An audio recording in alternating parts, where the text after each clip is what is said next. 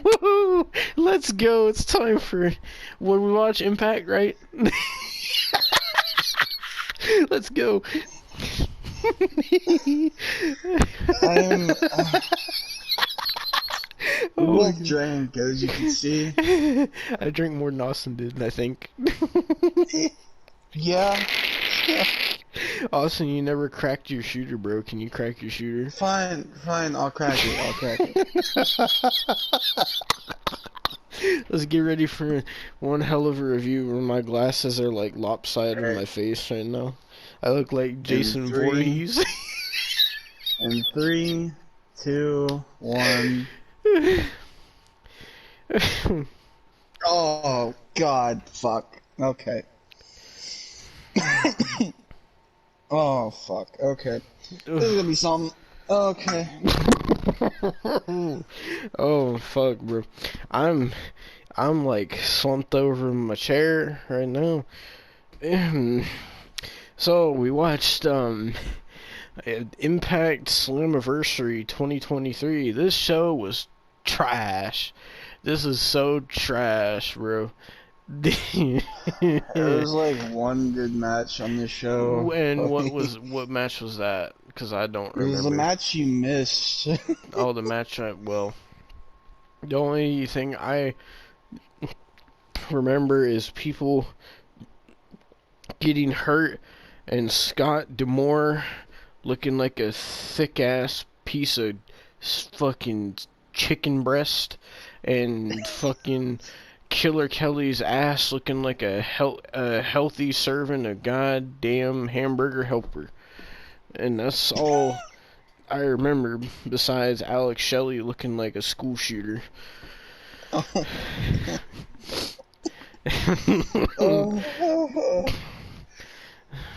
So, yeah, what did the show start off with again? I It started off with the Ultimate X. The Ultimate X, huh? Yep. They should have called it Ultimate Sex, bro. Oh my god. Bro, they could have had Vince Russo's group Sex. If you ever heard of Sex, Austin, I don't know if you did, but Sex was like this group, right? Where, why you laughing? Why are you laughing, bro? I'm trying to tell you about this fucking group that my one friend told me about. I don't remember his name right now, but that he said what? What? I'm the one that told you about this group. Are you sure? Yes. You fucking dumbass.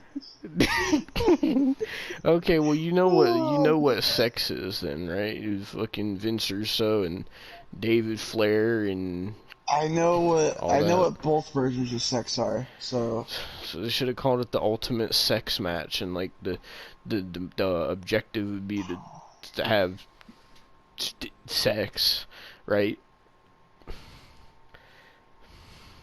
I don't know, Devon. Would you like to see fucking Angels and Mike Bailey do that? Because I don't.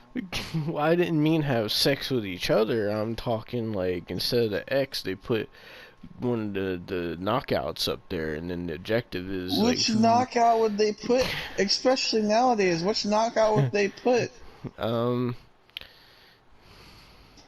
Jordan Grace, I guess. I don't know. That's disgusting. Just reading what Austin is texting me. Nah, man. Oh my god. Oh, so who was in this? I might go grab the alcohol out of my fridge in my garage, actually. What? What's so funny? Fucking this. I don't really know what's going on, to be completely honest. What do you mean you don't know what's going on? We're reviewing Slammiversary, man. We're real Impact fans. You didn't even know it was Slammiversary when we started this. I knew it was Slammiversary.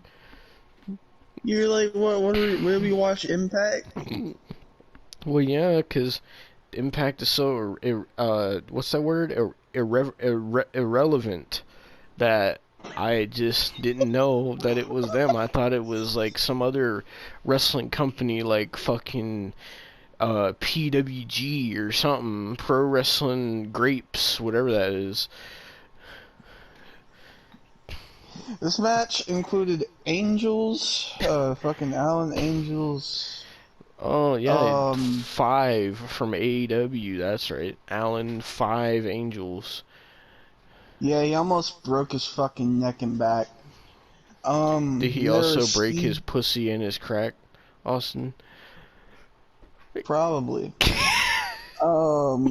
Then there was fucking Speedball, fucking Stank Feet, Mike Bailey. Stank feet. Why do you call him stank feet, man? Because he wrestles barefoot. You just wanted to suck on his toes. That's why you fucking sitting there. The No. fucking the bronze toenail is what you were thinking about. They're the magic toenail, like Squidward said. Bro. Fucking, we had Jake something. And I'm not drunk, that's just actually his name. Um, we had, um, I think wasn't it some HS Kushida. yeah, Kushida, Mr. Back to the Future Skinny Jeans, man. Hey, Austin, we haven't talked about Kushida since fucking he was on AEW, I think, or was it I don't NXT? give, it was fucking AEW, and I don't give a shit. A I'm trying all to, elite fucking wastemans. oh, and they also had this pussy motherfucker in a tracksuit. I can't Uh, remember his his name for the name life of me. was is something Knight. I don't remember something. Was it Kevin Knight or some I shit? think so, It's yeah. Kevin Knight, Kevin Fight, Kevin Blight, Kevin I'm alright. I don't know. But yeah, this match fucking sucked, bro. This is a Uh, disgrace to the Ultimate X match, man. You had these fucking pathetic ass ropes up there. Secondly, the the Ultimate X or whatever letter they had hanging up there, whether it be X Y Z L M N O P Q R S T U V A B C D E F G H I J K H I V, whatever it was, hanging up there. That motherfucker did not want to stay up there. As soon as Jake something got on there, that fucking Ultimate X, I fucking decided, you know what? I'm out of here. It started fucking almost falling down, bro. Like, and people were hurting each other in this match. Like, they're doing some stupid, retarded, dangerous spots that they didn't need to be doing, and people were getting hurt, and that's all I remember. and Kushida won, Mm, and that's basically the gist of that match. yeah. So And Kushida, they said that I think didn't they say that he gets a world title shot, right? a title shot against the world title and the X Division title. I thought it was only supposed to be for X division or whatever. This is originally how it's supposed to be. They should have a Yeah, they sex don't care division though. where there's people having sex, orgies. The next match was the only good match on the card. It was Yeah, fucking. I missed it because I was cooking food. It was Masha Slamovich, who's really fucking ugly, bro. Really fucking. She's ugly, but she knows how to wrestle. It's Mhm. like a, it's like a Shayna Baszler situation. Uh-huh. You wouldn't fuck her, but you could watch her wrestle. And Killer Kelly, who, it's a shame. It's a shame she's a lesbian. Cause damn, man, just damn. Hmm. Know what I think about Killer Kelly. He said, Hmm. that he's looking real good over there. I'm buddy you up with a biscuit.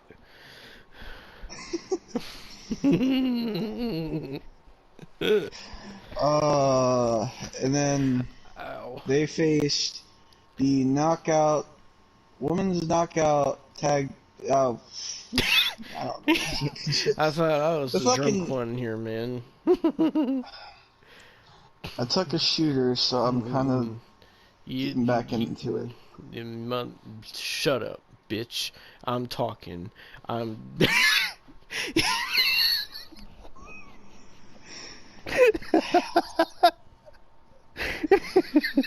Fucking the Knockouts champions, tag champions, Taylor Wilde and Killian King, who looked Killian like a Dane? boot. What? No, Killian King. Are you talking about my man, fucking Damon Macklemore? No, no, this bitch looked My like a man about to get bootleg that thrift Kaylee shop in Ray. here. He said, I'm gonna pop some tags.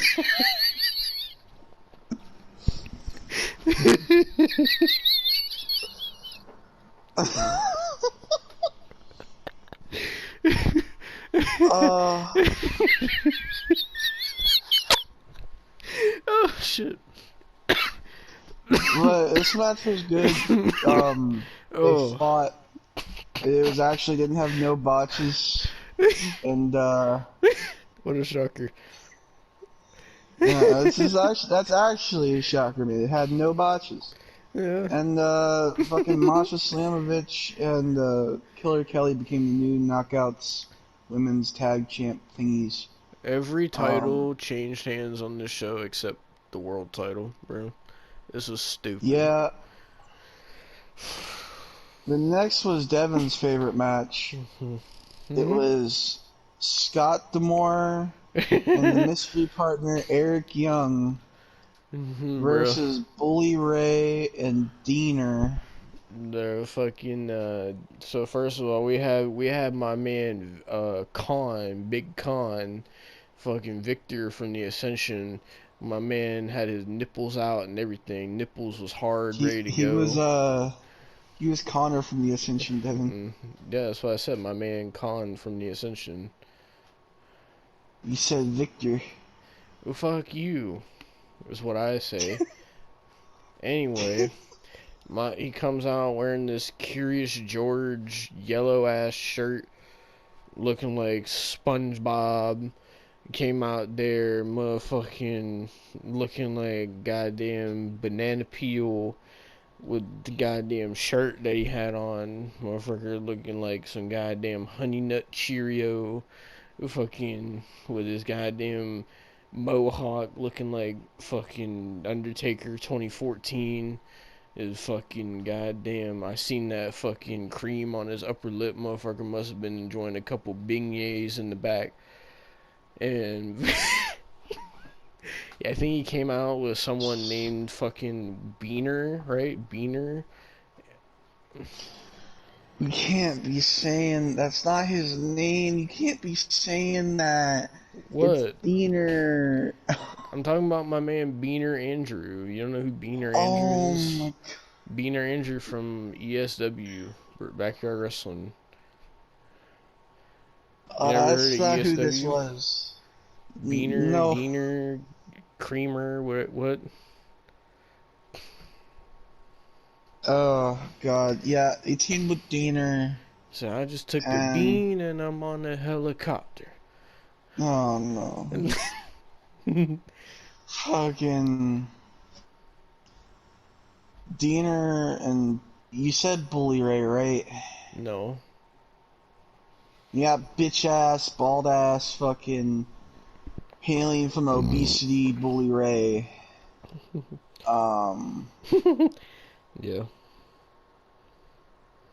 How you fumble Velvet Sky, you little pussy ass bitch? Uh, How you do that? I don't know, bro. I don't know who he's fucking now. Probably fucking goddamn ODB or something. He's probably a fucking Masta Slamovich. Fucking, I don't know. But, so, Scott D'Amore comes out looking like a fucking goddamn Pillsbury fucking goddamn extra butter fucking biscuit roll.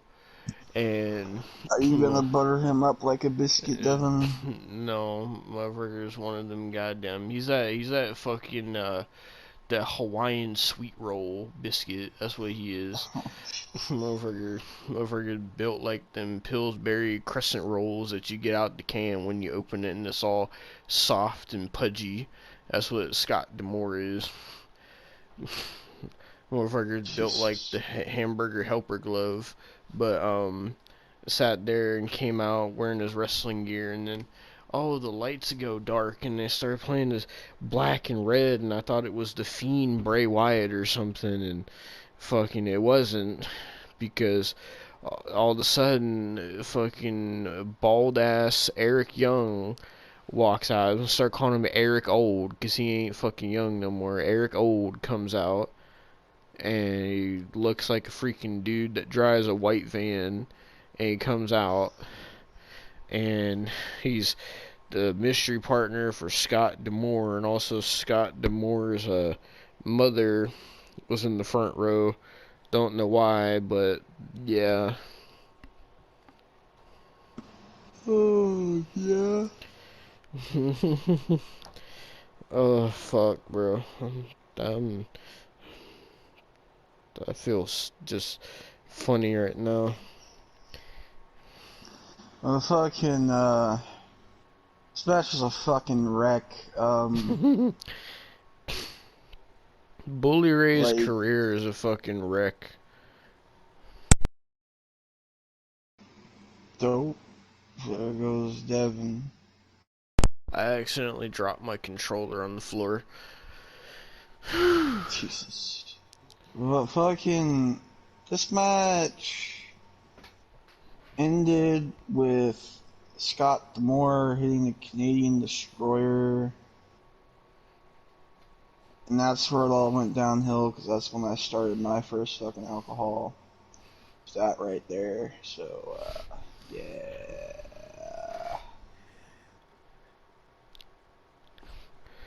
So, yeah, that was that. That was pretty much that.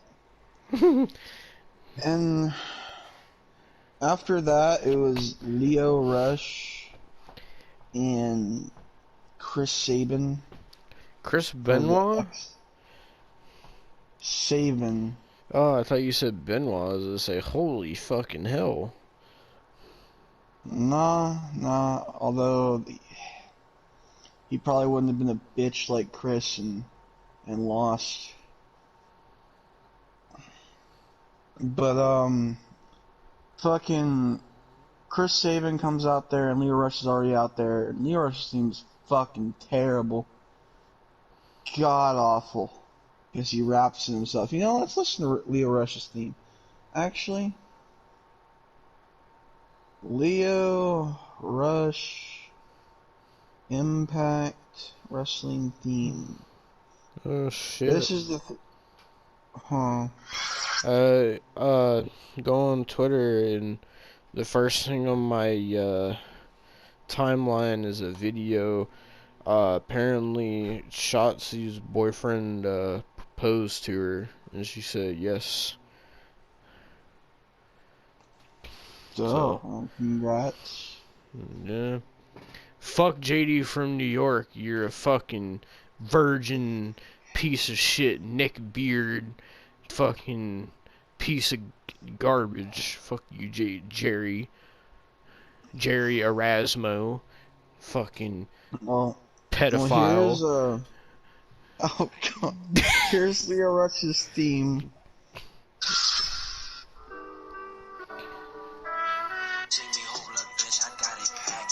Ew.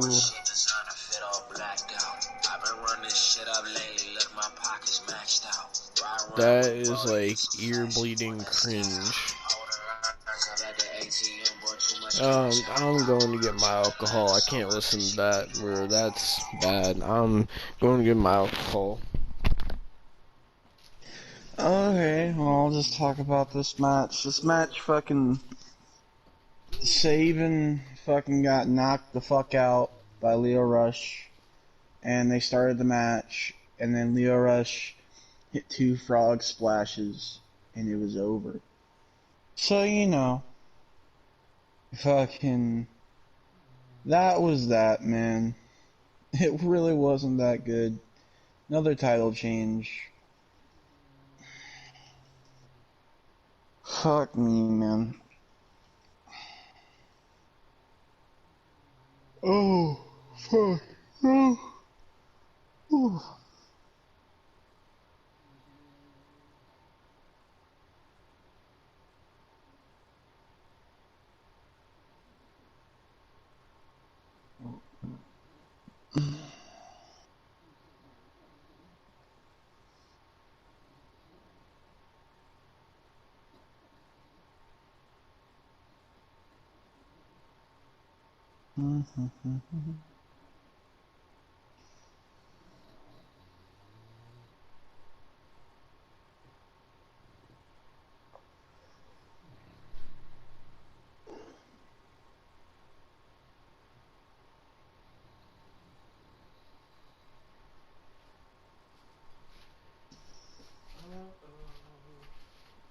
No.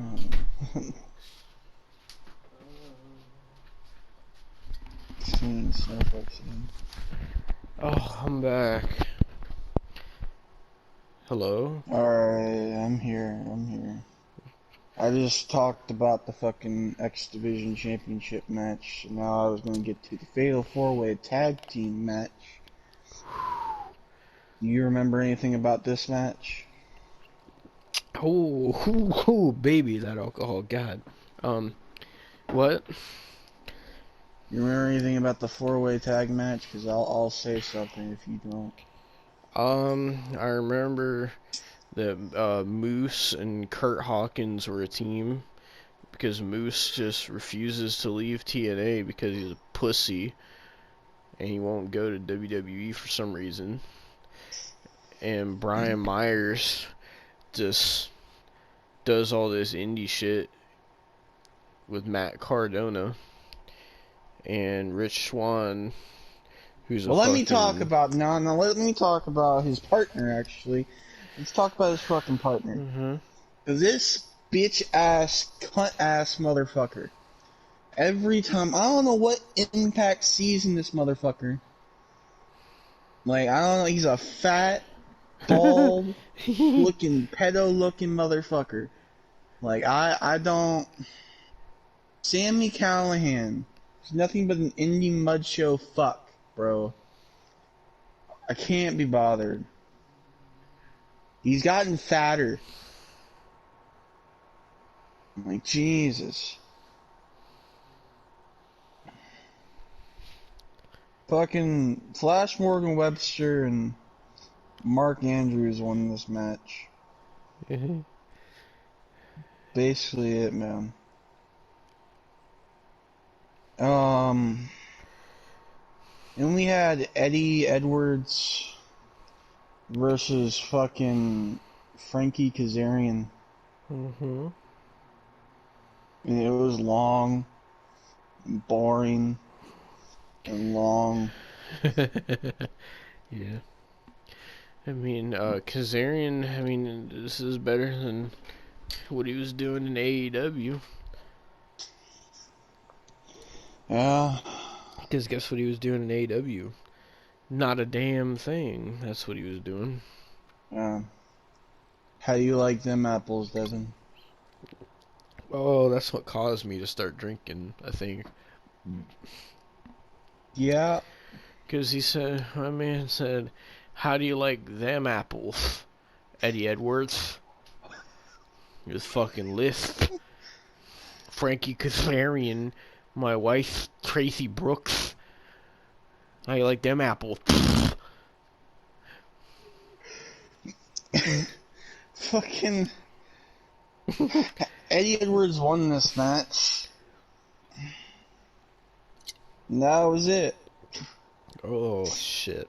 And then we had 2 more matches, Devon. One was the Women's Championship match, Deonna Purrazzo and Trinity. It was long and boring and fucking Trinity won. Yeah. And then we had the world title match. Yeah. Alright, LA Knight. Yeah. It was also long and boring. It was fucking Nick Aldis and Alex Shelley, and Alex Shelley won. We were both gone at this point. I was gone. You were being a bitch. That's what you were doing. Fuck you. I I was was. eating, man. Yeah, I took my Austin shooter like I was. said I did, motherfucker. You gotta drink the whole Alright? thing, Austin. You can't just take I one sip. drank the whole No, you thing. fucking didn't. Motherfucker, you said, A shooter is legit one too sip. strong. It's too strong for me out in Missouri. It's way too No, strong fuck for me. you. Bro, I drink the shooter is supposed to be one sip, you dingus. No. The shooter is like Yes. supposed to be like you're supposed to drink where's your vodka, bro? Where's your vodka?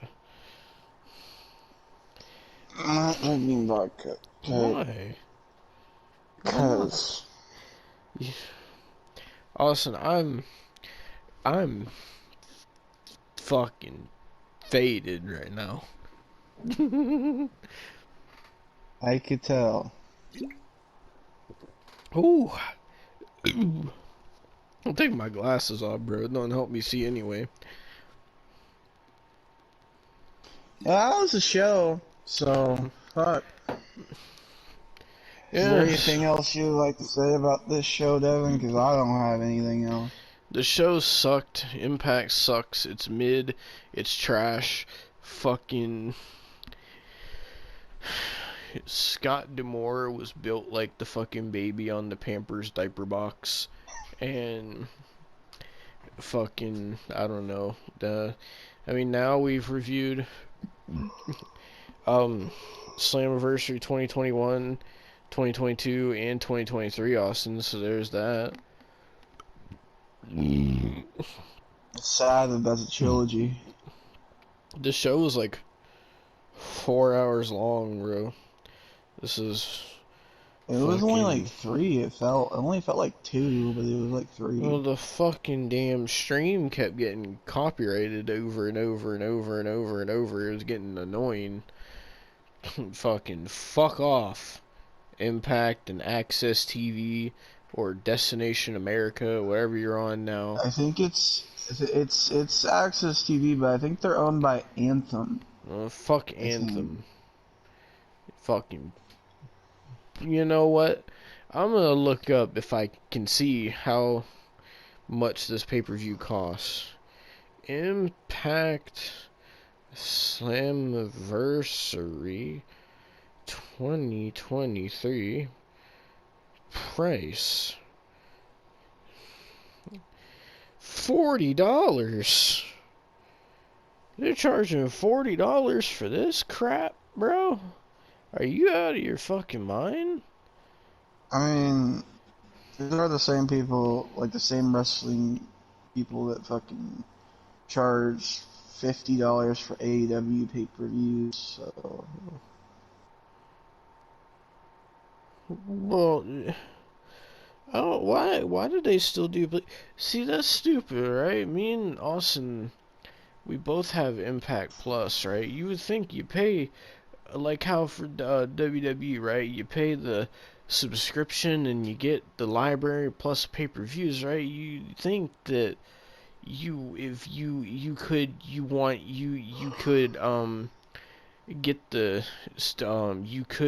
the you want the subscription, you could get the pay-per-views with Impact Plus, but you don't. Like, you have to still pay even though you pay the subscription for Impact Plus. You still have to pay for the pay-per-views, which why would you do that? That's fucking dumb. I mean, we didn't pay for it, but still, like, fuck that bullshit. Fucking. Oh, Austin, did you talk about the match that was on the pre-show that we missed? Oh yeah, it was Joe Hendry versus fucking Kenny King Yeah, and for Kenny the King digital fucking. pussy ass media championship. Yeah, and then Kenny King called himself. Oh, what did he call himself? The fucking. He said, I'm something. Some edgy shit. Like, he said, I'm some. I don't remember what he said. He said, I'm fucking cutting I'm the, children's throats or something, he said. I'm the gang rapist of Impact. The, the what? I don't know. I just thought of something fucked. Jesus Christ, bro. Oh Mm. man. Yeah, get yourself canceled, bro. Talking like that with all that mess. But hey, they did announce that Impact on September 8th, the day after your birthday, is going to be Victory Road. We all remember I'm Victory not, Road. not watching that. 2011, where Jeff Hardy got so high that he couldn't wrestle. And yeah, so Victory Road, that's going to be right after your birthday, Austin. I can't wait to watch it with you. That's going to be fun. I'm not watching that. Why not? Because I don't like that right now. After that, especially after my birthday, no. So, Austin, would you say that this was that this was better or worse than AEW? Better. Um, so did you talk about Sammy Callahan already? Because you were pissed at Sammy Callahan, bro. Yes, I You did talk about going Sammy off on Callahan. Sammy Callahan, bro. You said, you said not this fucker, fucker. Sound like Super Mecha Death Christ. I still got alcohol. Let me drink some more. Yes, I talked about Sammy Callahan. Mm. I don't Woo. really got the energy right now, though, to talk about him anymore. Drink another shooter then, bro.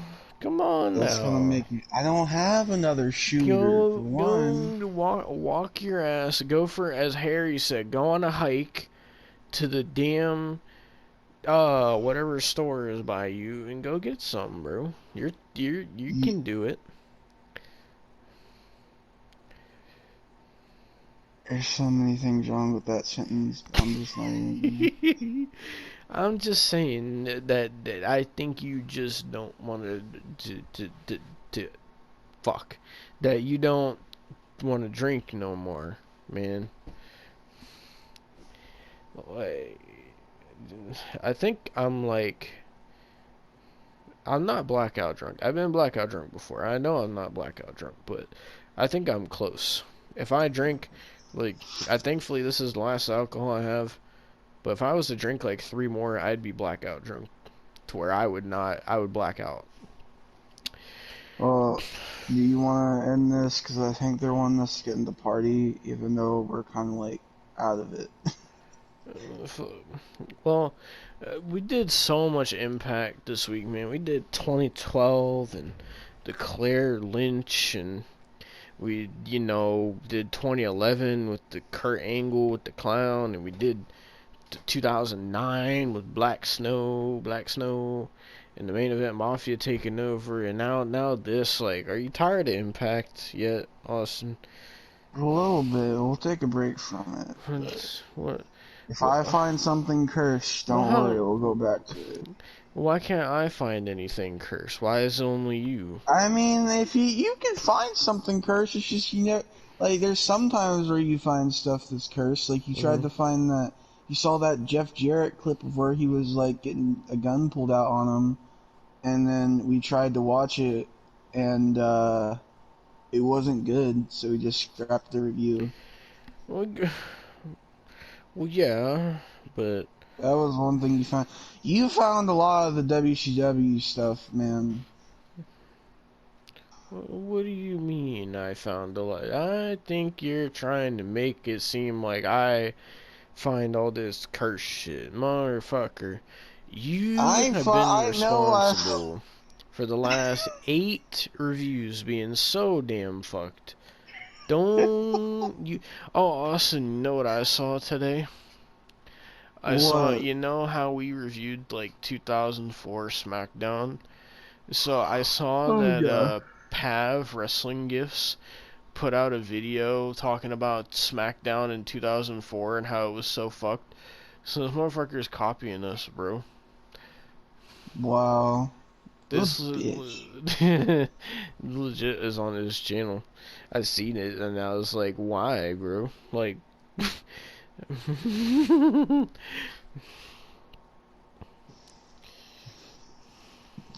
Alright, well, let's fucking end this since they're fucking wanting us to go on the party. well, is there any? Ow, fucking goddamn, that hurt. But is there any? We talked about all the matches, right? We covered everything, right? Yeah. Okay. So that was Impact Slammiversary 2023. I don't know how long this review is. I'm out of my mind right now, but so that was Impact Slammiversary 2023. Will we review Slammiversary 2024? I don't know. I probably not, but you never know. Will we ever review Impact again? Probably. Current Impact? I don't know.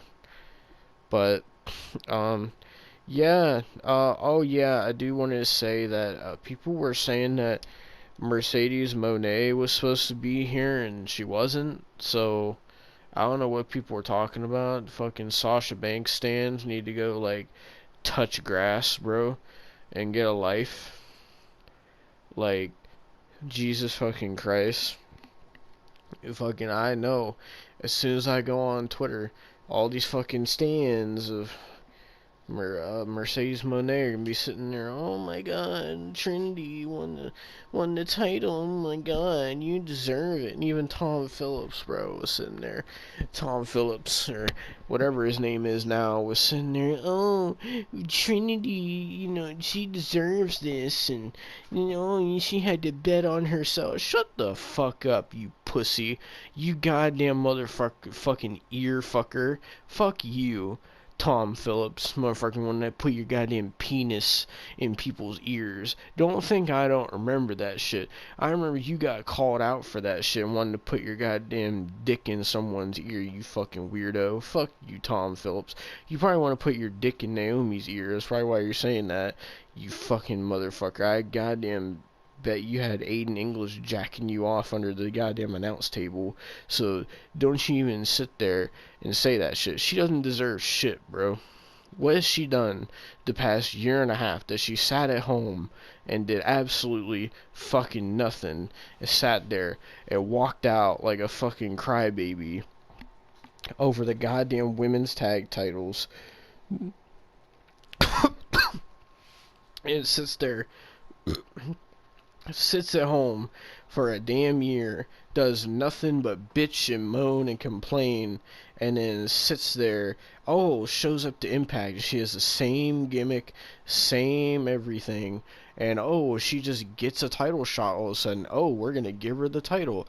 Why are we giving these undeserving people championships? They did the same thing with Mercedes Moné. She debuted in New Japan, immediately got a title match, won the title. Why? She didn't deserve shit, bro. She didn't deserve nothing. So you're telling me if I fucking walked out of my job like a fucking crybaby, and you're telling me that warrants me getting a title match, bro? Get the fuck out of here. But that's all I gotta say about that.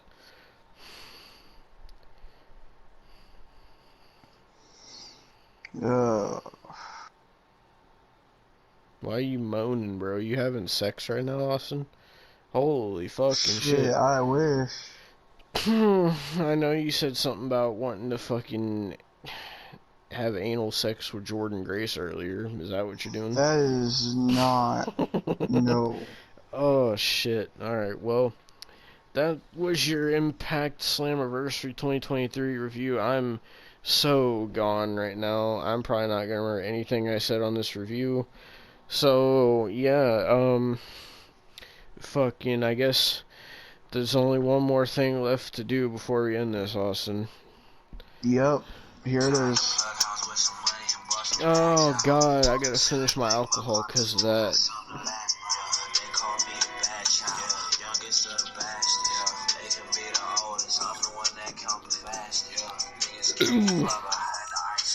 Oh, it's fucking loud, bro.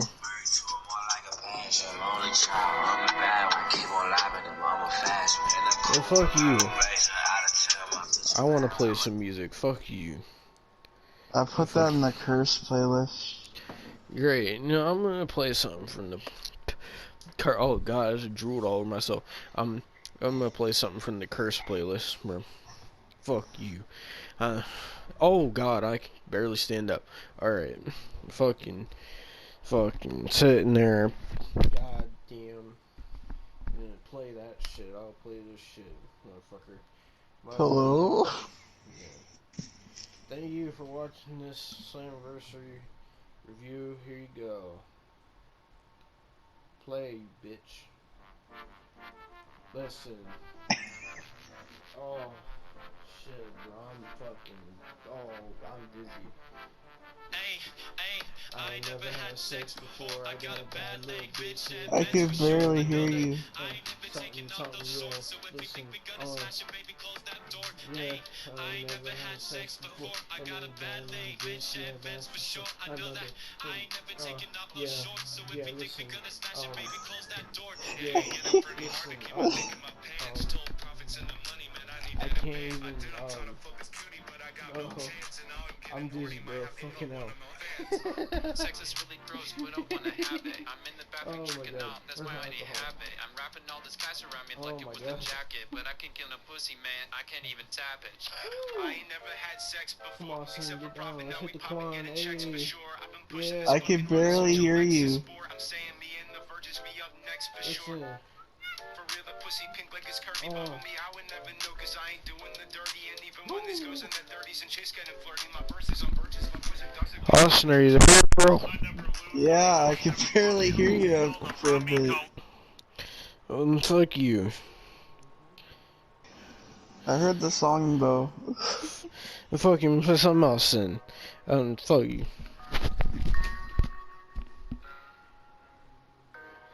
Fuck you. Listen. Today I really start caring. The edge, I feel you daring. Truth in the lies like you like Mary. You're amazing, and I'm sharing. But there be times, oh, you so daring. Between the lines of pain you make. Show me to save her, even when in danger. Oh my God, I'm dizzy. Oh my God, some danger. Whoa.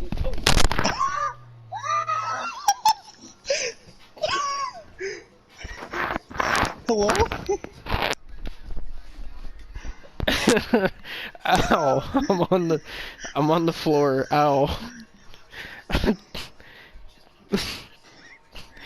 Oh! Ow! My ass! Oh! I can't get up, Austin. I can't reach my controller to end this. Get up. Okay, I got it.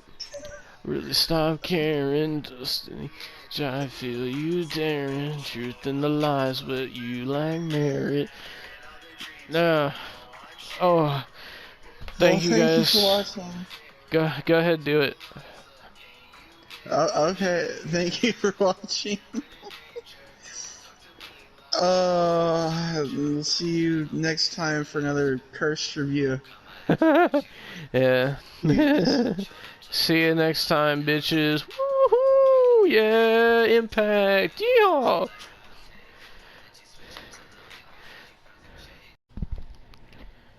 Well. Who would have thought that we'd be here in this moment? Hello, ladies I'm not and here. gentlemen. Like I'm here, but I'm virtually not here because I didn't watch the show, nor do I care. But just disclaimer: I didn't watch this show. I'm not doing the review. I ain't saying shit. I may make a comment or two, whatever. This is Devon's thing he wanted to do, so I'm just here for the ride. So, welcome back to another AEW review, sort of. This isn't going to be like a super in-depth one, because we expended all our energy on that for the past, 6 months leading up to fucking May, so, I but, have I have no more energy to give to AEW. well, you might be wondering, why are we talking about this? Why are we talking about AEW All In? Well, simply put, I did not watch the show either, but I figured that we should probably talk about it with how fucking hyped this show has been, how overhyped this show has been, and how I it's mean, been. it's What? funny how I predicted it being like shit, you know. Well, this show was being advertised, and Tony Khan himself said this multiple times. He's actually been saying it all day ever since All In ended as well. That this was supposed to be the biggest wrestling event ever, with like the most fans ever in an arena, the biggest opening gate for a wrestling show ever of all time, and any apparently bigger than any WWE show ever, is what Tony Khan and AEW have been claiming ever since the show got announced. And this took place from the Wembley Arena in London, and they claimed that the show had over 81,000 fans in the arena. Now, to give credit where credit is due, they did have a lot of people in this arena, but there was also a lot of empty seats as well. So I will give them credit where credit is due. They did have a pretty big crowd. More than I thought they were going to have. But for people to sit here and act like this was the biggest show ever, this show was not jam-packed. If you've seen pictures of the crowd, you would see how there was just rows of empty seats. Especially getting up to like the higher levels, there's a lot of empty seats. But nevertheless, why are we talking about this? Well, short and sweet, that this is apparently this is AEW's biggest show they've ever put on, biggest crowd they've ever had, and apparently it's the biggest wrestling show of all time. So you might be wondering, what happened on the biggest wrestling show of all time? Well, there was some dumb shit, some outlaw mud show shit, some stupid shit, some questionable moves, a lot of botches, and CM Punk drama. Because there's always CM Punk drama. So, let's get into All In. Because before we even get into the pay-per-view, we have to talk about the buy-in. Because Austin, you want to know who was wrestling on the buy-in? MJF was on the buy-in. I know. Because on the buy-in, they did... oh, sorry, they don't call it the buy-in anymore. I forgot. They changed it to the 0 hour now, is what they're calling it. So, for some reason, I don't know why, they did Aussie Open with fucking... I don't know who the other member's name is, but Kyle Fletcher and the other guy. They defended their ROH tag titles against the team of Adam Cole and the AEW World Champion MJF. Don't know why this took place. But it took place. People said it was a very good tag match. I seen a couple clips of Adam Cole and MJF hitting some tag maneuvers. They had matching wrestling gear. They've been having, ever since we stopped reviewing AEW, they've been doing this whole Better Than You Bebe tag team that people seem to be really enjoying.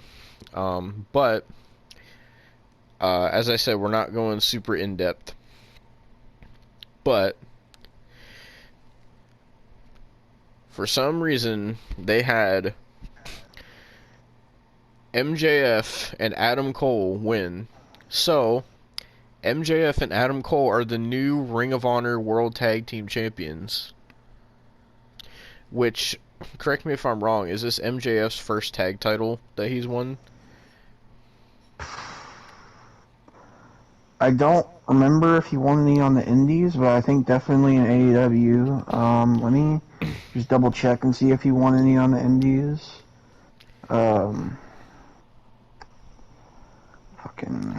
Let's see. MJF Wikipedia. You imagine he had like the fucking GTS Tag Team Championships or something. Oh, don't make me want to die, bro.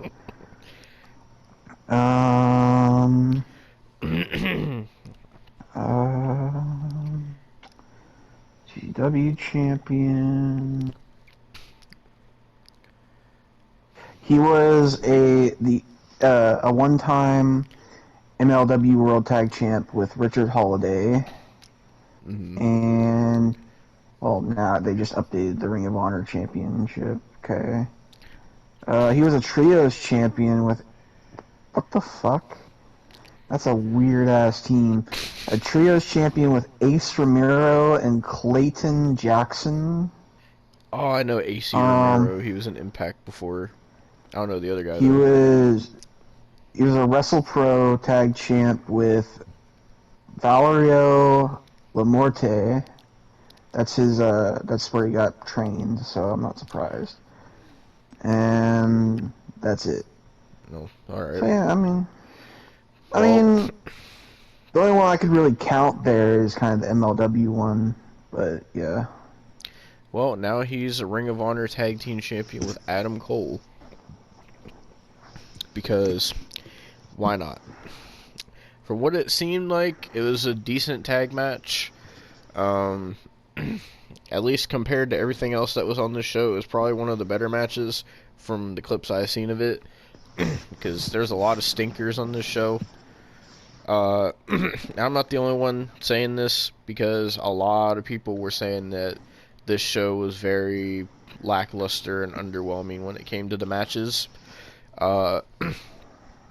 But I believe that was the only match on the 0 hour. Also, in the crowd, for some reason, I don't know why, but they made it a point to show her. AEW even tweeted about it.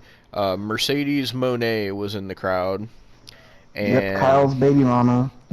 And everybody was starting all this speculation about, oh, she's signing with AEW and this and this and this, and then they showed her in the crowd and she still has her cast on her leg, and these dumbass people were like, oh, she's gonna come out later and have a stare down with whoever wins the women's title match.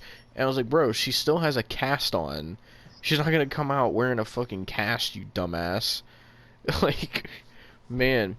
What's crazy though, Austin, is I want to bring up this point to you to see what your thoughts about it are, because I saw this earlier. This was interesting. I'd never seen this perspective before. So, obviously the AEW fans want her to come there, right?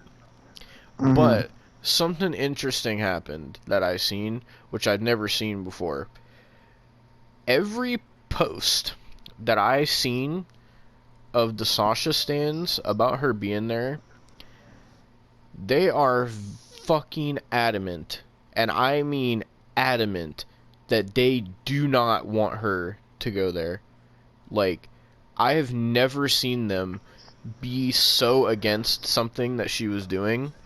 Like, they were, I don't like, pissed about her, like, even being there, because they're like, they were saying stuff like, oh, the women's division is so trash, don't degrade yourself by going there, stay in Japan. They aren't wrong. Like, they aren't wrong. I was shocked to see them have that perspective. Straight up, I'm not even gonna lie, Japan has a weird ass women's division. Like, they have this bitch who twerks and then that somehow makes people have seizures. Not joking. Oh, Jesus Christ.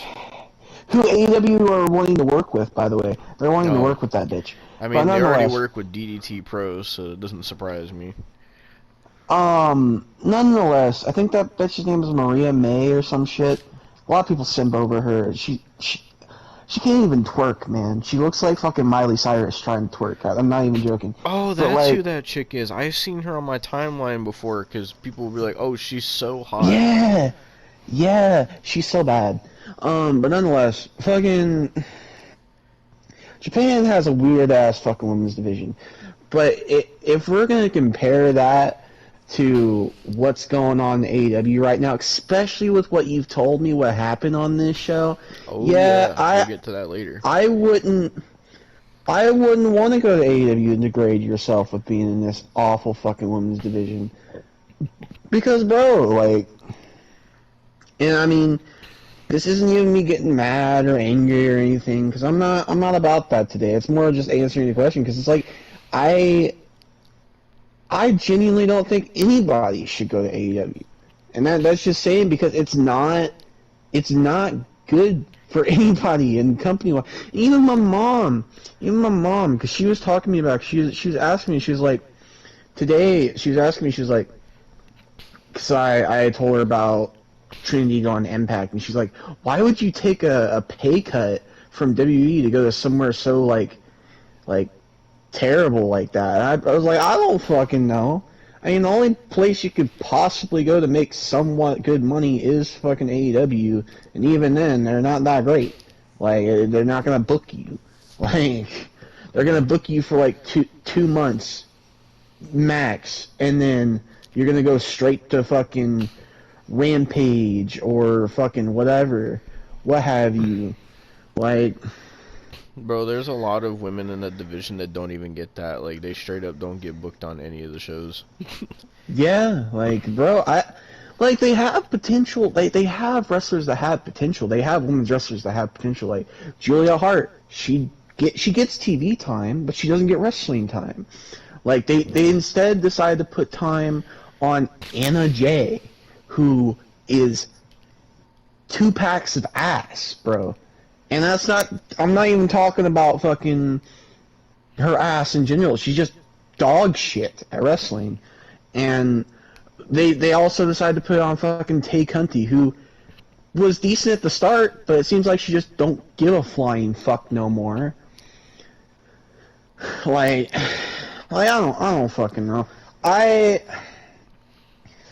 don't think it's a wise idea for anyone to go to AEW, let alone the women's division. Well, like, the main reason I haven't seen it was because when they showed her in the crowd, all the AEW fans were doing the typical, oh, that would be amazing if she signed, and saying the whole game changer this, game changer that. Oh, spiel I that know. They usually say. I'm not shocked. I'm really not shocked that happened, because it happens with everybody. It could happen with fucking I saw people doing that with Bow Wow, Devon. Oh When my the God, Bow Wow Bow shit was Wow. happening, I saw like Bow Wow is all elite, and I was like, why? Why do you want this? Or I like how they even did that Bow Wow shit and then just went nowhere too. Like, that's just my honest opinion. If you really want to go to AEW, your career's in the shitter. Like, that's your, like, last resort. Devin, I would rather somebody go to Impact. I would rather, because at least they'll actually book you. Yeah. Like, Well, do you think if AEW signed Zachary Wentz instead of Impact signing Zachary Wentz, do you think they would have booked him? Fuck nope. no. He probably would have been on like one Dynamite and then a couple Rampages, and then that probably would have been it. Yeah, same with fucking Trinity. People are saying, "Oh, Trinity, go to AEW, go to AEW." They would have booked her on like 2 shows, and then she would have been fucking not even booked. Yeah. At least she's got a championship right now. Like, even though it's Impact and it's worse money than AEW and worse money than WWE, like at least she's doing something. Yeah. You know. Same with New Japan. I mean, I don't really like Sasha now. I don't. And I don't that's either. the thing, like, but at least at least, like, she's going somewhere where she's gonna get booked and she's gonna get paid. Mm. Like, doing what she wants to do, you know? It's just crazy to me to see the Sasha stands have this perspective, because it's not like I just seen one of them saying, like, every Sasha stand I seen was saying, like, please don't go to AEW, don't go to AEW, like, you're gonna ruin your career, like, don't go to AEW, we don't want you in AEW.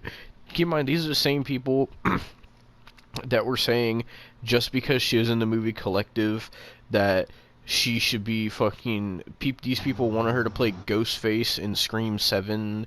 These people like want her to be in fucking Fast and Furious and all this other shit. Honestly, I could see her being in Fast and Furious. Yeah, that one I kind of see, but like they're just saying that they want her to be in I all these movies, and so like these people say imagine some fucking. delusional ass shit, but I was surprised to see them say something that wasn't delusional for once. I can't wait for fucking Vin Diesel to be like, oh, welcome to the Fast family, Mercedes Fernando. Oh god. I mean, they have worse actors, man. They have Brie Larson, and they have Mm. fucking Vin Diesel as their main star. I mean, They have Ronda honestly, Rousey like, in one of their movies. yeah, they had Cardi fucking B. They'll take anybody, They had Pete man. Davidson. I mean, everybody takes Pete Davidson, Yeah. honestly. Pete But Davidson is like a movie slut, I'm pretty sure. Like, he'll just take yeah, any role that they give him. yeah. I'm not But saying he's a bad actor, because I like one of his movies, but still. mhm. Yeah, but my main point with this was just I was shocked to see them be like so against her going to AEW, because usually these people support her anything that she does, and they're like yes, like go and do that, you're like slay queen and all this fucking cringy shit. But I was just surprised to see them be like fuck no, Well, we don't want you to go it here, don't just go here. it goes to show that even the most delusional people on earth have common sense sometimes. Yeah. Like, honestly, I'm not even, I'm sure this might get me canceled. I'm sure Oh no. if Chris Benoit was alive Oh today, Jesus Christ. he would be like, this AEW shit is trash. What the fuck are you on about? Like, I'm just like, I'm not even joking. Like, you know, at least some of the most delusional people could have the common sense. Mhm. You know. So yeah, I mean, yeah. And I know I'm comparing Sasha stance to Chris Benoit, but still, it's like, I mean, I mean, am I wrong? No. Exactly. So, on to whatever the next match was. I'm gonna talk about it So, or whatever. which, if you're wondering, she really didn't do anything but just sit in the crowd. So, all these people had expectations of her coming out, and that obviously that didn't happen. But we'll get to that uh, more in depth later on when we talk about the women's match, because I'm going to be talking about that pretty in depth, for not super duper in depth, but pretty in depth.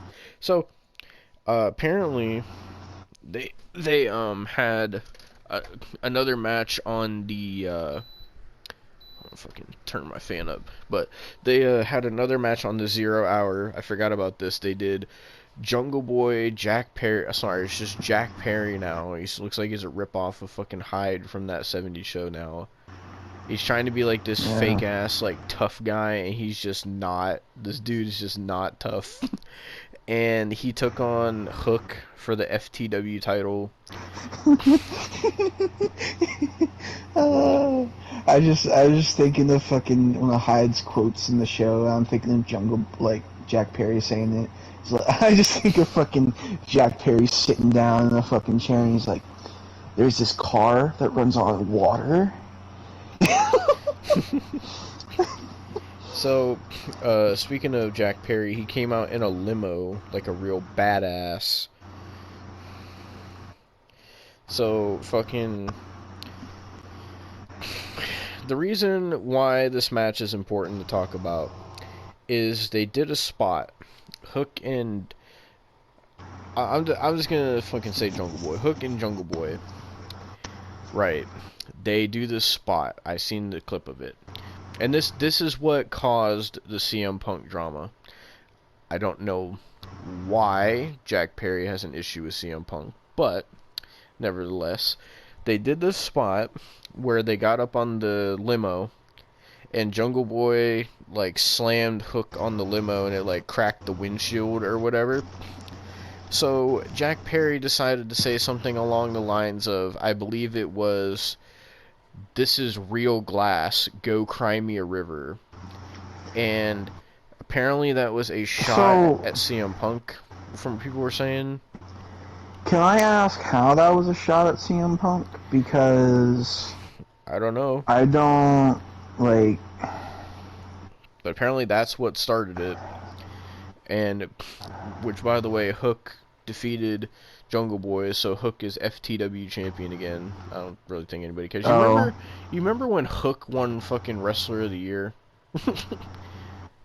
Oh god, I remember that. That was so trash. Yeah. Remember when Hook was like the most over person in AEW? Yeah. I don't even. Yeah. Sucks because he's he's decent in the ring, but He's decent. I mean, if he would do some more training, I feel he could be a good wrestler. But the thing is, they don't train at that company. So... yeah, so they don't need a performance center. I'm just saying. pretty much Hook won. I don't really care about the match, but I figured I wanted to bring that point up because that's what started the CM Punk drama. So, I'm trying to find where the next thing was to see if it was the Punk thing or if it was something else before that. Yeah, so that was the end of the 0 hour. So then they started the actual show with CM Punk versus Samoa Joe. So, I need to go back to this thing. So, multiple things happen. So before CM Punk and Samoa Joe had their match, apparently Joe came out first, I guess. I don't know. The people said this is what happened before Punk came through the curtain. So, the thing I seen said, and has been all over fucking X, fucking, apparently Punk was upset at what Jungle Boy said, and apparently Jungle Boy was like walking up to Punk, and I guess he like shoulder checked him, and Punk like got offended, and so when he did that, Punk shoved Jungle Boy, and then Jungle Boy tried to come at him, and I guess Punk like started choking him out. Then this other thing came out that says there were other versions of the altercation that state that Punk threw a punch and that Punk stepped to Jack Perry first. So, I don't really know what to believe because fucking it seems as if Punk is making it seem like he's innocent by saying that Jack Perry fucking came on to him first. But then he came on to him. Apparently there's other versions saying that he came at Jack Perry first, but nevertheless it resulted in a physical altercation, which that shouldn't be happening. That's absolutely should not be happening. And I mean, how many times is it with this guy now that this shit has happened? How many more times can this man get in drama and make the company look so bad and unprofessional? And what's even worse is Jungle Boy was sent home. He was sent out of the building, but Punk got to stay. I don't like Jungle Boy. I'll be honest, I don't. I mean, neither do I. Yeah, I call him Jungle Bitch fucking Jack Perry for a reason. He had some potential at one point, but they dropped the ball. But even though I don't like him, I will say I honestly think Punk probably came at him first because with everything I've seen and you've seen that CM Punk has done, it seems to me, what I think happened is that he heard what Jungle Boy said, got offended, and came at Jungle Boy and probably fucking said something to him that Jungle Boy didn't like, so Jungle Boy probably said something back, and then Punk probably shoved him, and they got in a fucking physical altercation. That's what I think happened. But all these CM Punk dick riders were saying that it's not CM Punk's fault because CM Punk has to work with children, and he shouldn't have to work with children. But then the other side of it is these people that hate CM Punk are calling him CM Pussy now, and saying that CM Punk is a child. I don't know. I don't know. That's just what I think. I mean, happened. I think they're all children. Can we just agree that they're all children? I mean, yeah, I you're not feel wrong. like, honestly, like, if we're gonna talk about people being children, like, that's the real fact. They're all fucking children. But what I don't get, right, is why do they continue to promote this guy and book this guy and act like CM Punk is this big megastar when if you see the ratings that Collision has been getting with him on it, they're getting almost Rampage numbers now. So he's not even drawing in the ratings anymore. And then See, oh, go ahead.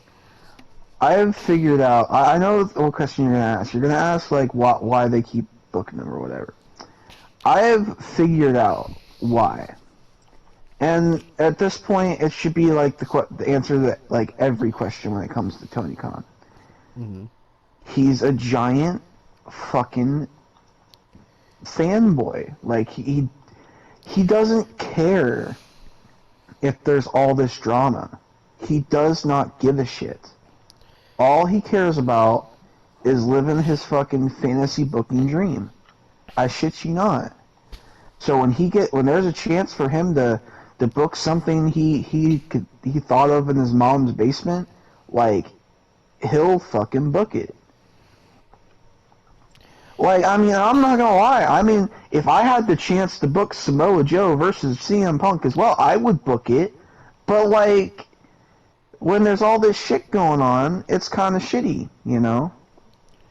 But I I mean, he doesn't really gather that because he's just like, oh, I got fucking CM Punk and Samoa Joe on my roster, and you know we're gonna have CM Punk take on this person and this person and that person. Like, what I don't understand though is with the amount of drama and stuff that's happened and the amount of people that he's pissed off that do not like him, like I like how many more times can this happen before something really bad happens? Because we already had that whole situation with the Elite where he legit walked out for almost a year over it. Then he came back, and as soon as he came back, there was more drama with him fucking sending people home that he didn't like, and then sitting here doing a shoot promo on Hangman Page just talking shit about him, and now this, getting in a physical altercation with Jungle Boy. Like, it makes him look so unprofessional, and it makes Tony I mean, Khan look unprofessional for not handling it. it's because they both are. Like, none of them are professional. But it's also a thing where I've seen clips during the match, and I've seen clips of Punk recently.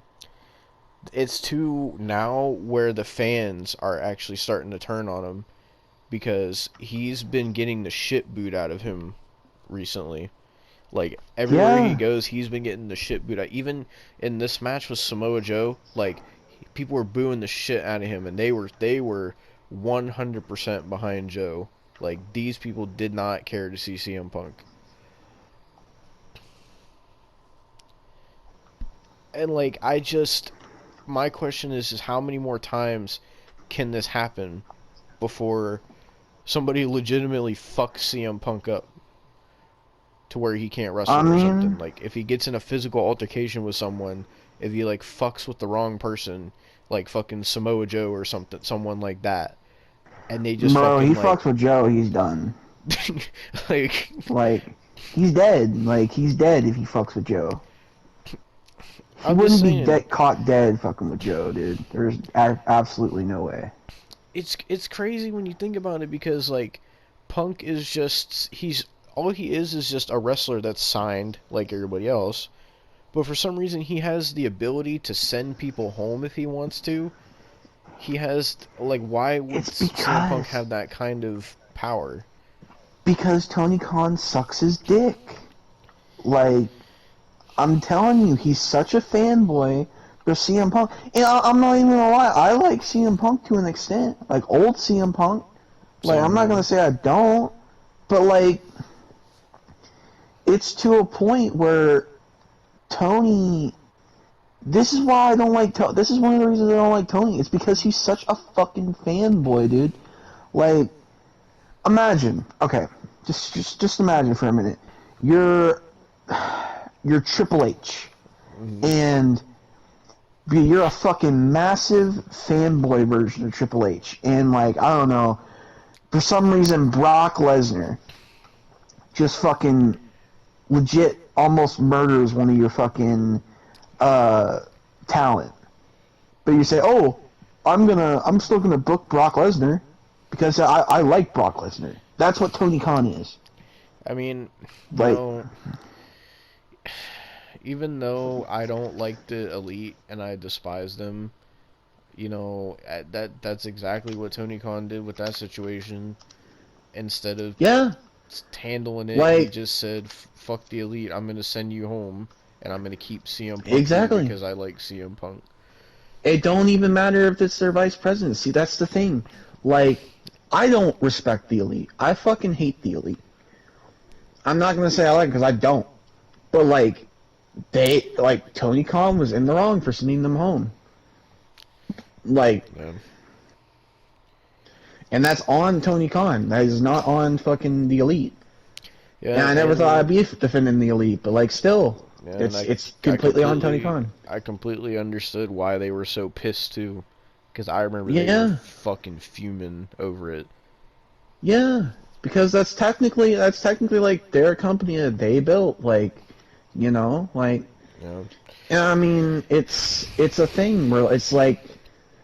It's why you don't work with children. And CM Punk wants to talk about children. Tony Khan is the biggest child in that fucking company. see, it's crazy because there's things that CM Punk says that I completely agree with, like the working with children stuff. But then there's like all this drama and stuff that he causes that just makes him look so terrible and unprofessional. It Because makes him look he's like a crappy because person. because he's a hypocrite in a way. Because he talks about he doesn't want to work with children and he's tired of working with children. But the thing is, he's become a giant fucking child himself. Like, You know? genuinely. It's almost like the way I see it. It's almost like the whole company is like revolving around CM Punk in a way. Yeah. It Yeah. seems like, I mean, he's only on Collision because obviously they can't put him on the same show as the Elite, besides Bro, pay-per-view, I guess. But like, I'm it telling you, seems he's like the gonna win the whole title. it seems like the whole company is just revolving around him, like because they treat him like he's this megastar that he can like do no wrong, and he has all this power to like do whatever he wants. See, Like, it's crazy. this is one reason I hope MJF leaves fucking AEW after his contract runs up, because here's the thing. Hmm. It would be the absolute, like, he's already gotten so many fuck yous with that company, but Hmm. like, legitimately, it'd be the biggest fuck you to end his reign with CM Punk winning that title. And I know that's what they're gonna do. Fucking, it comes to Full Gear. I know it's gonna be it's gonna be CM Punk versus MJF. Yeah, I Well, know exactly who's coming out on top, because like, I mean, we didn't talk about this obviously at Double or Nothing because it didn't happen yet. But since then until now, stuff has happened where CM Punk came back on Collision, obviously, and he is carrying the AEW World Title with him, and it has like he spray painted an X on it, and he's been calling it the real World Championship, and is saying that Mm-hmm. he never lost it, and he considers himself the AEW World Champion. And even this match against Samoa Joe was for the real World Championship. So I mean, at some point they got to do Punk and MJF. I would assume if I'm they're gonna telling. keep doing this real World Champion stuff.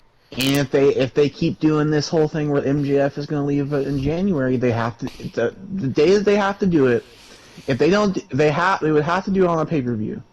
Mm. And honestly, the next pay-per-view they could do it on is fucking Full Gear. So it would have to be Full Gear.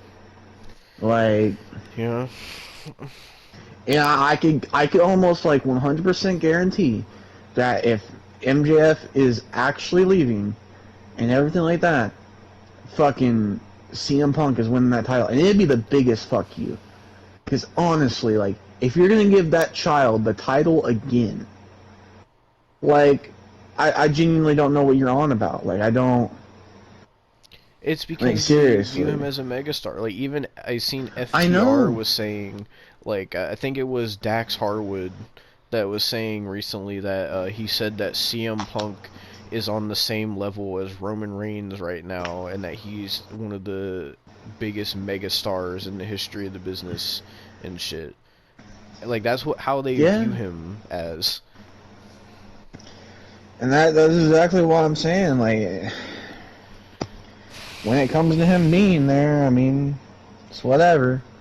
It's gonna backfire on them, and when it does, I'm gonna laugh my fucking ass off. It already is because as much as they're trying to push CM Punk, the fans are already turning on him.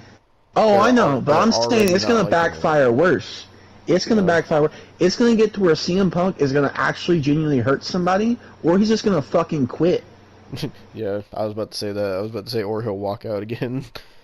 Like, genuinely, like I Bro, I remember I will not be surprised. when he did that shoot promo on Adam Page. I remember you fucking texted me and you're like, "Well, I can see it now. CM Punk's gonna walk out again." Because legitimately, like, it's gonna happen. Like, one of three things are gonna happen. Hmm. Either he's gonna get what he wants, and he's gonna get the title from MJF at Full Gear, or he's not gonna get what he wants, and he's gonna walk out and be a little pussy, or fucking he could do the fucking Uno reverse card and get what he wants, and then still bitch and fucking moan and do something fucking fucked up, and then leave. Like, I mean, so there's some people that want him to go back to WWE, but I don't think I don't know if he would, and B, even if he did, like I could tell you right now, judging by what AEW is doing with them and how WWE is, I could tell you right now, Triple H ain't gonna put up with that shit. WWE's no, not gonna put Triple up H with gonna that say shit. fuck you, dude. Like,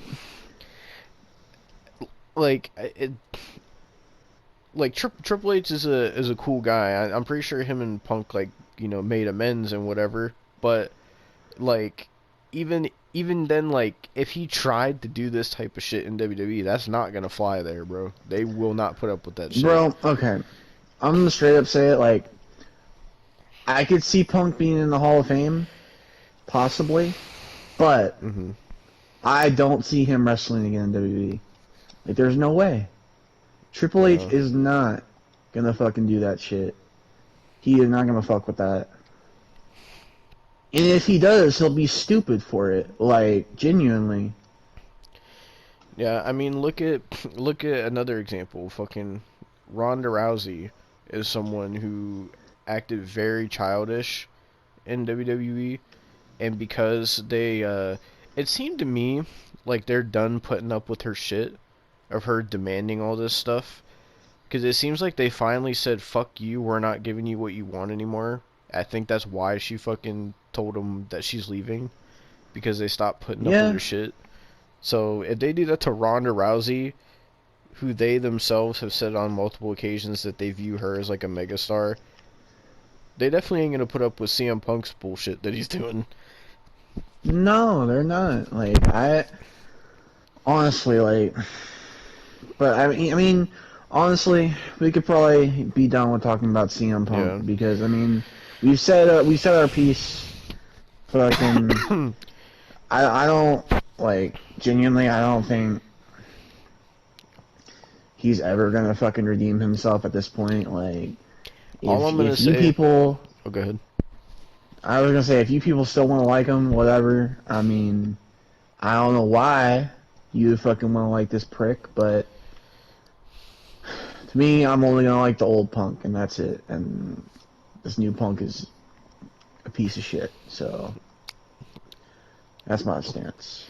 All I'm gonna say is that if this continues to happen, with this many like backstage altercations and drama and sending people home and favoritism towards CM Punk, it's not only, it's already turned the fans against him, but it's going to be to the point where the whole roster is going to be against him, which is that's already in motion because there's so many people that don't like him already because of how he's acting, and like there's people that hate the fact that he's even signed. It's going to get to a point where, like, honestly, like, CM Punk might get himself fucking jumped, bro. Like, he might keep fucking around, and then these motherfuckers is just gonna be like, you know what, fuck CM Punk, and he's gonna have like 30 fucking people jumping his ass. I mean, I would say test the fucking fuck around and find out policy. Yeah. Honestly, like imagine this motherfucker. I'm sure. Imagine this motherfucker fucks with Satnam Singh or something. He gets fucking destroyed. Bro. Imagine this motherfucker just tries to fuck with like either Joe or fucking. I know Jeff Jarrett ain't taking that shit. Jeff Jarrett's an old man, but he'll fucking kick your ass. And I know Jeff ain't taking that shit. And Joe ain't gonna take that shit either. Like, Joe will fucking kill you. Like, MJF at a point probably won't even take that shit. He'll probably be like, fuck you. Like, especially if they fucking take the title off him and give it to Punk. Most definitely. Yeah, like, there's people that just will fucking beat the shit out of Punk. Like, Punk is not a tough guy. Is what he thinks he's a tough guy, but he's not a tough guy. I mean, we've seen all that shit in the UFC. Yeah. Everybody's seen that. That, like, bro, if you actually think... And the thing is, he's been fucking testing his shot with, like, the little guys, too. Like, fucking... Let's just think about it. Like, the Elite, fucking both the Young Bucks are twigs, bro. Kenny Omega doesn't know how to fight with his life, I'm not even gonna lie.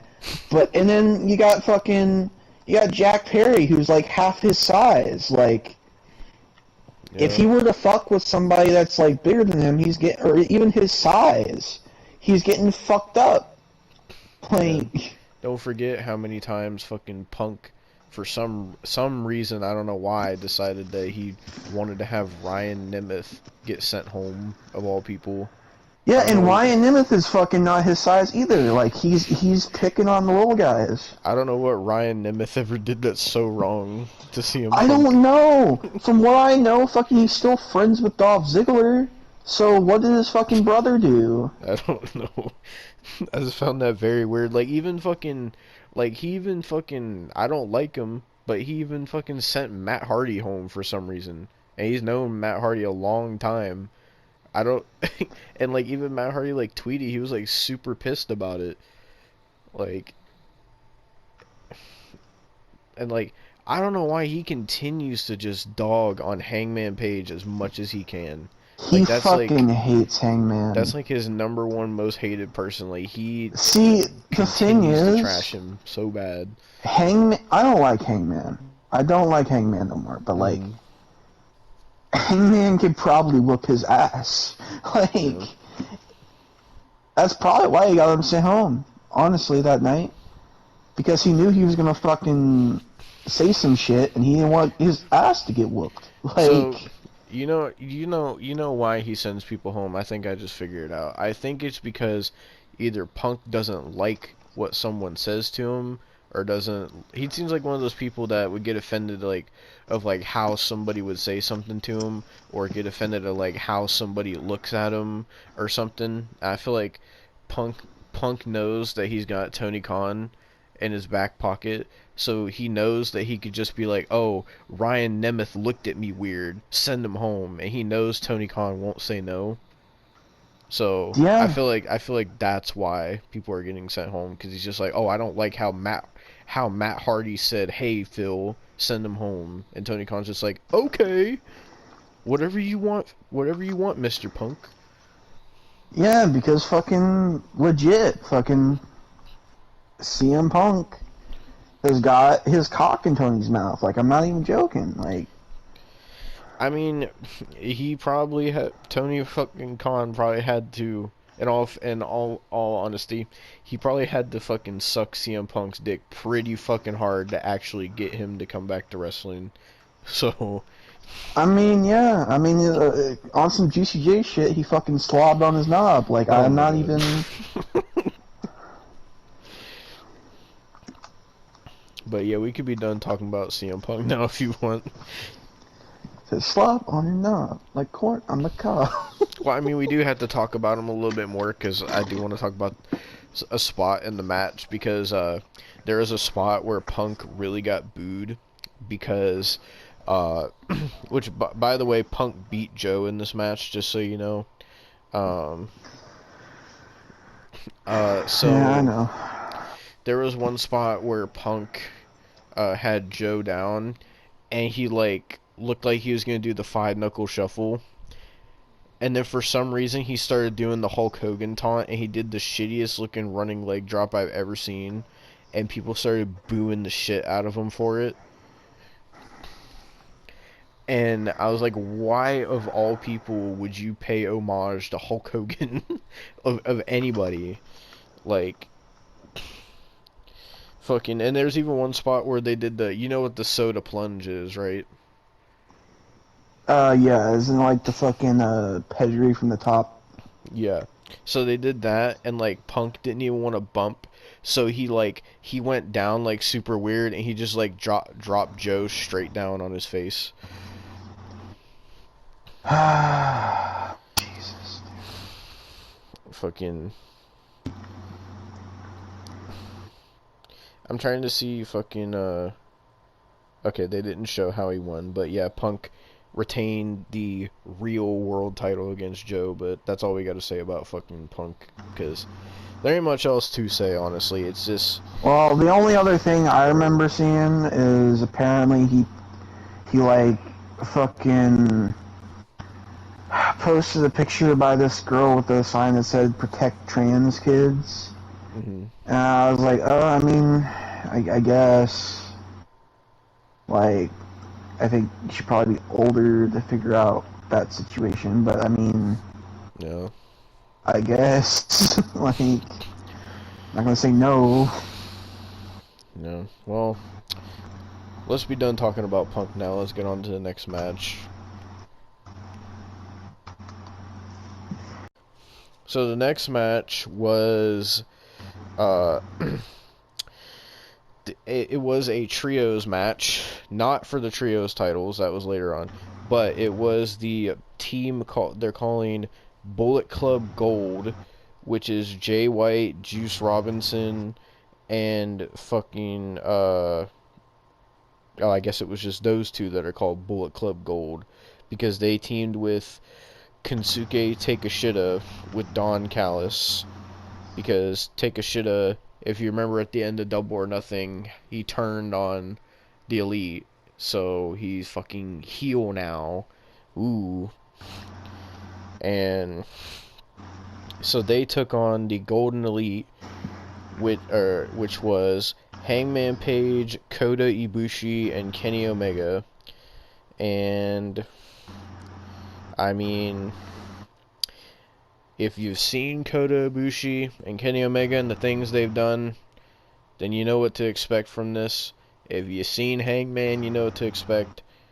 And if you fucking seen Take a Shitta, Don Callis, same shit. And when it comes to Jay White, remember when he was the hottest free agent? And everybody was hype about him? Yeah. Yep, that died. Not surprised it died. Yeah. So, fucking, it was just your typical AEW trios match shit, elite shit. I will say though, people were pissed at the ending because fucking it was like this high intensity match, and then all of a sudden, Take a Shitta rolled up Kenny Omega and got a 3 count on him, so the Golden Elite lost, and people were pissed at the ending. And that's pretty much that match. Not much to really talk about there. Now, the hardcore AEW fans were saying that this show was nothing but bangers. That's fucking... I don't know what they were fucking thinking saying that. But yeah, so then we went from that elite to more of the elite because we had, for the AEW tag team titles, FTR versus the Young Bucks 3. And if you were expecting anything else besides your typical Young Bucks match, then you're mistaken, because that's what this was. Super kicks and flips and dives and your typical trash-ass outlaw mud show Young Bucks match. By the way, the Young Bucks were actually very sloppy in this match and they were botching.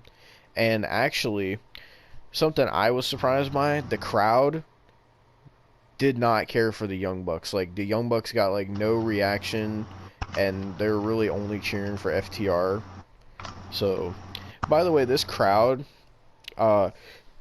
when the crowd was hot, they were hot, because, you know, obviously London has great crowds, as we've seen for fucking Money in the Bank. But, are you there, Austin? Yeah, I'm here. Okay, so... I'm fucking like bearding right now, so... On what? Fortnite. Shit. Jesus Christ. So, I will say, though, the AEW fans tried to fucking... Not only the AEW fans, I do want to say this. Also, Excalibur, which we're going to talk about him right now. So, Excalibur also was making up an excuse, too. Because after this match, which, by the way, FTR won, and they retained the titles... But apparently the Young Bucks and FTR, they said, is far from over. So we're going to be getting more of these fucking matches, which no one cares about anymore. Even the AEW fans are saying they're tired of this feud. But anyway, so what I wanted to talk about was after this match, the crowd kind of died. And AEW fans were, like, complaining that the crowd was dead and shit. So, Excalibur decided to make an excuse, which I'll get into in a minute because I want to see which match was next. Was it fucking the match I'm thinking it was? God, they put so many fucking clips. Bro, it's so many clips of just the Young Bucks doing super kicks and super kicks and super kicks and super kicks. Goddamn, where is the fucking... Yeah, okay, so the next match after this, Austin. Are you there? Yeah. Okay, so the next match after this was the match that Chris Jericho created, because they decided to bring back the Stadium Stampede. And it was the Blackpool Combat Club versus the Best Friends. Who's the Blackpool Combat Club? I'm trying to see who was all... Okay, so... Only club I know of is the Blackpool Cuckold Club. The team... I don't know. The team was John Moxley, Claudio, Wheeler Yuta, Santana, and Ortiz. So I don't know what you fucking call that. And they took on the team of... the best friends of Orange Cassidy, Chuck Taylor, Trent Beretta, and fucking oh yeah, it was fucking Pentagon and Eddie Kingston. And Eddie Oh, Kingston looks even fatter and more out of shape. Uh, and it was your typical fucking stadium stampede, just mud show garbage wrestling that nobody liked. But the main talking point in this match was John Moxley, because I don't know if you've seen the clip when I sent it earlier, but did you see the thing of him with the skewers in his head? I saw on the timeline. I blocked whoever posted it, but I saw it. So yeah, so they had fucking Eddie Kingston put a bunch of skewers into Moxley's head, and Moxley was like bleeding everywhere, and it was just so unnecessary. Like even the AEW fans didn't like it. They're saying, "Dude, this is just stupid. Like this is embarrassing." Like and like most people were just saying this is so bad. Like and it is. It's so bad. And they were botching. There was botches all over the place. I'm even using one of the botches for this fucking intro because, bro, AEW botches was killing me with all the edits he was putting out. And, bro, there was so many AEW fans trying to shit on AEW botches, too. But he was just making them look like clowns. Fucking, but yeah, this match it was just so unnecessary. It was so outlaw mud show, and it just continues. You see, the thing is, right, with Moxley doing this shit, these AEW fans are trying to defend it as, oh, that's CZW Moxley, that's how he's supposed to be. And people were just like, bro, I don't care what version of him it is. This isn't wrestling. This is embarrassing. And I don't know why people like Moxley. Even fucking with all the years he's been there, he's just got more and more and more and more outlaw mud show over the years, and just continues and continues. But this is around when the crowd started dying, because even the crowd didn't like the shit. The crowd thought this was fucking stupid and embarrassing, and they weren't reacting. So you know what Excalibur said as an excuse? He said What? the reason the crowd was so silent was because they were in stunned silence at all of the violence that John Moxley was doing in the match. The cope is strong with that one. One thing you will be happy about, though, Austin, is most people were saying that Excalibur was unbearable throughout this whole show, so you're not the only one that hates him. A lot of people were saying he was unbearable.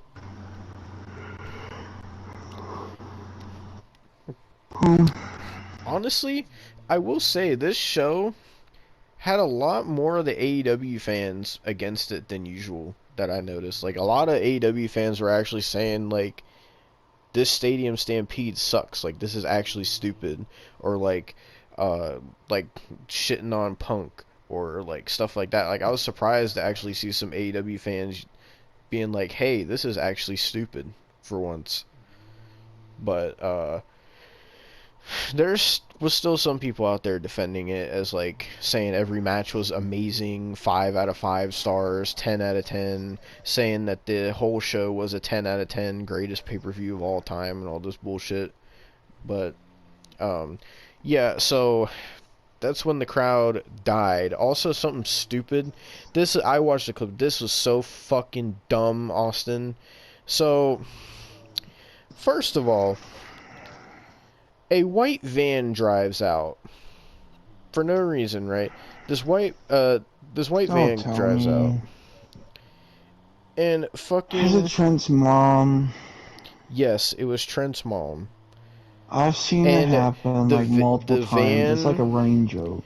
but the difference is she opened up the van, and the van was full of outlaw mud show weapons. But not only that,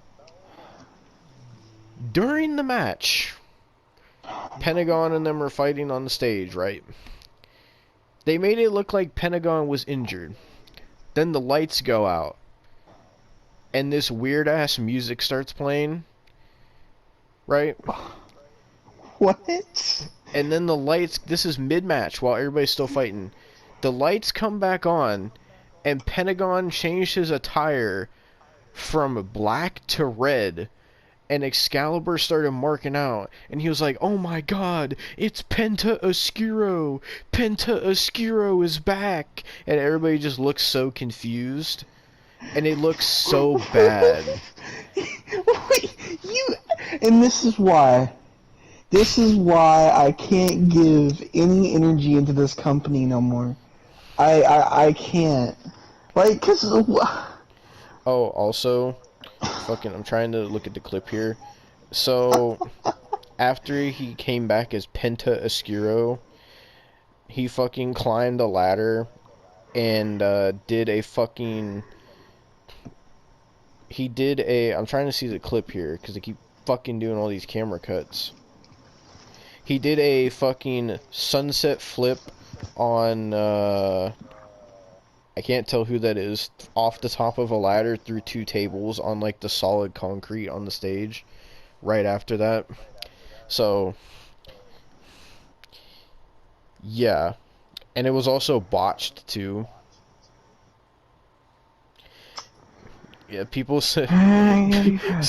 someone said WWE clears this shit. Someone said Penta changing forms mid-match. What the fuck, is he on Dragon Ball or something? This is fucking stupid. This is what somebody said. Like, I just... Like, legit, he changed his gear from black to red, and Excalibur was like, oh my god, it's Penta Oscuro. Like, he was the only one. He was the only one. The crowd didn't react either. Fucking Excalibur was, like, the only one, like, getting excited, bro. Like, I don't understand. This was so bad. I'm trying to see who won, because I don't know, I'm trying to see who won, because I didn't see who won this match.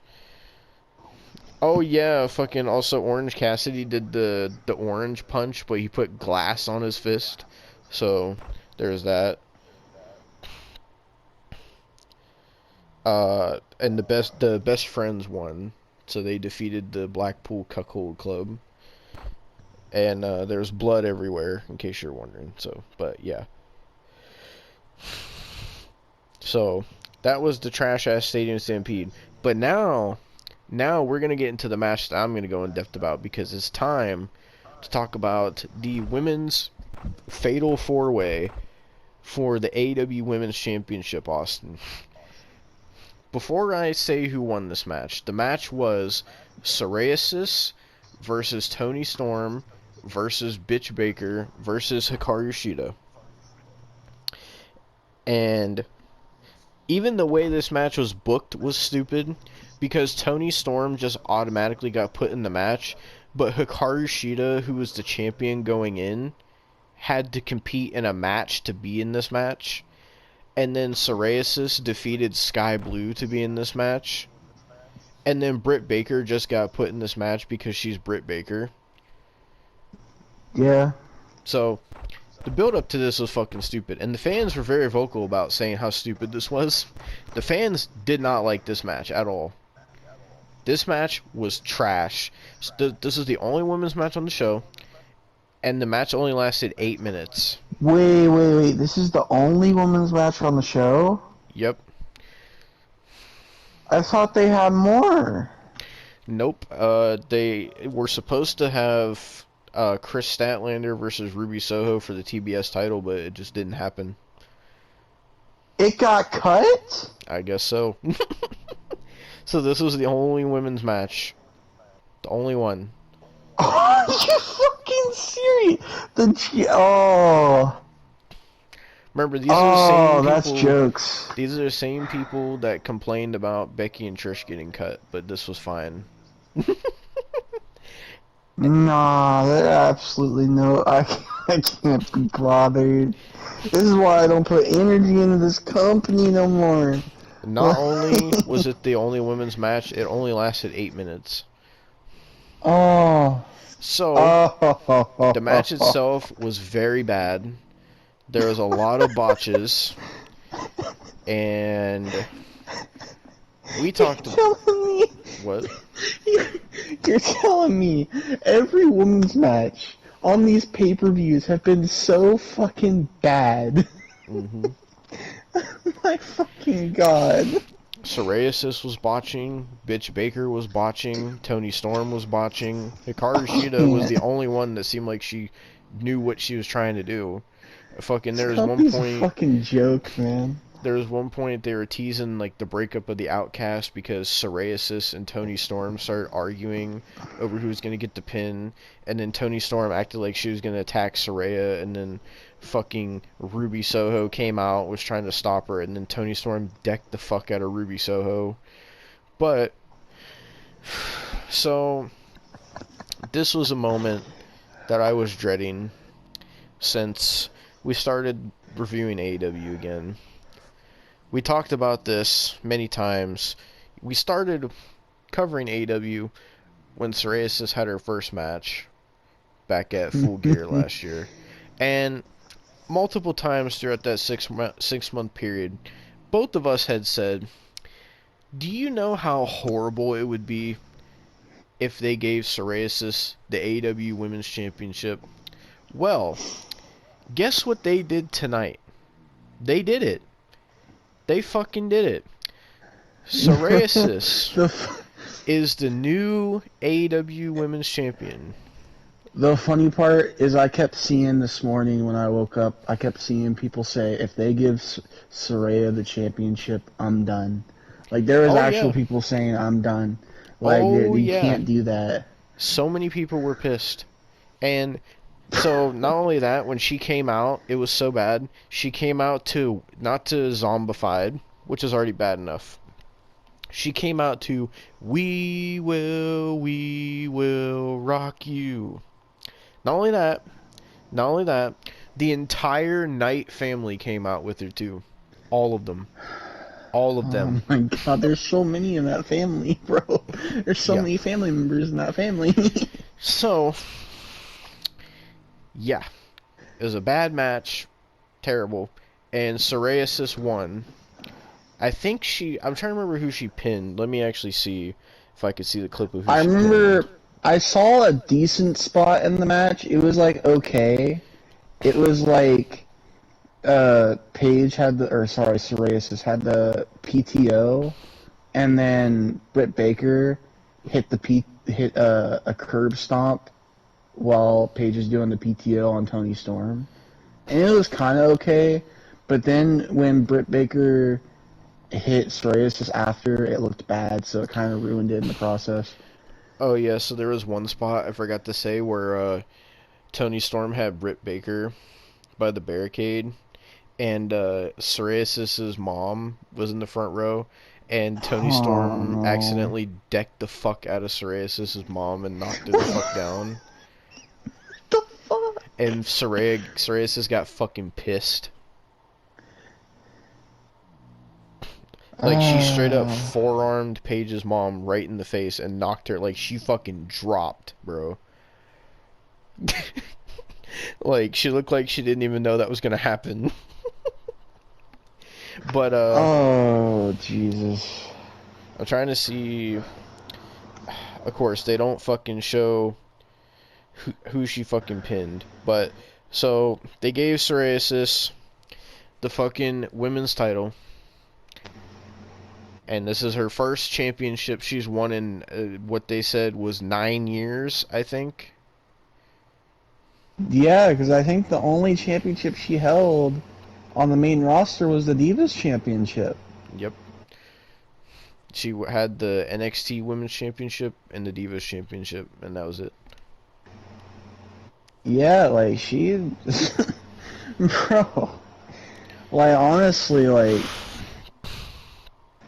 So, this was a moment that we both dreaded, and we knew it was going to come at some point. And the reason they even did this was because it was the hometown, they wanted the hometown pop for her winning, because she's from the UK or whatever. But, so, what I want to talk about now is the backlash, because oh my god, I've never seen so many AEW fans pissed. I've never seen so many AEW fans angry at Didn't someone winning Hikaru a match. Shida just win that title too? Yeah, she just won it. She was the transitional champion, which actually, after this match, she put out a tweet saying that now that she's lost this match, she's thinking about going into retirement because she's Fuck. mad that she had to drop the title. Oh This my women's division god. is a complete disaster, bro. It is a disaster. Even the AEW fans were saying this women's division is dead. It's so dead. Like after that, and after Mercedes Moné didn't come out, the AEW fans started saying, Mercedes Moné, don't come here. It's actually dead. Like, don't come here. Like, this is actually so bad. It's actually so bad. And then people were saying, like, Saraya didn't deserve it, that she's terrible, why did they do this? Like, I'd never seen the AEW fans be like, what? Like genuinely, like, these people support some of the most outlaw mud show shit and say it's good. But I never, I never have seen the AEW fans sit here and go, Tony Khan, what the fuck?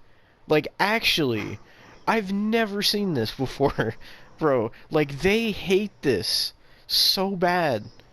Like, Saraya is so terrible, bro. And this is what I have feared ever since she came to AEW. I knew at some point this was going to happen, and they finally did it tonight. This is You going to know, be the worst title reign of all time. I was also talking to my mom about this because I was in the car when I saw it happen, and she Mm-hmm. was like, "I thought Paige was retired," and I was like, "Oh yeah, she was," and then she came back. But if she fucking like gets one shot hit on her neck, she's fucking done.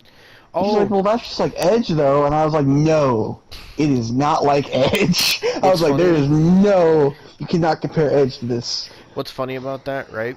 Is there's this quote from Psoriasis that came out recently where she said that she wants to do hardcore matches and ladder matches, is what she said. And she said that she wants to main event AEW shows as well, is what she said. And she said something to the effect of she hopes that the AEW women can continue main eventing. And I ask, Huh. when do these women main event? Last main event I remember at least was I think they had the main event of Hikaru Shida versus Jamie Hayter at like Holiday Bash, and that was like legit. Let's see, it's August now, so that was like 8 months ago. Yeah. The only things I seen from the fallout of this match was Hikaru Shida was mad that she had to drop the title, so she said she's thinking about retiring. Psoriasis is acting like she's the greatest of all time. The AEW fans fucking hate it. People were shitting on Britt Baker because this quote from Britt Baker came up that she said, and I quote, that she believes that the AEW women are on the same level as the men. Keep in mind, this is the only women's match and only got 8 minutes, and it was nothing but botches. And the only other thing I seen was people photoshopping Paige's sex tape with the AEW women's title in it. So that was pretty much the fallout of this I mean match. that Photoshop has existed because I mean, fuck, I've I seen that seen Photoshop for a updated while. ones with the new AEW women's title design. Oh, okay, so they Yeah, updated it. yeah. Um, so yeah, and it just shows you how dead and terrible this women's division is. It has came out thanks to Lou Fisto. We talked about this on the podcast that Tony Khan actually does not give a shit about the women's division and how Britt Baker like runs the women's division with an iron fist and the whole Thunder Rosa situation. It's all so fucked up. And now they got fucking Saraya, which actually, Austin, I seen some shit came out about Saraya today that I didn't know.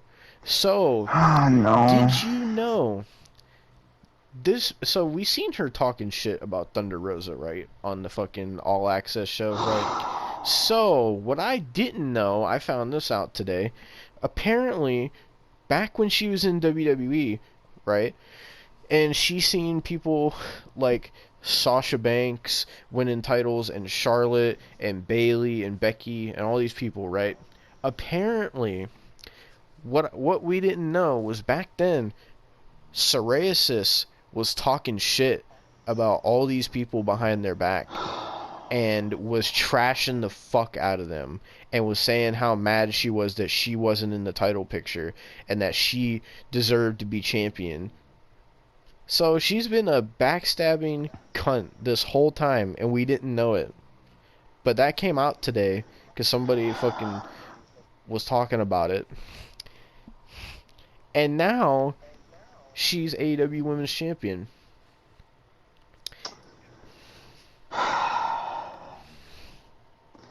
You know, I don't feel sorry for Tony Khan. Like, I really don't.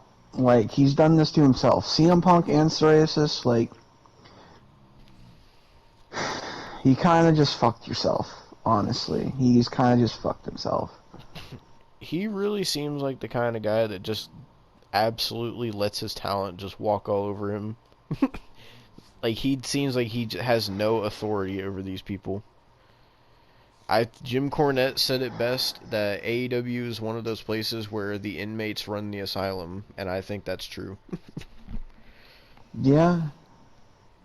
Like, judging by everything that happens and the blatant favoritism and better treatment that certain people get, that absolutely 100% is true. There's no way that Britt Baker would be able to do and say the things that she does and get away with what she does if she didn't have power over Tony Khan, if she didn't walk all over him. Same with psoriasis, same with CM Punk, same with the Elite. It's like this man just gets walked all over and he does nothing about it. I I think he's scared to do anything about it because he's afraid if he does, these people are gonna fucking leave. And the people who don't say anything or whatever, they get treated like shit, like dog shit. Like, MJF for a while, he didn't say anything about anything, and he got treated like dog shit. And when he finally said something, he got treated like a king. Like, fucking Thunder Rosa didn't say anything about it and got treated like dog shit.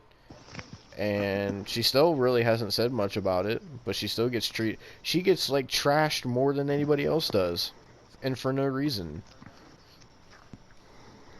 Like, I don't see like. I'm trying to think of other examples. It's sad. And the fact that people want Mercedes Moné to come in this. Now, I don't like Mercedes Moné, but I wouldn't want her to come to this environment where it's people talk shit about people behind their back, and Britt Baker and her crew run everything, and if they don't like you, they're going to make sure that you're out of there to the point where they've pretty much bullied Thunder Rosa so bad that she almost committed suicide, and fucking also have to be in the same company with Sammy Guevara, who's the one that said he wanted to rape her. So, I don't know why these people want her to come there. Even with the amount of money, like, you would think on some level, wouldn't she have to see how badly this division gets booked and how badly these women get treated? Like, couldn't you see that? Like, I don't know if she was just in the crowd just to watch the show, which I hope was the case. I hope, because at the fucking media scrum, these fucking neckbeard marks were asking Tony Khan about fucking if Mercedes Moné was going to come to AEW, and he was like, oh, well, she's injured right now, but we've had discussions or whatever. I'm just like, bro, like, don't come to this environment. As much as I don't like you right now, I don't want to see you get treated badly like a lot of these women are. I'm sure there's so many women in this division that get held down. Sky Blue is one of them. Thunder Rosa is one of them. Fucking Ruby Soho is probably one of them because they don't do nothing with her. Fucking, there's countless women that get fucking held down. Like, fucking Julia Hart's another one. They don't even let her wrestle. Fucking Madison Rayne, she's just not doing nothing. Like, fucking, it's just bad. It's sad. And so many people are speaking out on this division now. And then fucking, and if you notice, the only people that were defending the women's division was Britt Baker and psoriasis, and like the typical people that would fucking defend it. You know what makes me curious? They were pushing this person at the start of the company and now she's just disappeared into thin air. Where the fuck is Nyla Rose?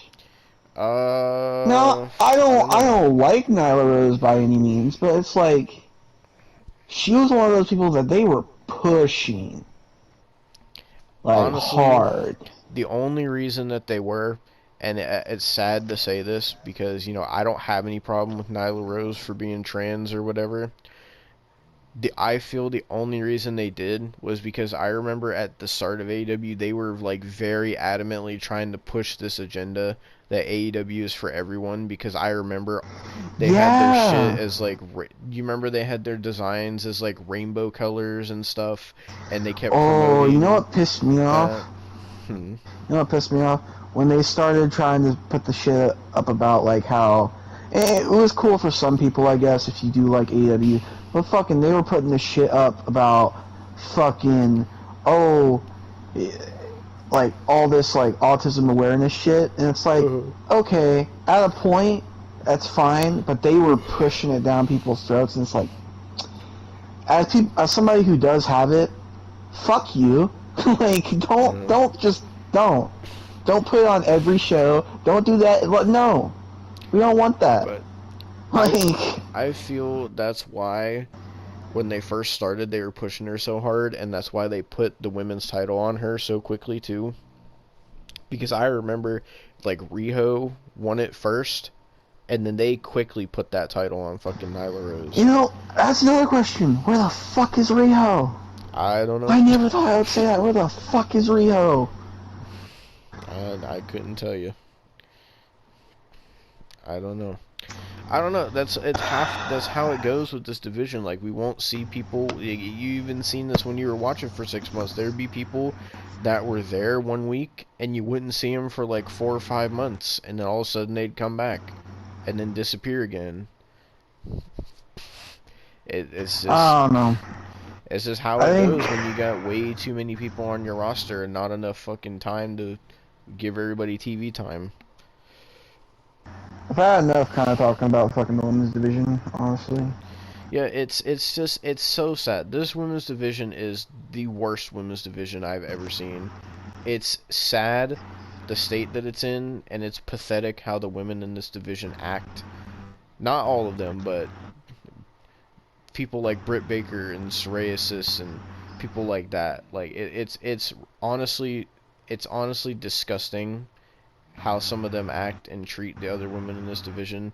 And it's honestly fucking disgusting that Tony Khan just does nothing about it. And like like Lufisto put it out that like Tony Khan himself admitted that he doesn't care about the women's division because it doesn't draw as much numbers as the men's stuff, and that he really doesn't care to put that much effort into it. So it's bad all around.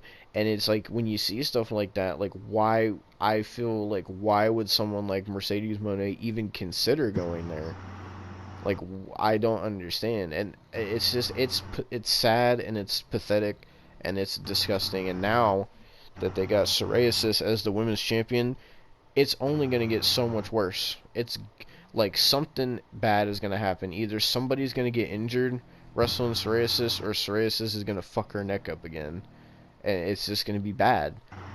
I don't understand why they've done this. I don't know, but that's really all I gotta say about it. Fuck the AEW Women's Division.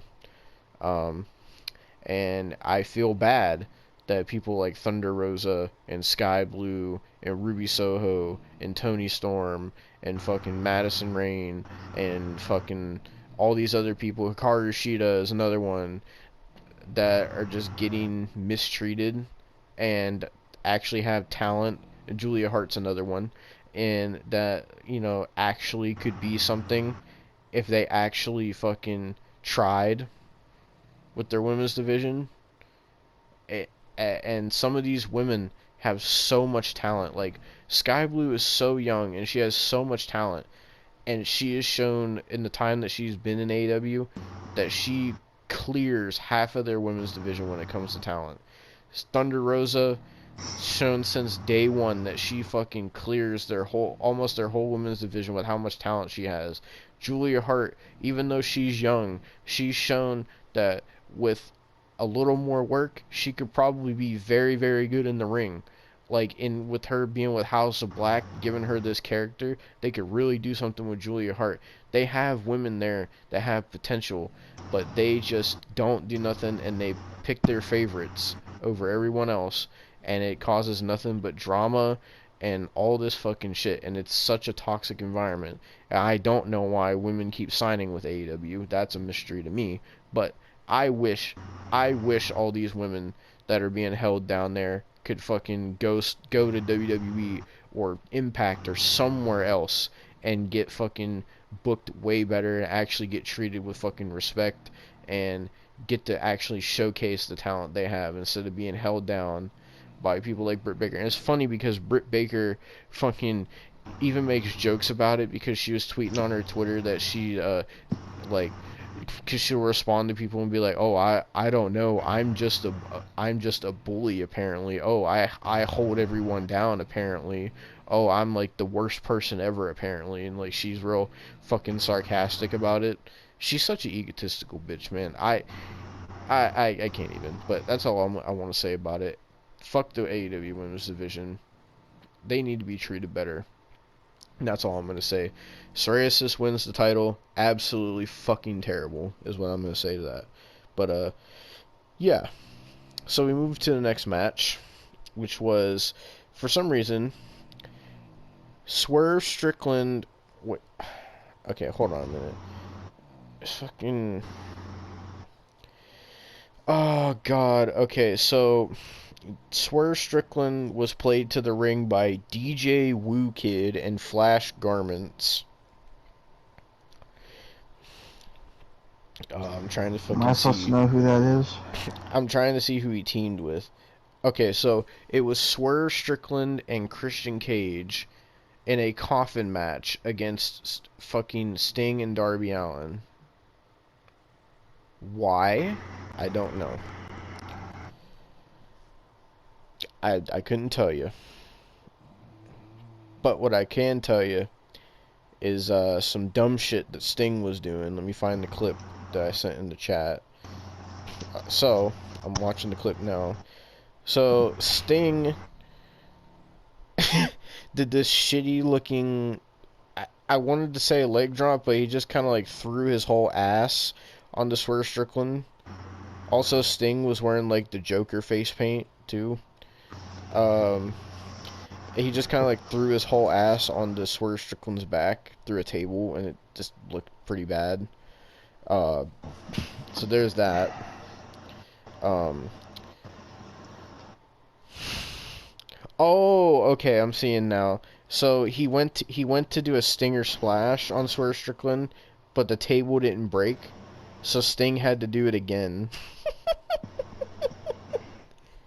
Oh my god. This just looked fucking bad. I'm trying to see who won. Sting did a Scorpion Death Drop onto the fucking coffin. Yeah, Sting and Darby Allin won, I think. Did they? I can't tell. Fucking apparently though, fucking oh yeah, did you know All Out is next week, Austin? Yeah, I know. So apparently because they won this match, Darby Allin faces Luchasaurus next week for the TNT Championship at All Out. So now, after that coffin match is out of the way, now we get to another terrible thing that happened because it's time to talk about... How many matches are on this show, bro? I think there's only 3 left to talk about. God, bro. Bro, including the pre-show, the show had like 12 matches. Oh, dude. So, it's time to talk about Chris Jericho versus Will Ospreay. So, first of all, for the first time in AEW, Austin, your favorite band, Fozzy, played live. Played I'm Jericho not gonna to the entertain ring. your bullshit. I'm really not gonna entertain that.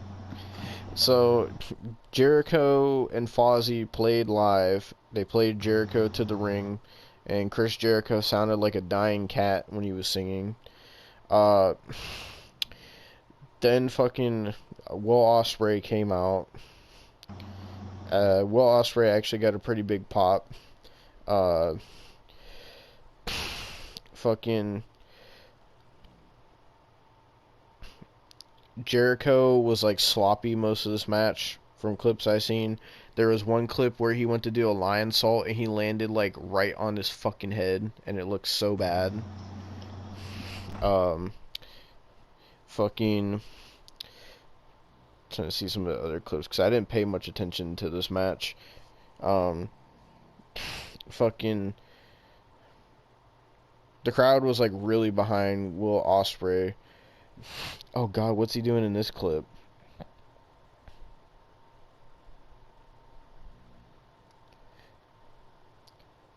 Oh God, Jericho did like a Hurricane Rana from the top rope and almost landed straight on his neck. Fucking.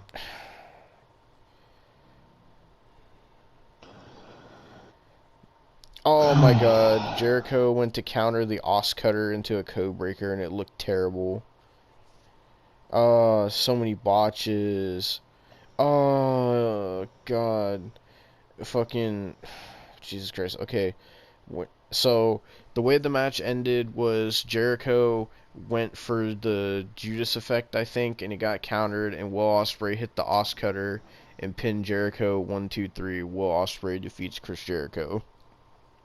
And then after the match, Sammy Guevara got in the ring, and Chris Jericho pushed him away and said, "Get the hell away from me," and walked away from Sammy Guevara, leaving him there confused. So I don't know what the fuck that means. They've been doing stuff lately where they fucking had Anna Jay and Tay Conti pretty much walk out of the JAS. Fucking everybody else has been saying like, "Oh, Chris, we do all this stuff for you, but you don't do anything for us." So fucking I don't know what the fuck's going on with the JAS, but so. I don't really care, so. But yes, yeah, so that was the Jericho match. So now we have something that's actually somewhat wholesome. Um, so this is the first wrestling review that we're posting since Bray Wyatt unfortunately passed away earlier this Another week. reason I didn't watch this show, because my mental state's already kind of broken right now, so. So the next match was for the Trios Championship. It was the House of Black versus the Acclaimed and Daddy Ass. And so when the House of Black came out, they had the Fireflies, and Malachi Black came out with a Bray Wyatt lantern as a tribute to the late Bray Wyatt. So I thought that was Yeah, really, really nice of him. that was really nice. Tony Khan didn't think so, because they're like, oh, the Acclaimed win. What you told me. Yeah, so the Acclaimed and Daddy Ass beat the House of Black and are the new Trios champions. Trash. Oh, I did not see this clip. Fucking. Oh my fucking God. I did not see that clip. Oh my God. Fucking. So Daddy Ass and fucking Max Caster grabbed Julia Hart, and fucking Anthony Bowens did the fucking Dudley Boys was up from the top rope to Julia Hart. I didn't see that earlier. Oh God. You see, he's living every man's dream, but the thing is, he's gay. So he's really not. Yeah. At least not his dream. Yeah, so the Acclaimed and Daddy Ass are now the Trios champions. And finally, there's only one more match to talk about, Austin. The main event of All In for the AEW World Championship. MJF defended against Adam Cole. Oh my gosh. Fucking. Honestly, didn't care for this match. Didn't really see much about it. People did not really like the ending. Basically, MJF retained the title against Adam Cole, and at the end they did this whole thing where MJF like threw the title to Adam Cole and was like, "Oh, like just go ahead and attack me with it or whatever," but Adam Cole didn't do it, and then MJF and Adam Cole hugged, and that's how fucking All In went off the air with a fucking hug, and people were saying the ending was really lame and that they didn't like it, and the AEW fans were upset because Adam Cole didn't win and he should have won because they don't like MJF. So yeah. Um but that was pretty much All In. That's everything that happened. Um Terrible show. This was shit. I don't know why these people are saying is a 10 out of 10 show, but to be fair, they always say that, so it's whatever at this point. I will say one last thing that's been pissing me off, and I've been looking through all AEW's tweets here to see all these clips. These motherfuckers are really hammering home the fact that they had quote unquote 81,000 people in this arena. Almost every tweet that I've been looking at with these clips has said, "Oh, whatever happened in this clip in front of over 80,000 fans, 80,000 fans, 80,000 fans, 80,000 fans this, 80,000 fans that." Like, they're really trying to hammer it home that it was that much. That it was that much. It wasn't, though. Because if you look at the photos, there's so many empty seats. There's no way that that was 80,000. There's no way. But something that's also been pissing me off, Austin, is I seen these wrestling news sites earlier, like NoDQ.com and Meltzer and Fightful, Sean Ross Sapp, and all these people. Sean Ross Sapp was dick riding the show and said it was like the greatest wrestling show he's ever seen. But what was pissing me off, right, is they kept saying, "Oh, this is the biggest wrestling show of all time." They had over 81,000 fans, but they kept adding this asterisk on the end of it, where every one of these motherfuckers said, "Oh, AEW All In was sold out with over 81,000 fans, the biggest attendance in a wrestling show ever." You would think they would leave it at that, but no. Every time they would say, "according to Tony Khan." Not according to like official numbers or official count from the arena, nothing. They all said according to Tony Khan. So they're not even counting the real number. They're just these motherfuckers are just going off of what Tony Khan is saying. And keep in mind, this man says a lot of things that aren't true. Like how he says AEW gets 3.5 million viewers every week, and that they get more viewers than WWE, and that this show is bigger than any WrestleMania has ever been, and all this shit. And these motherfuckers are just listening to what he's saying, and they're printing it as fucking news on their news sites, and trying to get everybody to believe that it's true. And speaking of Tony Khan, there's also some quotes that came out too, where he said he views WWE as the devil for some reason, and he talked about how he was talking about WCW, and was saying that when WCW went out of business, he said it felt like there was. I'd like to know how Tony Khan even knows this, because he was not a wrestling fan before he started AEW. But Tony Khan said when WCW ended, he said he felt there was something missing from the wrestling world, and there was no true competition to WWE for so long. And now, he said, now it's a good thing that AEW is there, because they need competition and shit. And when he was saying this shit, the AEW fans were actually getting pissed, because they're like, "Dude, like, stop calling it a competition. Like, you're never gonna win, no matter how hard you try." Like even the AEW fans, some of them, like, understand that, like, they're never gonna beat WWE, but And they're like, dude, just like have the alternative. Like, it's fine to just have the alternative as like just a different wrestling show. Like, you don't have to be number one. You don't have to try to win and make everything a competition. But he's like so desperate to make it a competition. He's so desperate to try to win, and it's just sad, bro.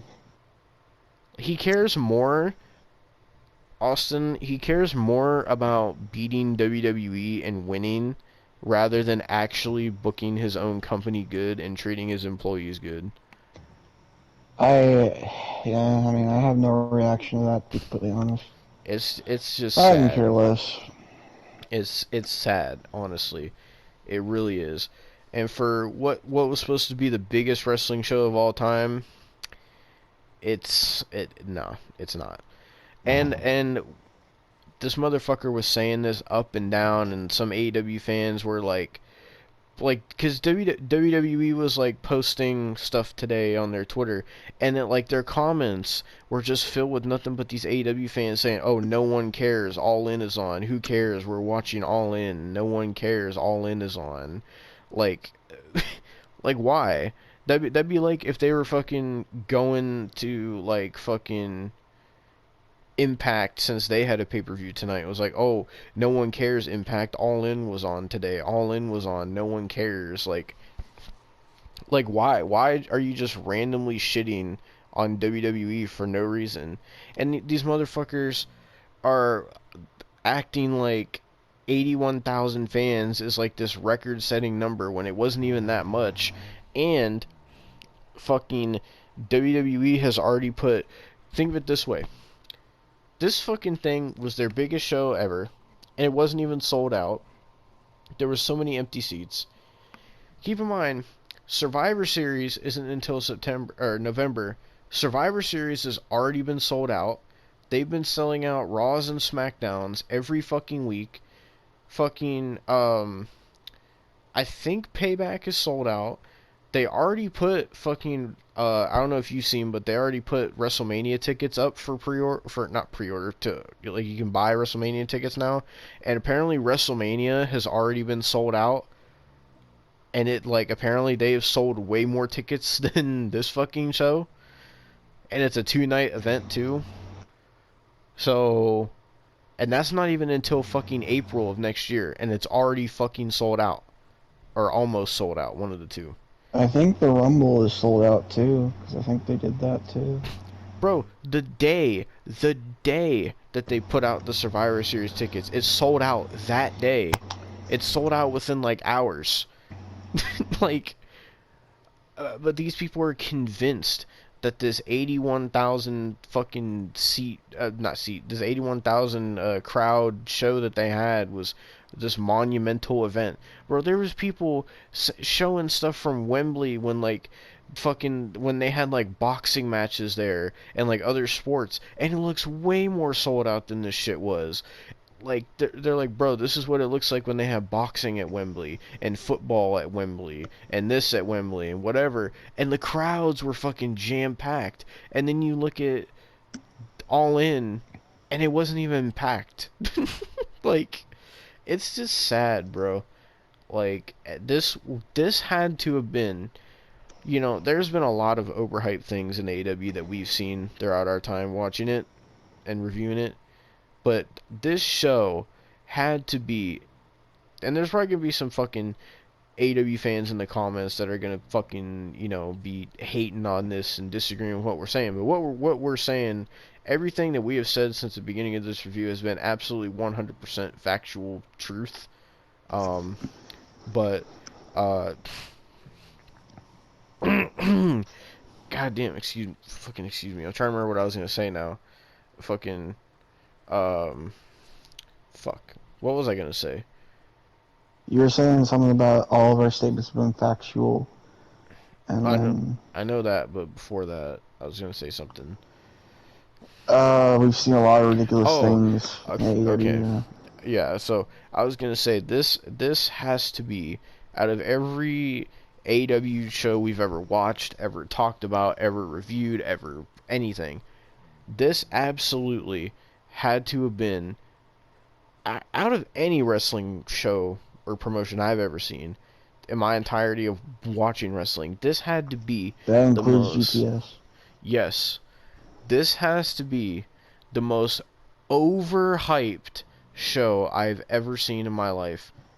The amount of hype that went into this show did not match what they actually put on the show. Like, this was so overhyped. There was no way, with how much Tony Khan was hyping it, how much AEW was hyping it, how much the fans are hyping it, there was no way that they could have expected it to live up to their expectations with how they were overhyping this. I was hearing about this. I don't watch AEW. I don't follow anything AEW. I don't look up anything AEW anymore. I only did when we were doing the AEW reviews, just for the sake of the reviews. But I don't do any of that stuff anymore. And I could not stop hearing about this fucking show. I don't know about, like, if you were, but I, on my fucking Twitter, all the time I would see All In this, All In that, all these wrestling news sites talking about All In's going to be the biggest show, All In's going to be the most amazing wrestling show ever, All In's going to be the biggest show with the most tickets ever sold, All In's going to have the most money of an opening gate for a show ever, All In's going to be this, All In's going to be that, All In, All In, All In, All In, All In, All In, All In. I could not fucking escape this show, bro. Like, this was so overhyped, bro. And the fact is, Austin, they announced on this show that next year they're coming back to Wembley again in 2024 for another All-In. So, it's probably going to be even worse next year. But, the main reason I even wanted to cover the show was just because of how over-fucking hyped it was, and how people said it was going to be a monumental show in the history of professional wrestling, and all this shit. This show was a glorified Dynamite in front of a bigger crowd. This show sucked. I'm not surprised, and for the people who wanted me to, like, go in on this show or whatever, like, for one, I didn't watch it, and, like, I know Kyle and, like, Hunter and, like, Era is like, oh, like, do the review, Austin, do the review, Devon, Austin. It's like, man, like, even when we did the review, like, this review, like, we just can't be bothered. Yeah. Like, I definitely can't be bothered. My mental state is still fucked from the whole Bray Wyatt situation. Like, people are like wanting me to go fucking all in and go crazy. I can't do this with this company no more. Like, so this is like, if we ever talk about AEW again, it's gonna be like this, because here's the thing. I'm just gonna straight up say this. I'm never going to put any more energy into this company, because it's always a disappointment. Like my thing is you know, everything else we've been doing review-wise, reviewing all these old school wrestling shows like Attitude Era, Ruthless Aggression, TNA, all this shit, even WCW, like, all that shit has been way more fun and entertaining than any of this AEW shit ever was. Yeah. And we've been having a lot of fun with that. The only entertainment shit we've been fucking getting, like we got with AEW, was like just fucking me raging. Yeah. And I'm gonna be completely honest, that did not help my mental health whatsoever.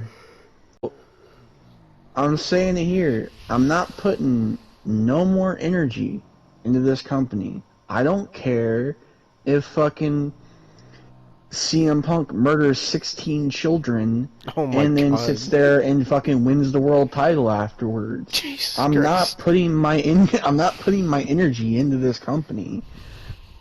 The only, like, little bit tiny energy I'll put in is when MJF loses the title, and after that I'm done. Like, I don't want to fucking I'm so just sick of this. I'm sick of hearing about this company.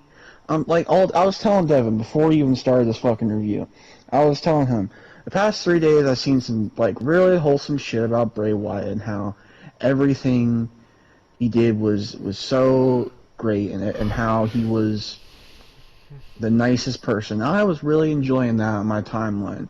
As soon as I wake up this morning, all in this, all in that, all in everywhere. All in your fucking mother, bro. Like, I don't care. Like, I just don't give a shit. Like, and the fact that people were even shitting on fucking the Bray Wyatt tribute show for this shit, from what Devon told me, Yeah. like, it's like, seriously, like, what is wrong with you people? And the fact that people want me to put energy when you got toxic people like that in this community, I can't be bothered. I can't. Because if you really want me to put energy in this fucking, like, company, I'm not, like, you really don't know me. So I'm not doing it no more. Yeah. I can't be bothered. And fuck Tony Khan. And especially fuck Chris Jericho.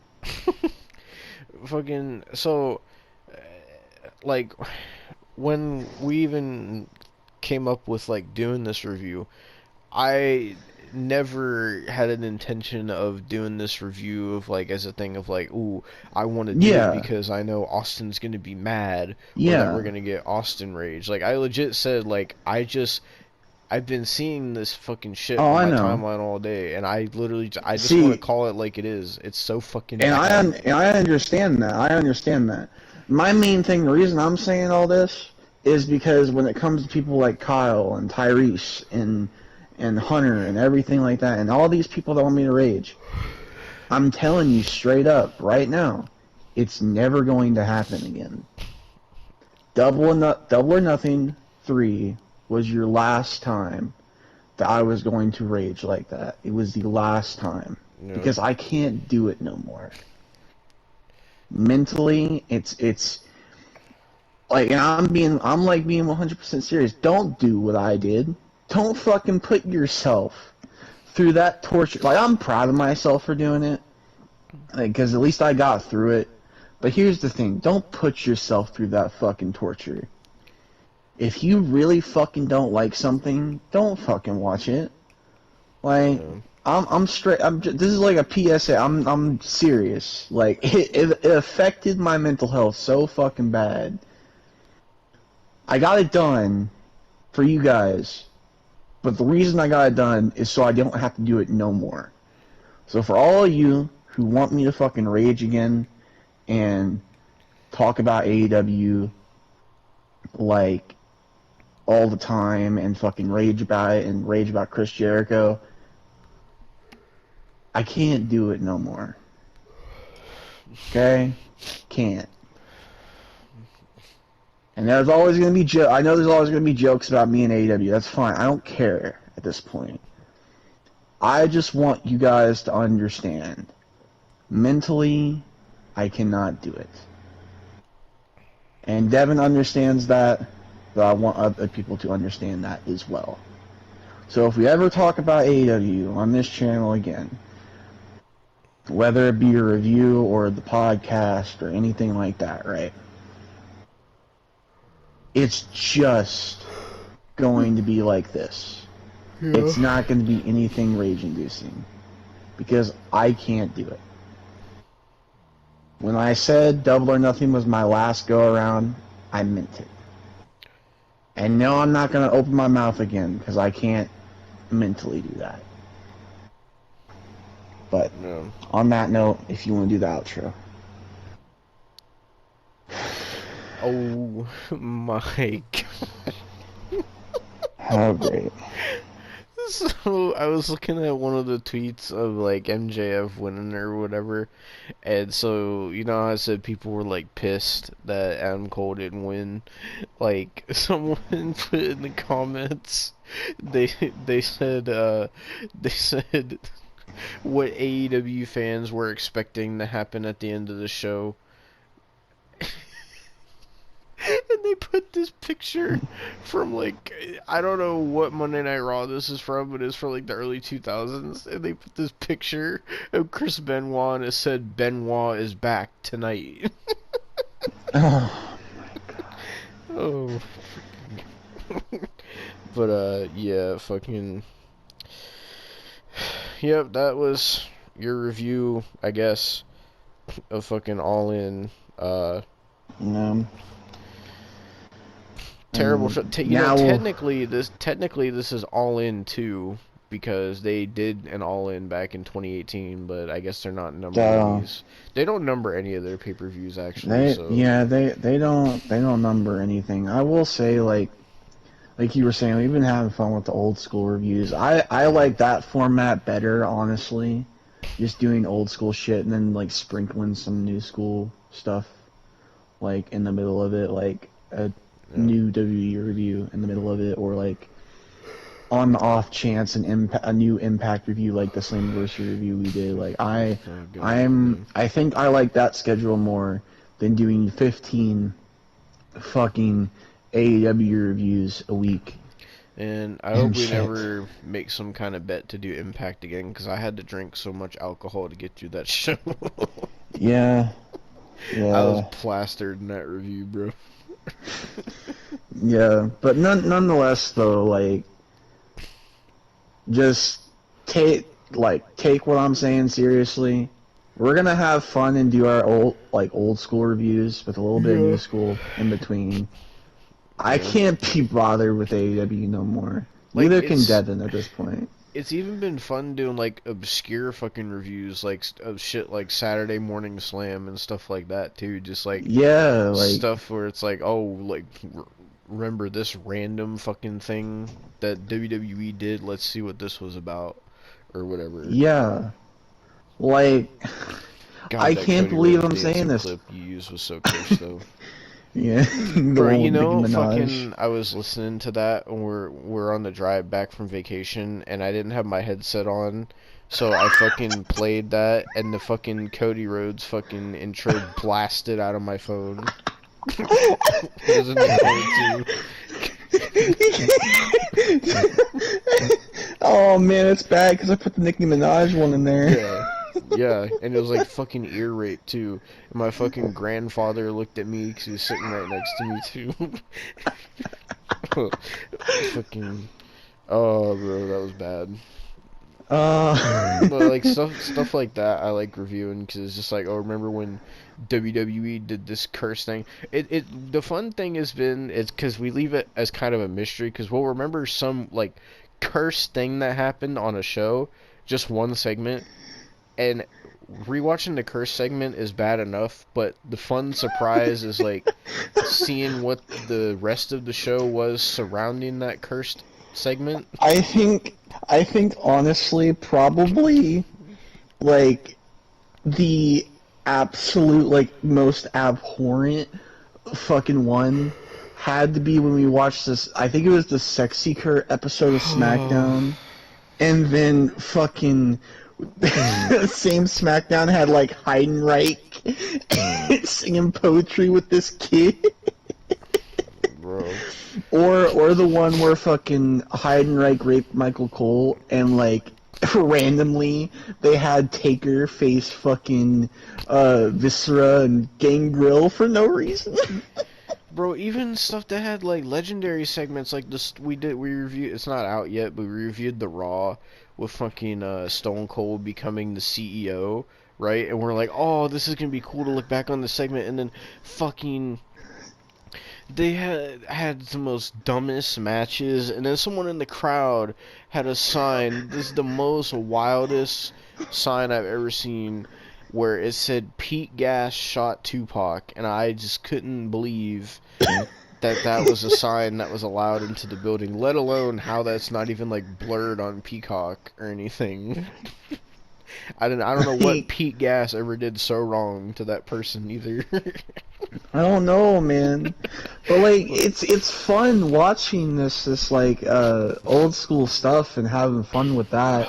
Man, Like there was a point where I SmackDown wasn't getting. It was fun, but there was a point where SmackDown was getting too much because we watched one SmackDown because you wanted to watch something curse Kurt Angle, and then it turned to we started watching like that SmackDown like to fucking 4 we started watching week after week, because when we would watch one show, they would announce, oh, next week this curse thing is happening. We're like, well, now we gotta fucking watch that. We can't not watch that.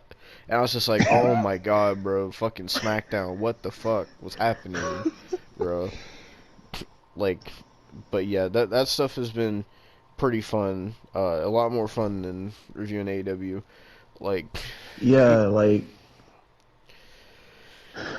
I'm not even gonna lie, like fucking AEW, when I was doing the reviews, yeah, it was like I did it for the content, but like it was depressing.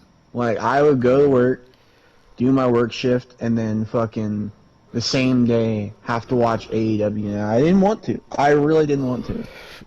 But I did it for you guys. And I did it for like 6 months for you guys.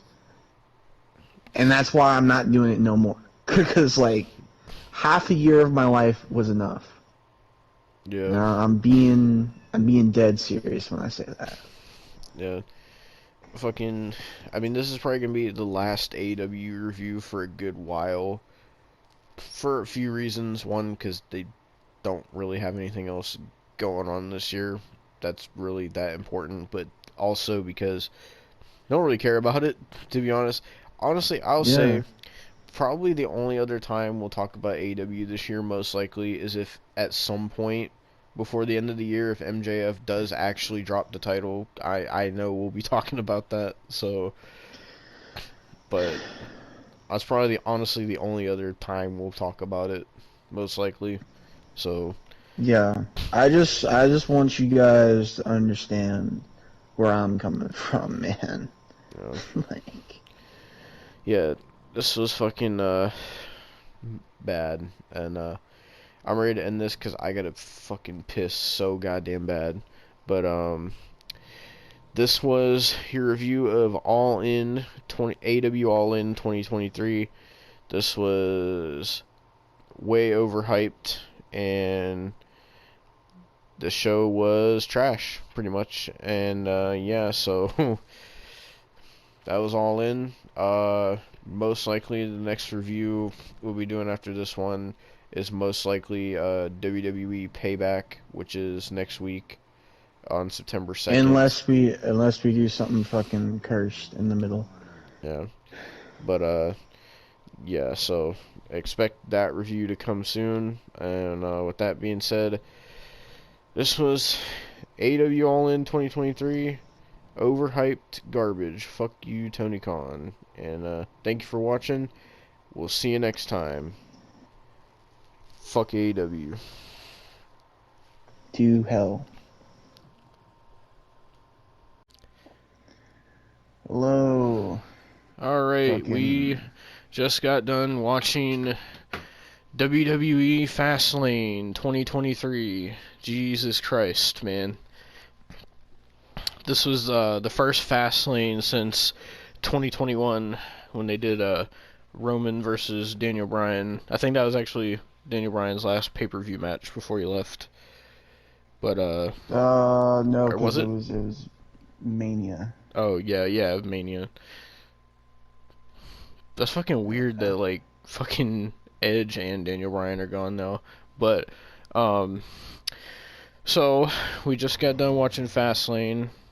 I think this is the first time they ever did Fastlane in October. It's October 7th when we're recording this. Show was 3 hours long. There was only 5 matches. So we watched this with Kyle and Miguel. So shouts out to them. So Yeah. the show started. Actually, we do have to talk about the pre-show because something important happened, and so this is gonna be the first time that I'm ever gonna have to put this woman in a WWE thumbnail. I never thought I was gonna have to do that.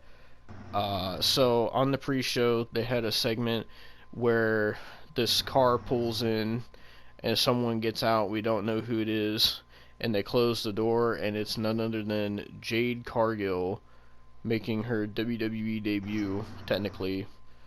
Um, and she walks up to Triple H and shakes his hand, and they start walking together. Uh, so if you don't remember, back in our AEW reviews earlier this year, we talked quite a bit about Jade Cargill, and at that time, we did not think that she was ever gonna show up here to WWE, but crazier things have happened, I guess.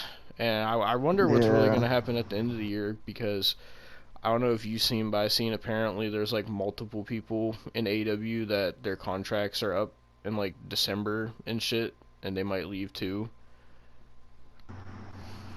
So Yeah. we'll see what happens. Fucking. Well, hopefully. But so Jade Cargill showed up tonight, and they're really portraying her as this big deal. Um, Now, last time we talked about Jade Cargill, I believe, was at Double or Nothing when she had that awful match with Taya Valkyrie. Yeah, and then fucking lost. Lost the fucking title to Chris Statlander right after. Yeah.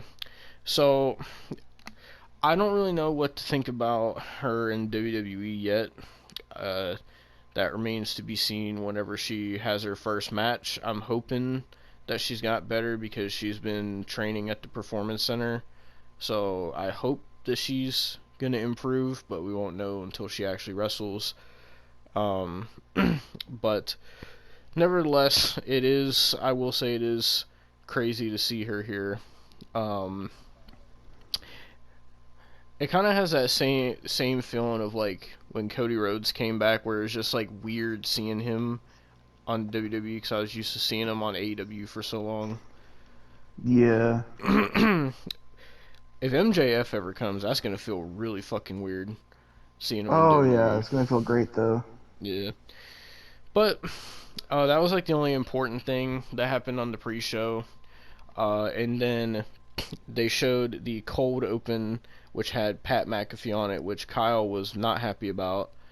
Um, and then they went into the first match, which was for the undisputed tag team titles. It was the Judgment Day of Damian Priest and Finn Balor defending against the simulated universe team of main event Jey Uso and Cody Rhodes.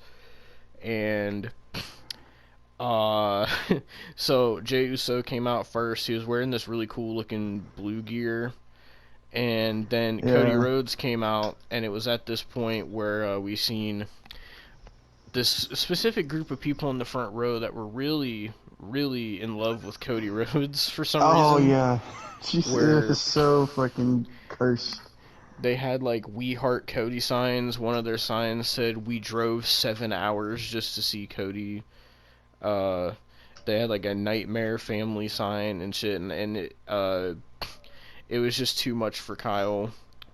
And then the Judgment Day came out, and then they started the match, and the crowd was chanting for Cody. He's so over, and that was the breaking point for Kyle. He said, "Fuck this shit, I'm going to bed," and he left.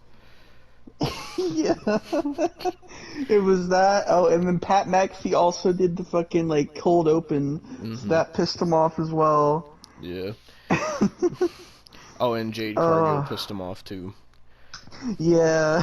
because Kyle's a super AEW fan, but uh, which you know us saying that it was actually Kyle's idea for us to watch this together, so it's not Yeah, like we yeah. made him watch it, it was his idea. But so after Kyle left, we had this tag team match. It was a pretty decent tag team match, typical back and forth, and Jey Uso trying to get the hot tag to Cody Rhodes, Cody being the extremely over babyface in this match.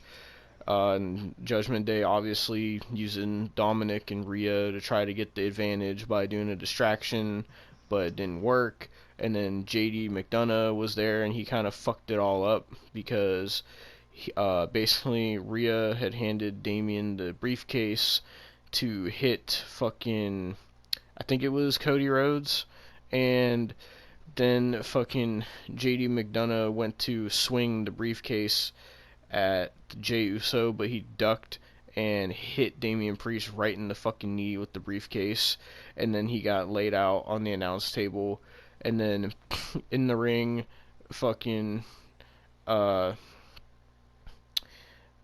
fucking Cody and Jey Uso hit this finisher that I never thought I'd see. It was a combination of the 1D and the Cody cutter, and they pinned Finn Balor 1, 2, 3, and Cody Rhodes and Jey Uso are the new undisputed tag team champions. I was not fucking expecting that at all whatsoever. It's like the most Yeah. random team to win the tag titles, and pretty decent opening match.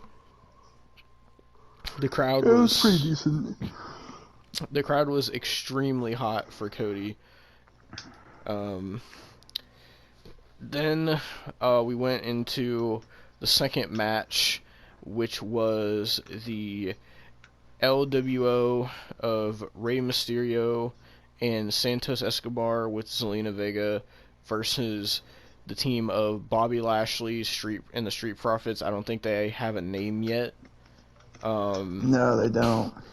And so basically the whole thing was, it was supposed to be either Cruz del Toro or Joaquin Wilde that was supposed to team with them, but they got taken out by the Street Profits. So Ray said he was making a phone call to a mystery partner, and so they came out. Bobby Lashley and the Street Profits came out, and then LWO came out, and then they're waiting for the mystery partner, but no one showed up, so it became a handicap match, and Ray and Santos kept trying to fight off Bobby Lashley and the Street Profits, but the numbers game was too much, and they were hitting some nasty looking moves on each other. Fucking Ray was getting thrown around like he was a little kid, and and they kept doing this thing where Ray was trying to do the hot tag, and Santos kept getting taken out, and Ray had to try to fight off the other team by himself, and then Santos was taken out, and Ray was trying to reach for a hot tag, and all of a sudden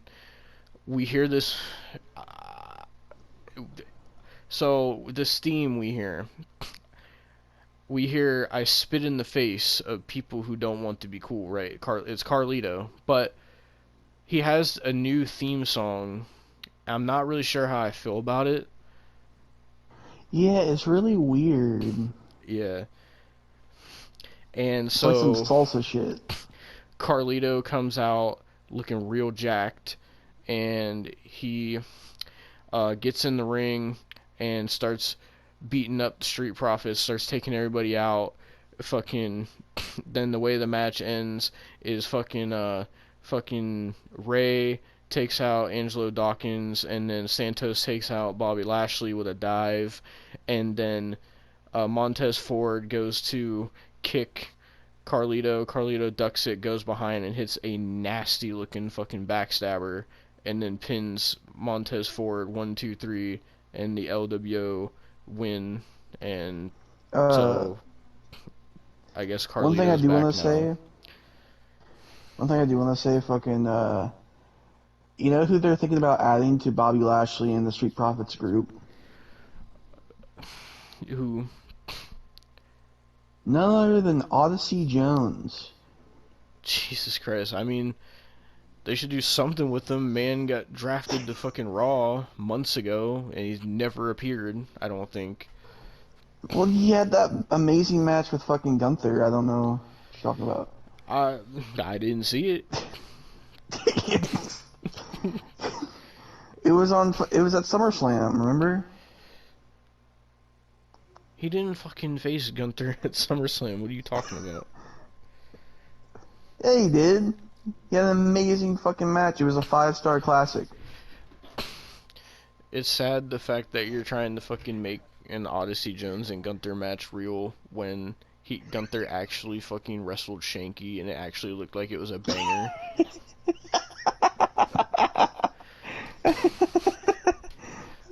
Well, Shanky's not at the company no more, okay? I know. So Like, why release Shanky? They could have got rid of Odyssey Jones. At least Shanky was on TV before. Odyssey Jones has had classics, Devon. All right, you can't. Shanky was out Can't here say with a having straight fucking face. barn burners in Can't say with a India. straight face. Can Yeah, only in fucking India. can fucking Odyssey Jones do the Vadi Vadi Vadi? I don't think so. I'm sure he could do it. Can Odyssey Jones rock the turban with a neck beard and a suit? I'm sure he could do it. Fucking, I miss Shanky, man. But so are they actually talking about adding him to that group? Yes, that's actually a serious thing. So are they legit just supposed to be like the new Hurt Business? Like I I don't know. fucking See, people online keep saying don't just because it's a group of just black men doesn't mean they should add more black people. That's not how this works. Stop adding black people. and, but then continues to just try to fucking add black people to the Hurt Business. well, according to Sean's View Entertainment, he thinks a good name for them would be Blackout. Oh no, Because I remember he got in no. trouble on Twitter for saying that. Oh, that's so racist. Not according to Sean, he said he saw nothing wrong with that. Well, fucking Sean's got that fucking Gen V penis, so I can't even. You You know, can't just even because we're fucking. talking about Sean, I'm gonna add that cringy ass picture he posted today of him decked out in all his John Cena gear. I'm gonna put that in the thumbnail. Oh, oh no. But let me see if I can find it real quick. Sean's View Ent.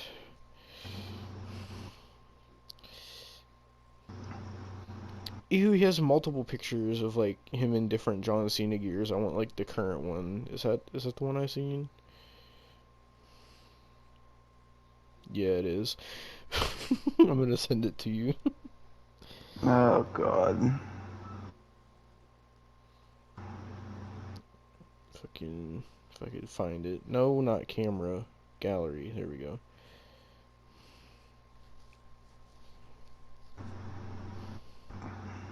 It says it's sending.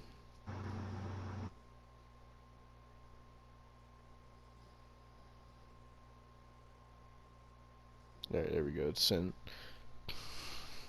Oh no. Like, what is It's that? so cursed. What is that face he's making? I don't know. but His eyes look so far apart. but yeah. So Carlito is back. He's actually wrestling, and they made him a new T-shirt and gave him new entrance music. So he must actually be back now. So I'm excited for that. Yeah. Hopefully he'll be in fucking 2K24. If not in the base game, hopefully as DLC at least. But um Hopefully. but yeah, fucking so Carlito returned, which was cool, no pun intended. Um then after that we got the women's triple threat for the WWE Women's Championship, which was Io Sky defending against Asuka and Charlotte, because Charlotte has to have a title match at every single fucking pay-per-view. And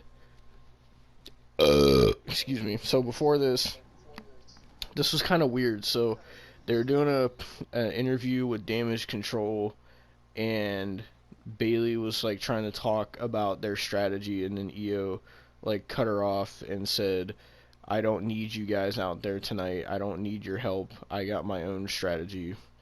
And so lately they've been doing this thing where Bailey and Io have been having like tension with each other, and Bailey's like putting Io in a lot of situations where she gets screwed over. So I'm thinking eventually they're gonna fucking turn on one another at some point. Yeah. So, excuse me. So Charlotte comes out first with this awful theme song. I don't know why that's her new theme. The shit goes like, it's like bow down to the queen, and then it starts playing Oh, a that theme. shit's been her theme since like fucking last year. I know Like it. last year around fucking the Rumble. I know, but fucking, I never actually sat down and listened to it until tonight. It's terrible. Oh yeah, it's fucking terrible. fucking, she's terrible as well. But I'll get to that in a minute. Then Asuka came out, and then Io came out. Um, and then we got this triple threat, which I will say I did enjoy it more than the triple threat at SummerSlam. Although Charlotte was still botching, like, everything she was botching. I don't know what is going on with Charlotte. She never used to botch this much. And it seems like ever since she's came back, she's just kind of been off and hasn't been the same. And the way she carries herself now and the way she wrestles is almost like she just doesn't care anymore. She probably doesn't, honestly. They're gonna give her a couple more title fucking reigns though. I know, which is what scares me, and I'll get to it in a minute. So Soon. this match itself, it was pretty good, mostly because Io and Asuka carried most of this match. It started off with Io getting taken down by Charlotte, and then Asuka spit the mist in Charlotte's face and hit her with the kick and tried to end it early. And then Charlotte was out for a bit, and Io and Asuka were doing most of the wrestling, and they worked so well together. Um, and then basically it would be where Charlotte would come in and like start taking everybody down, and then Io and Asuka would have to team up to take Charlotte out again. That was pretty much the whole match. I mean, fucking Charlotte was having a 5-star classic with the floor. Yeah. So. Fucking. There was one spot where Io did a moonsault to the outside, Charlotte did a moonsault to the outside. There was one spot where Charlotte did like a Samoan drop from the top while Asuka powerbombed her. Bars. Then there was, I'm trying to think. Fucking. I know there was one part where Bailey came out because Io was laid out on the outside, and Asuka, I think Charlotte was putting Asuka in the figure eight, and Bailey came out, and her and Io started arguing, and then Io got kicked in the face, and then Bailey got up on the apron to distract the ref, and while the ref was distracted, Asuka started tapping out, and Io did a moonsault off the top onto Charlotte and pinned Charlotte 1, 2, 3, and Io Sky retains, which I was very happy about. But Charlotte was about to win that. She was. Which is what I'm about to get to, because the way they ended this, I know what they're gonna do, because they're gonna have Charlotte be like, oh, well, I made Asuka tap out, so I deserve a title match. And then they're at fucking, I don't know if it's gonna be a Crown Jewel or whatever, they're gonna do fucking Charlotte versus Io Sky for the title, and that scares me because I don't want Io to fucking lose. Well, it's gonna happen eventually, Devon. Fucking, it really doesn't need to, man. She It's has better. she It's has better. 15 title reigns. I know, but she's gonna have a couple more, and it's better to just hail to the queen now instead of just fucking sitting there and regretting it later. Because I don't know. Like, I don't like Charlotte either, but like it's gonna happen. I've come to terms with that. It's gonna be a thing. Why can't Charlotte just go to Raw, man? Fucking. Because she likes SmackDown. She likes fucking politicking to get goddamn title shots all the time. Fucking. Well, I mean, she's got to be like her father. See, she can't do things for the boys, so she's got to do something like her father. So, do you think that they'll finally stop giving her title reigns once she passes Ric Flair's record? Do you think that's where it'll stop? Oh, hell no. No. Or you think it's gonna keep going? It's gonna keep going. So, you're telling me going. once she gets to 17 and breaks the record, you're telling me that they're gonna keep going until it gets to like 50? Probably, yeah. Fucking. But nevertheless, fucking Io wins. So I'll take my happiness now while I can get it. And fucking her and Bailey hug.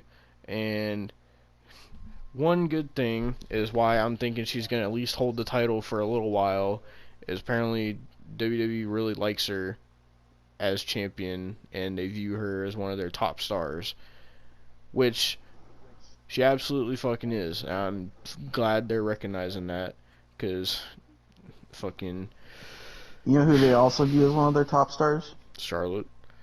Charlotte. Yeah. Fucking, I don't know why. I mean, they also, to be fair, they also viewed Ronda Rousey as one of their top stars too. Yeah, but we're not going to talk about that, Devon. All right. Yeah, we talked enough about that on the SummerSlam review. But Yeah. so after that, we had this cursed ad that was like Sheamus driving a monster truck, and then they had a part where Butch and Ridge Holland were playing with WWE wrestling figures. It was really cursed. Yeah. Oh fuck. Then they had a backstage segment where it was the Judgment Day. I don't think JD McDonough was there, but Damian Priest was like pissed, and he's saying that he like he fucking that his knee is hurt or whatever, and he's like pissed that they lost the tag titles. And he's like grabbing his briefcase and he's saying, "Oh, I'm cashing in tonight. I'm cashing in tonight." And then fucking they're trying to talk him out of it, but he's not listening. And then Rhea Ripley walks up to him because I guess she's just the leader of the Judgment Day now. I don't know when it switched from Damian Priest or Finn Balor being. Yeah, it was Finn Balor because I remember they fucking turned on Edge and Finn Balor was the new leader, and now it's fucking Rhea Ripley. For some reason, it just switched. I guess pussy power. I don't fucking know. But so Rhea Ripley fucking is telling him, "Oh, you said that you were only gonna cash in when you were ready, and you're not ready now. Your knee is hurt, so you shouldn't cash in tonight, or whatever." And then he hands her the Money in the Bank briefcase and sits back down because fucking I guess everybody fucking has to bow down to fucking mommy. So, but Some like that. Take it out of context. fucking that's what everybody fucking calls her now. So, but fucking I would rather call Rhea Ripley mommy than to sit there and, like we were doing in the AEW reviews and keep saying daddy ass all the time. Yeah, that's fair.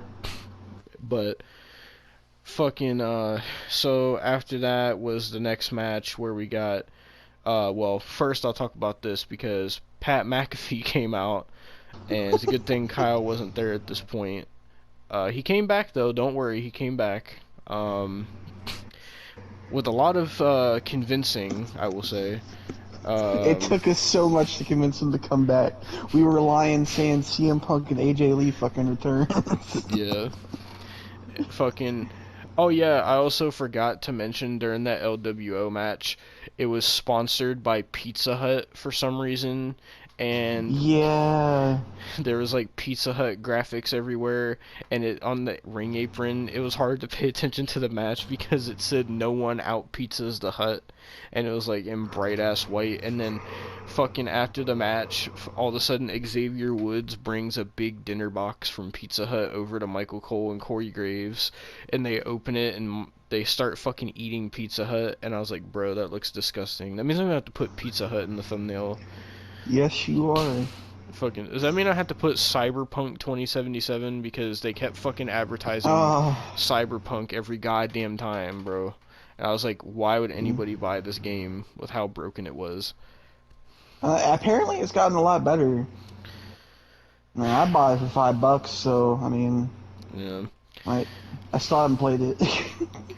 But so Pat McAfee comes out, and honestly, this promo was kind of just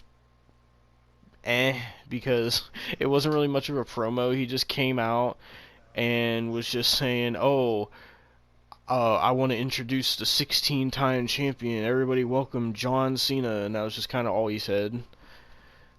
And Yeah. then he went on commentary, which I'll get to in a bit. So John Cena comes out, fucking, and I believe this is John Cena's first pay-per-view match since WrestleMania. Uh, so then, um, then fucking LA Knight came out, got a huge fucking pop. Apparently, they're calling him the mega star now or whatever. Um, Yeah. which honestly, Austin, I wanted to ask you something because I Hmm. remember back when we reviewed NXT Vengeance Day. I believe that's when LA Knight debuted in NXT. I think. Yeah. And then when they had that fucking, well, all the shit they did with LA Knight and NXT, I remember you saying at the time, like, that you were, like, a really big fan of LA Knight, and I remember you saying that hopefully one day, like, they treat him like a megastar. So, now, all this time later, what do you think about what they're doing with LA Knight now? I'm glad they're doing this with LA Knight because he's always been. I've always liked LA Knight. Because he had a great run and Impact when I watch, and Hmm. then I don't know if you know this. He went to NWA and had the shittiest run possible, Well, like I mean, it's ever. NWA, so I'm not surprised. Well, yeah, and that was at the time where Nick Aldis is like fucking holding the title hostage too. Yeah. Um, Did you know Nick Aldis is in WWE now? yeah, Yeah, yeah. apparently he's like a producer or something. I didn't know that until the other day. Because I seen like one of the matches, they were like, oh, Nick Aldis produced this match. And I was like, when the fuck did Nick Aldis come here? Nobody fucking said nothing. Yeah, fucking. But yeah, I'm glad they're treating him as he should be treated. I hated the fact that people were like, "Oh, he's like 40, he shouldn't be getting pushed," because that's what people were saying. Hmm. Like people were hating on them, saying that shouldn't get pushed because he's 40, and it's like, bro, like most of the top stars are in that age range. Like, Yeah. but yeah, fucking, I'm glad that they're treating him right. Vince wasn't. I will say, fucking that was Max Dupree. That was fucking bad. Oh my fucking god. I'll have to talk about this in the main event. What? Kyle sent a screenshot in the chat. He blocked Shinsuke on Twitter. Oh my fucking god. So Why? I don't know. But, so after LA Knight came out, fucking Jey Uso, or not Jey, Jimmy Uso, and Solo Sikoa came out with Paul Heyman, whose hair is like almost all white now, and they came out, and I like Jimmy Uso's theme, but I think I like Jey Uso's more. Uh, Yeah.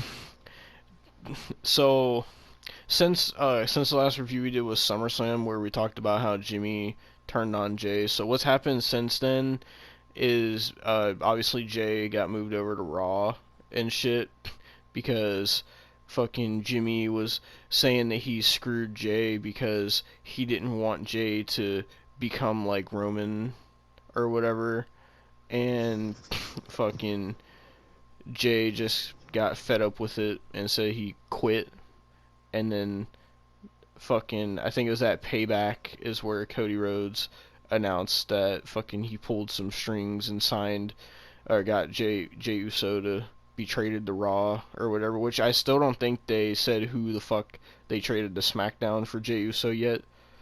But Nope. uh so fucking pretty much since then Jimmy Uso's been doing this thing where he's like trying to be part of the bloodline again, but they're skeptical, and like Solo is just kind of like cold to Jimmy, even though Jimmy's like trying but they're just giving him the cold shoulder. So that's pretty much the dynamic that it's been. This match was supposed to be John Cena and AJ Styles, but AJ got taken out by the Bloodline, so LA Knight got put in this match. Well, he put himself in it, rather. Oh yeah, by the way, when LA Knight came out, he arrived in a fucking Slim Jim car. So this match, it was pretty good. I think it was better than Cena's match with Austin Theory at Mania. And Yeah, that one wasn't that long, to be completely fair. I think honestly, tag matches kind of fit Cena better now, just because I could tell when he faced Austin Theory that he was getting like really fucking gassed and shit, and you could tell like Yeah. he's starting to get old. So this definitely made him look a lot better, not having to wrestle the whole match. But Cena still got it. Um, there was in the match where Jimmy tried to dab up Solo and Solo just ignored him, or like Jimmy would like tag him in and Solo would just like death stare him. Fucking, but fucking. Trying to remember what happened because all I can think of right now is just Kyle fucking screaming at the main event. Fucking. I don't really know exactly what else happened. I think fucking. The last thing I remember that match because that's when Kyle came back in the middle of that match, and we were trying to calm him down, make him stay because Pat McAfee was on commentary. So the only thing I really remember was LA Knight punching both Jimmy and Solo, and the crowd every time he punches going yeah yeah yeah yeah. And then I remember Cena hitting the 5-knuckle shuffle, and then LA Knight hitting the BFT for the win. Yeah.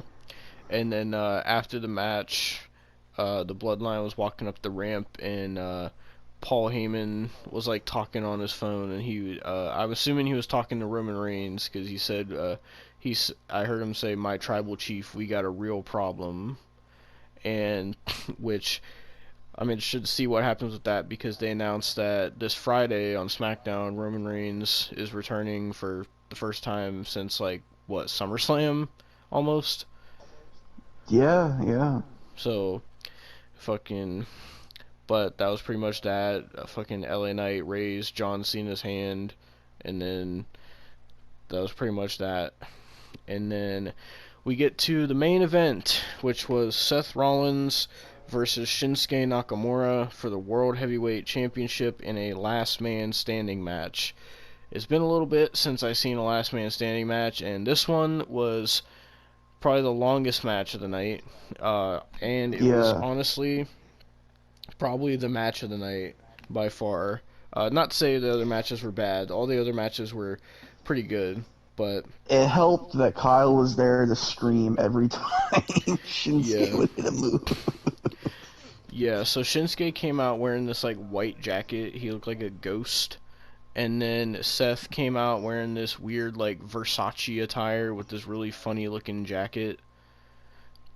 And then they had this match, and pretty much the beginning of the match is Shinsuke working on Seth Rollins' back because it's been a thing they've been talking about, how Seth Rollins is having like back problems, and it's why people are speculating that he's probably not going to hold the title too much longer. But so Shinsuke kept fucking attacking Seth Rollins' back, and then Seth was able to counter some of it. They were fighting on the outside. Shinsuke was slamming him into the barricade, and then Seth ended up getting a kendo stick, and he started whipping the shit out of Shinsuke Nakamura. And I've been hit with kendo sticks, so I know that shit fucking hurts. That shit stings like really fucking bad. And then fucking They got more weapons. They got tables, a trash can, chairs. Fucking, there was a ladder at one point. At one point they were fighting in the crowd towards the ramp, and they started going up these stairs, and Shinsuke ended up throwing Seth off the stairs onto this wooden box or whatever the fuck it was. Uh, and then they were fighting on the ramp, and there was one part by the ring where Seth Rollins exposed the concrete and he went for a pedigree, and Shinsuke back body dropped him onto the concrete, which looked nasty. And then fucking Seth tried to put Shinsuke through the announce table, but Shinsuke moved out of the way, and then fucking Shinsuke, when they got back in the ring, went for a Kinshasa, missed, and hit the table that was in the corner, but he didn't go through it. And then Seth hit him with a curb stomp, but Shinsuke got back up. And Kyle was getting pissed because he was saying the referee was counting too slow. He was counting normally. Yeah. And then it was funny because when he would count Seth, Kyle would start screaming and saying that the referee was counting too fast. So then Shinsuke or Seth sets up a table on the outside, and Shinsuke starts beating on him with a steel chair, puts him on the table, climbs to the second rope, and does a diving knee drop onto Seth Rollins through the table.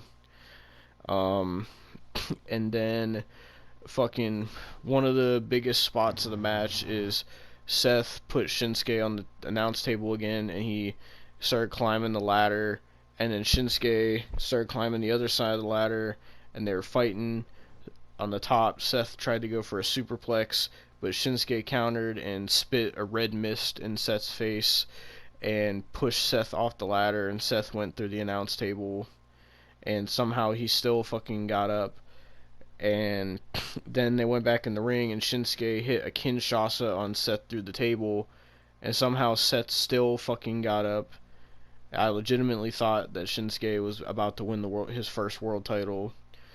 And then fucking they started fighting in the crowd again, and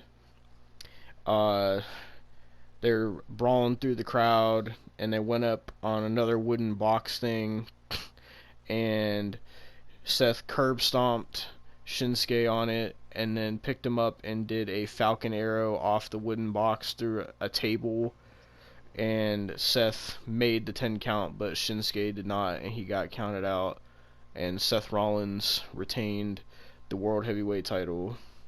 And as soon as that happened, Kyle screamed yes so fucking loud. Fucking our ears like almost fucking busted, bro. Yeah. Fucking and that's pretty much how Payback ended. Or not Payback. I don't know why I keep saying Payback. Fucking Fastlane. And you said fucking but overall I think Fastlane was pretty good. Definitely it felt like a big pay-per-view, but you could tell compared to something like a SummerSlam or Survivor Series or whatever, you could tell this was one of those like lesser pay-per-views, I guess. I don't really know how to put it. But they did announce Crown Jewel is going to be on November 4th. So fucking I don't know if I'll be able to watch that because I might have to work that day. And then later that month is also Survivor Series as well, I believe on the 28th, right? Yes. And then we shouldn't have a pay-per-view until the Royal Rumble after that. Yeah. Well, I mean, the only other thing they're going to have is NXT Deadline, I believe. Yeah, that's December.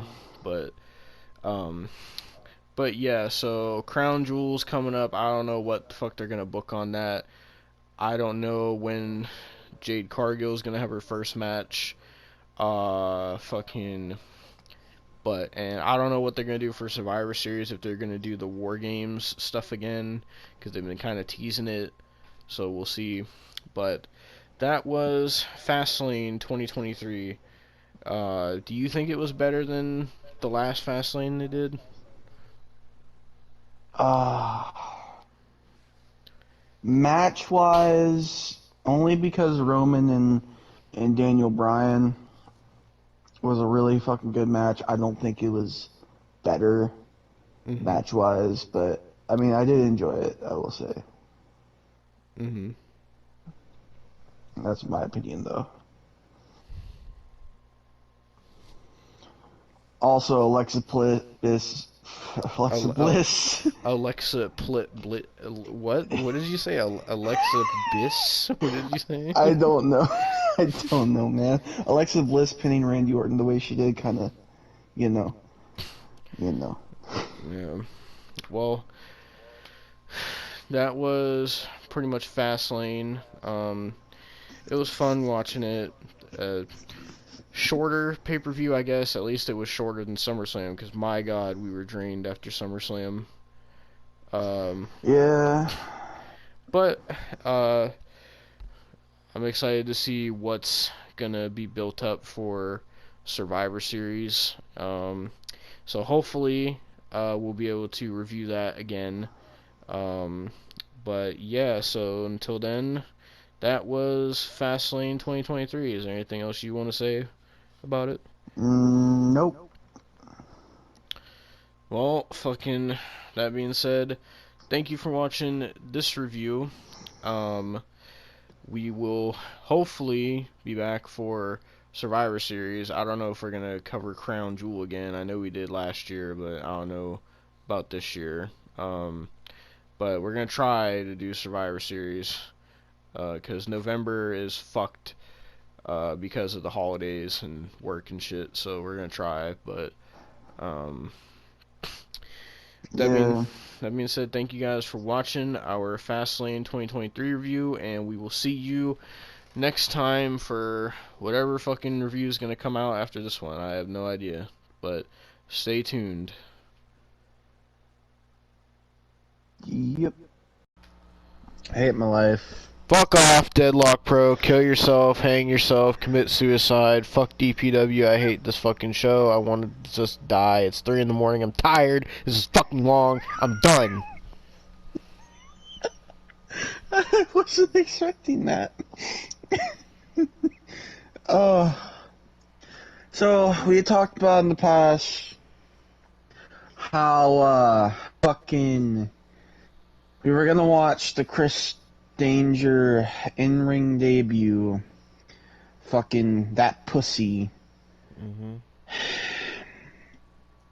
Only way we could is to watch the whole goddamn pay-per-view that he fucking debuted on. Yeah, this is called DPW World's Strongest. By the way, I had to pay $15 for this. Yep. Fuck you guys, Deadlock. And I'm canceling my subscription. Mm-hmm. No, I do not want to pause it. No, I want to cancel. Continue. Oh, I can get. Oh, it's telling me. Give me a reason why you're canceling. Subscription is too high. Content isn't interesting or meeting expectations. That's definitely one. I'm not going to use it, so yeah, I don't use it enough. No longer fits my budget. It never fit my budget. Oh, and other, can I specify? Oh, I could put a whole goddamn. What should I put in here? I have a whole box that I could do. Fucking whatever you feel is necessary about how god awful this fucking show was. This show was so bad. Company is worse than the XWF. There we go. XWF. Oh, Jesus Christ. Oh, I wasn't expecting you to say XWF. Go fuck yourself. Your subscription was canceled. Go fuck yourself, DPW.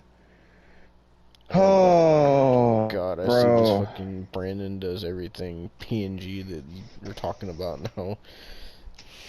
It doesn't even look like he's fucking all hard. Just looks like he's trying to be. He was at this fucking show, I'll tell you that much. And he was one of those people who were saying, "Oh, fucking, this is the show of the year.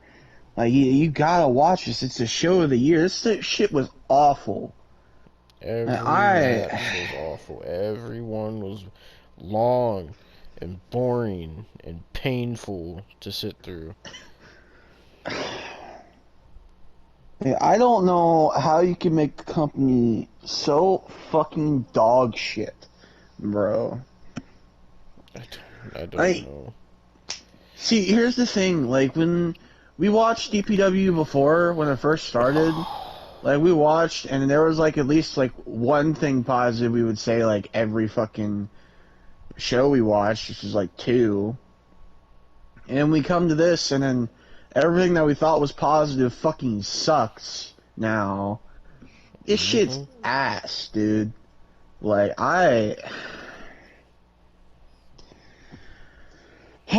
first match was a goddamn triple threat between 2 people I didn't really give a shit about, and then Jake something.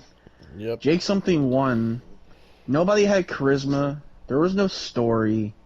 Nobody gave a fuck. They weren't selling any moves either.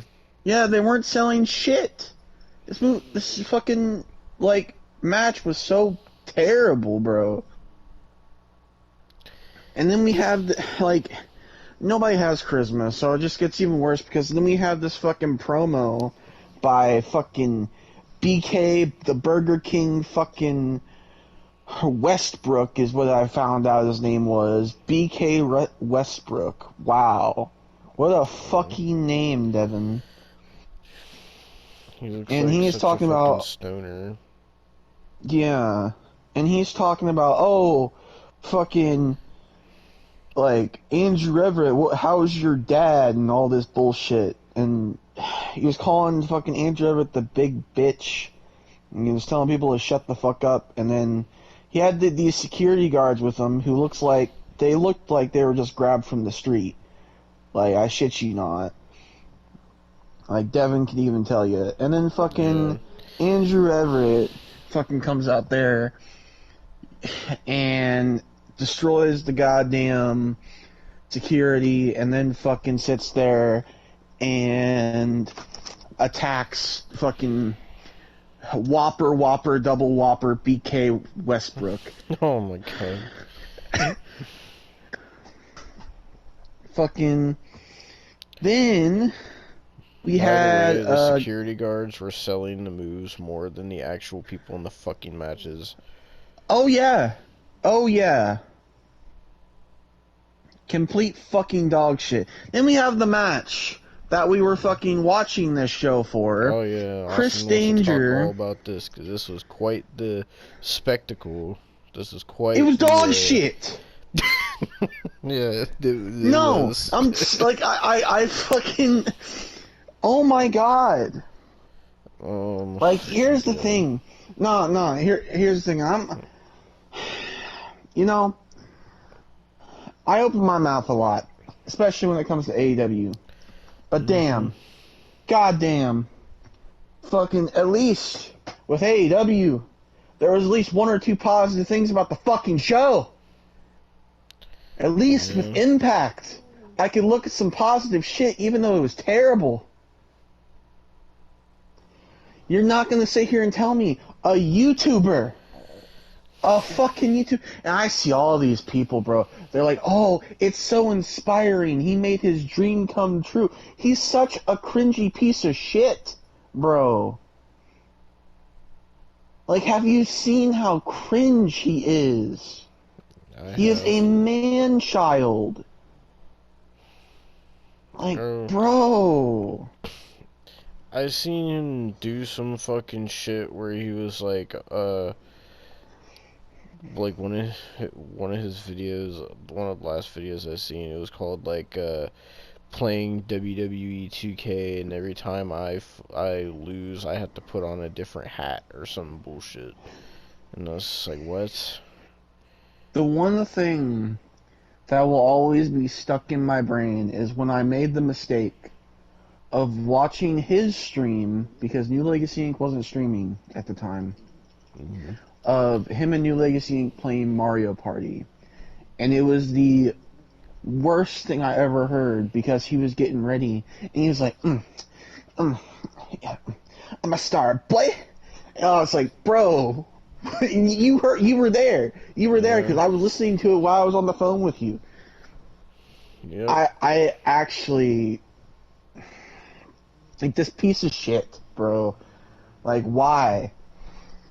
And, you know, I actually gotta talk about something else. Because, you know, it's one thing to be a supportive fucking wife and whatever, but oh my god, his wife is so goddamn annoying on Twitter. Fuck, bro. You know that's the chick that fucking the Great One got into beef with? Yeah. So fucking annoying. All she tweets about is him wrestling now. It's like, we get it. We fucking get it. God damn, tweet about something else, you bitch. God. You are such a fucking cuck, dude. And he sat there and he faced Sean Spears. Yep. Because why? Because Sean goddamn Spears, that's why. And Adam Cole exploded his whole goddamn ankle, so... Which, honestly, at least it wasn't Adam Cole, because Adam Cole would have been so much worse.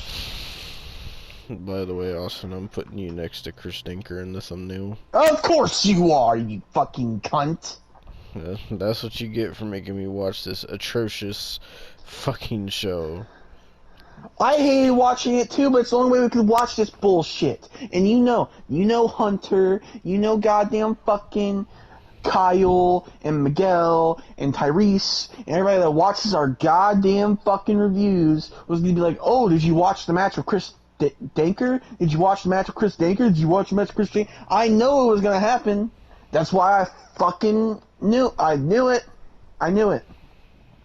And by the way, if Brandon does everything, or fucking Johnny, or fucking who else fucking knows, like, I don't, any other YouTuber, if fucking Nostalgia Critic sits there and wrestles in DPW, I'm not watching it.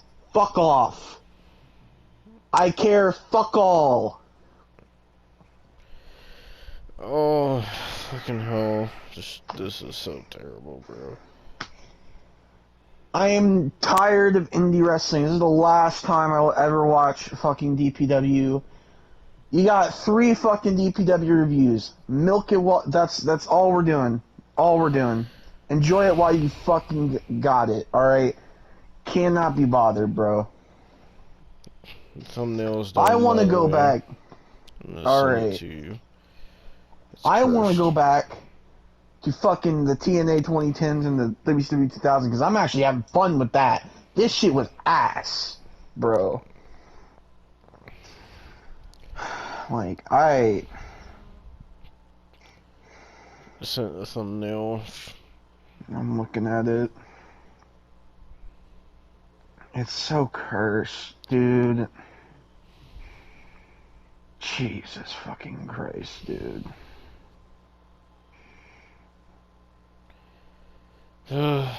Fucking this show, now that I'm done with this thumbnail, this show was legitimately one of the worst shows I've ever seen. It was 3 hours and 18 minutes long.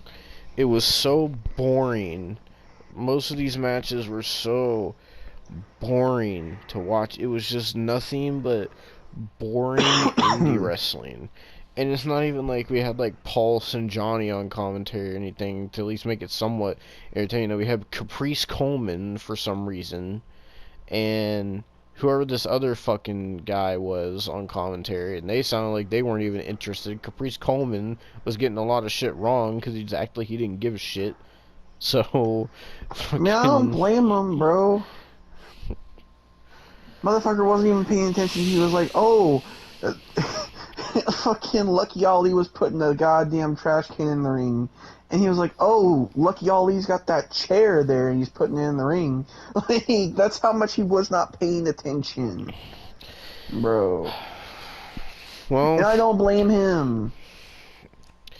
well, I guess since we mainly watched this for the Chris Danker match, we might as well go into detail about the Chris Danker match. I might as Because, well. because Fucking. fucking Chris Danker made this quite the fucking spectacle. He tried to make this something that it could never be, which was good. And he fucking came out with this whole ass entrance acting like he was so hard. By the way, his theme music is like some shit from WWE 12. It was called like the fucking gold medalist theme or some shit. Here, let me find it. It was so just like he thought he was so cool. He thought he was such a cool motherfucker, bro. Like he really did. And by the way, he came out and he literally made his gear that he would make himself in the 2K games. Yes, it's the exact fucking gear, too. Yeah. Okay, Could let not me see. I imagine think how this much is it. money he spent to get that made, honestly. I probably a couple grand. I don't even want to know. Yeah, it was this one.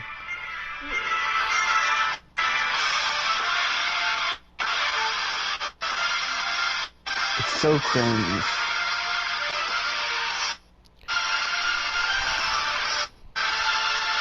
By the way, this is a custom Titantron. For Chris So Dinker. Yes. Oh my god, what did they put in the Titantron? I'll just send it to you because I can't be bothered to even explain it. There you go. Sending.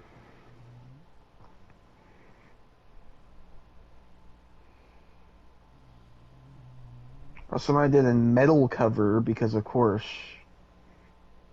Oh, there's another fucking custom Titantron. And another one. I fucking hate him so much. So goddamn much, dude. You sound like Actually ABGN. pisses me off. He said, and another one, and another one, and another one, and another one. I still haven't got anything yet. I sent it to you. Oh, it still says sending. No, I haven't got it. The fuck?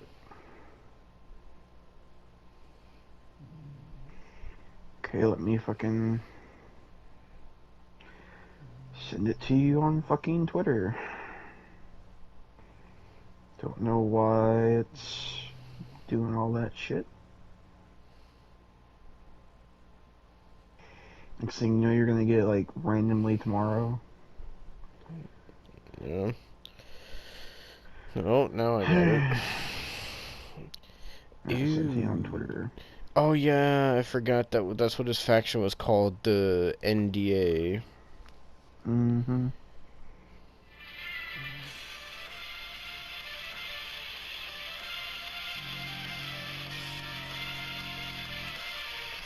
But this is what he came out to in his entrance.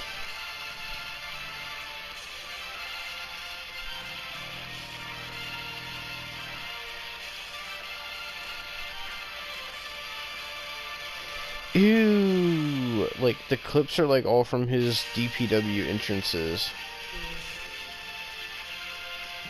Jeez.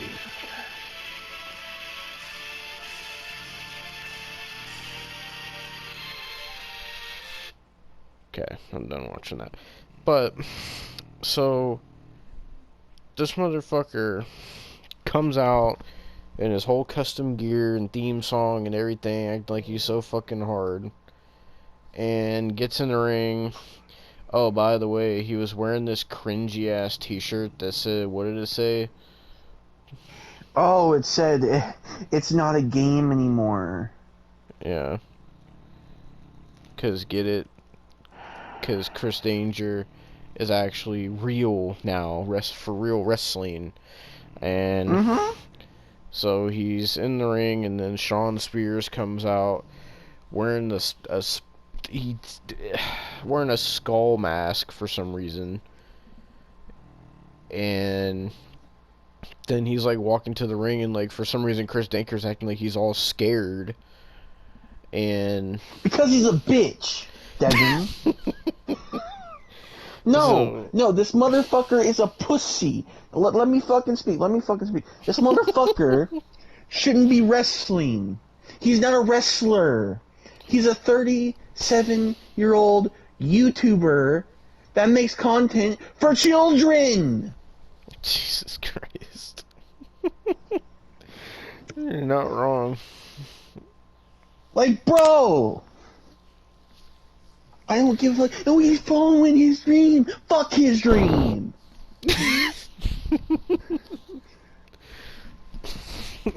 Fuck his wife, too. Oh my god. She had the gall to tweet after the fucking match happened. She was like, "Oh, fucking, if you wanna block me now because this is now a Chris Danger simp account. Fuck off."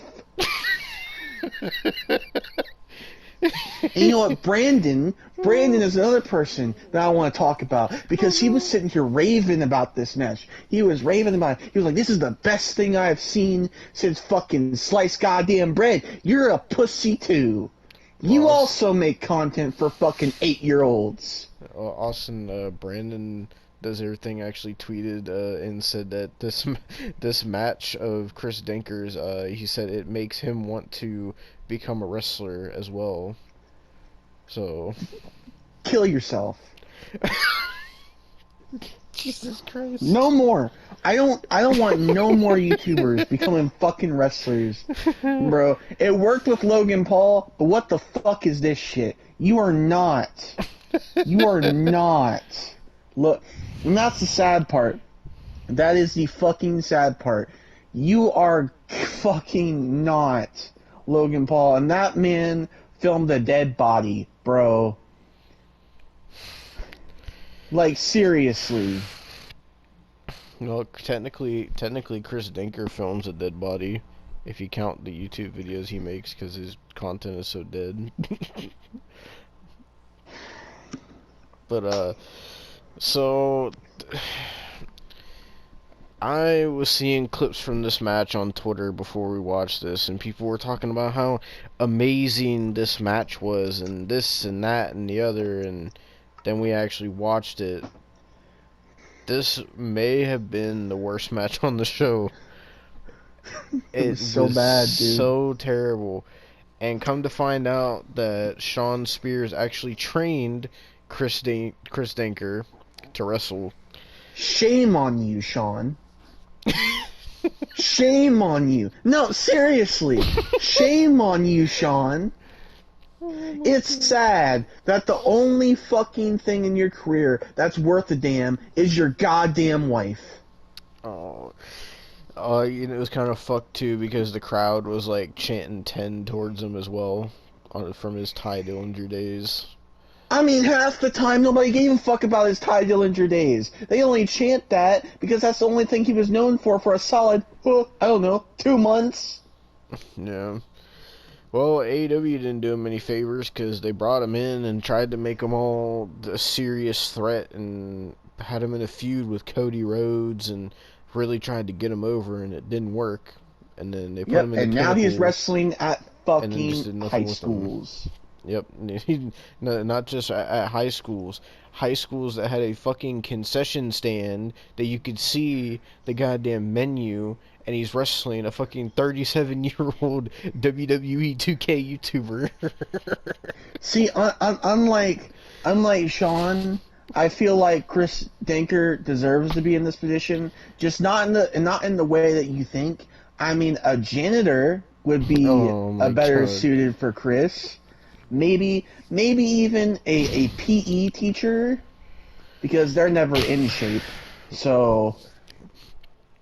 Oh, but Austin, I'll play some of this after we're done talking about this match, because Chris Danker uploaded a video to his channel talking about his debut match. Oh yeah, I know. He uploaded that, and then he also did a promo on DPW, which we'll get to because I want to tear that apart too, because he was crying like a little bitch. Yeah. Well, fucking so the match itself was very bad. Chris was pretty much getting his ass kicked at first, and they were trying to make it a thing of like Shawn Spears wasn't taking him seriously as a wrestler or whatever. Why should he? He trained him. I don't know. So Shawn Spears is like beating his ass and like throwing him outside the ring and everything. He's trying to get a count out victory and shit, and then but they keep showing Chris Denker fighting back and getting in the ring, and Austin, Chris Denker, he has the heart, he has the will to win, to keep getting back up. He's got that dog in him, Austin. I can't even say that with a serious face. And so He's got the dog. No, you're right. He does got the dog in him. You know what kind of dog? A Chihuahua. Oh my god. Well, I mean, he could technically have a dog in him, because he could have went and got a hot dog from the concession stand, because it was right there. That is true. That is true. I mean, it's like they say, you know, go out here and kill yourself for $1.50 and a hot dog. So, but Chris starts fighting back because so he kicks Shawn Spears in the stomach and goes on the top rope. And you want to tell them what happened? What move he did? Because Austin got Canadian pissed. Destroyer. Yep. That's what he did. Kill yourself, Chris. Not even just the Canadian Destroyer. He did the Panama Sunrise. I want to bash his brains in. This match was originally supposed to be Chris Denker versus Adam Cole before Adam Cole got hurt. So then Chris Denker goes outside and gets a table, and he can barely lift the fucking thing, and he gets it in the ring, and then Shawn Spears sets the table up, and then fucking motherfucker goes to pick up Chris Denker and accidentally knocks the referee down in what Austin said was a cheap ref bump. And then Chris Denker counters, and he hits a spear on Shawn Spears through the table. And after he spears him, he has this like giant gash in his arm. It's like deep as fuck too. Like he took a whole chunk out of his arm. He also has a gash on his. He also has like a slash on his fucking face too. Yeah. Oh, and this is where the crowd. This is the first time Austin got angry at the crowd, because this is when the crowd started chanting, "This is awesome." It's not. And Austin was getting mad too, because the crowd kept going, "Danger, danger, danger." This is so terrible, bro. And so the match goes on, and Shawn Spears starts kicking his ass again, and then fucking sits here and hits his finisher on Chris Denker, and Chris Denker kicks out. And Austin was like, why the fuck is he kicking out? It's because he's Chris Denker, Austin. He's got the heart and the fight and the will to win. It's his dream. And so Chris Denker ends up hitting his finisher, which apparently is the Eat Defeat, apparently. Oh no, but that's not what the marks were calling it. You know what they were calling it? What? It's so fucking cringe. The Taste of Danger. Taste of Danger? What? How do you even come up with that? What? It's Chris fucking Denker. How do you think? He has no life. Oh my god. Well, but he does have a life, Austin, because remember when he was beefing with the Great One, and he called the Great One a loser and said that he would never be on Chris Denker's level, and that Chris Denker has a hot wife? Don't you remember that? His wife's a butterface. So Oh my god. So, Chris Denker only hit like 3 or 4 moves in this match. He barely did anything. He got his ass whooped most of the match. And then Sean Spears hit 2 pedigrees on him and pinned him 1, 2, 3. And then dog shit. at the end of it, like, Sean Spears helped him up and like shook his hand and like raised Chris Denker's hand and then walked out of the ring. And then one of the commentators said that they compared, I can't believe they said this. It wasn't Caprice Coleman, it was the other guy. And he compared Chris Denker to Kobe Bryant. I'm not even joking. Because he said that Chris Denker is like Kobe Bryant, where he just won't stay down. He just won't quit.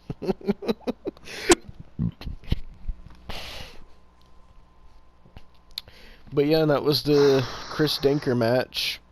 But we didn't only just have that match, because you want to tell them about Chris Denker's promo also? Oh yeah. Sean Spears was talking about like, oh, I trained him, whatever. And fucking Chris Taker, he's crying. He's crying like a little pussy. And he's like, I don't need years for this. I waited 8 years when I was 29 years old in my mother's basement. Go fuck yourself. Oh, but Austin, you want to hear what he said on his YouTube? No, you go ahead. Just like, I feel like this is gonna be like a Brandy Rhodes fucking Rhodes to the Top trailer situation. But go ahead. This he posted this 8 days ago. It says great. my pro wrestling debut. Now, since we've done one of these little sit down videos, we usually only do it when there's something important to talk about, and You're not important. I would say this is pretty important. For No, it those wasn't. who don't know, this Sunday, November 12th, I will be making my in-ring professional wrestling debut at DPW World's Strongest in Durham, North Carolina, against an opponent to be chosen by a man named Adam Cole. The original plan, for those that also may not have been aware, the original plan was actually Chris Danger versus Adam Cole, which is crazy to say out loud. But unfortunately, he got a It would have been pretty worse. serious injury. So He's going to be out for a little bit. It's going to take him some time to get back. So, you should have got injured. his health and well-being is far more important. So obviously, This video is like wish him nothing 7 but minutes, by the absolute way. best. But when I spoke to him after he got hurt, I pretty much just said like, what do I do? Like, what do I do? Nothing. now? You should have retired, We didn't there? spent this time building up this Should have retired, cool and didn't there? unique moment for wrestling fans. At least I thought it was really cool. It was a cool moment for wrestling And I fans, said, Austin. what do I do? No, What it do I wasn't. do? Do I wait for you to be ready? I just sit on the sidelines, and he said You to should have. me, do what you feel is right. You didn't. So I decided that I am not waiting. I am You should have. absolutely done waiting. You should have I waited have forever. worked insanely fucking hard for this. Harder than I've ever worked for anything in my life. For the last year, I've dedicated my time, my life, my body, Mm-hmm. my mental well-being to, lifting, training, getting ready, just trying to be the... He was lifting, You didn't Austin. lift best shit. version You of didn't lift myself. shit. What did you lift? The fucking And all along the way, goddamn constantly fucking questioning, teddy bear weights that am I good enough SpongeBob yet? had? Oh have no. I put on enough size? Should I have just stuck to being a manager? Just all this this shit every day over and over and over going through Shouldn't have my done mind, anything. Should have stayed on your fucking couch and sat on your your fucking chair and made your stupid ass Fall Guys videos for 5-year-olds. If I have this in me. I believe, You I'll be don't. honest with you, I believe that this is the type of shit I was built for. Big moment, big crowd, all eyes on me, let's fucking go. Oh my god. Big That's crowd? just the boy band days, you know, like that just, it fuels me to a level I can't even describe, but at the same time, I'm throwing myself into the very, very deep end of completely uncharted territory. And I don't know Just throw yourself in the fire. what's going to be waiting for me on the other side, but again, I need to find out. I have to know. Because at the same time, No. I'm not, See, that's the thing. 19 anymore. You didn't. you know, this might be the only chance I get. And You shouldn't have had I one. made Cole promise me that whoever he chooses is going to be someone of equal challenge, of equal importance to create this moment for fans that I've been wanting to for so Equal. long. And to think about where this all came from, and the fact that it's you know, all this is built on a fictional character from a YouTube channel that just took on a life of its own. Like, I joke a lot that, you know, whatever 1.5 million people aren't subscribed to me, they're subscribed to Chris Danger. And what we've built from You're that, so lame, bro. and what I've been able to set in motion because of you people who have supported me from the jump, there's nothing like this. There's nothing like this. We did something no There one shouldn't has be. ever done before. There will always be It shouldn't have been done. influencers and celebrities and outsiders, whatever you want to call them, just, you know, trying to make their way See, no, pause it. into Pause it. wrestling. No, Oh, because you're no. sitting there. There'll always be influencers and celebrities. You're not either one of those, bro. You're not a celebrity. And you're definitely not a big fucking influencer.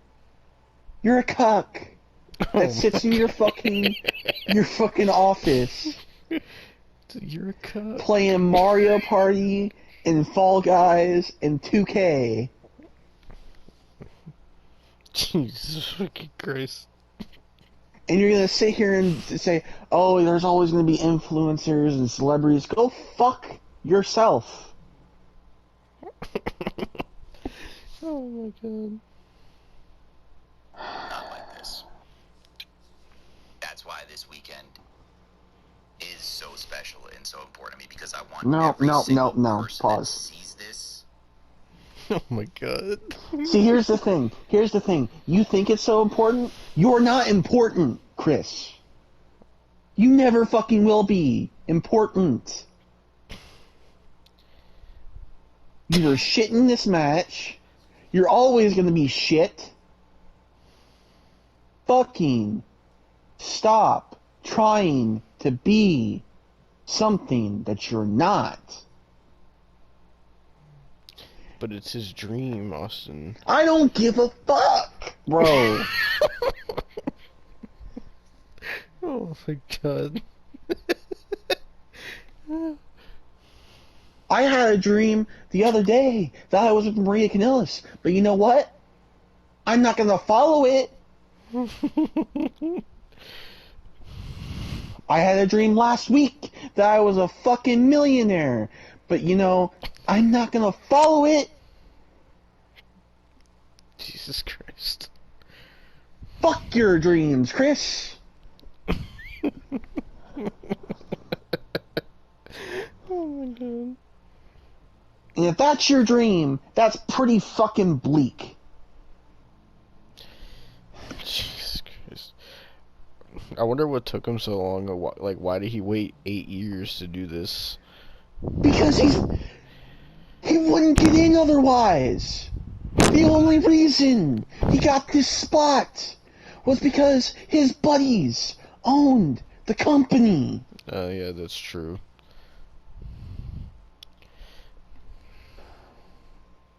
You really think,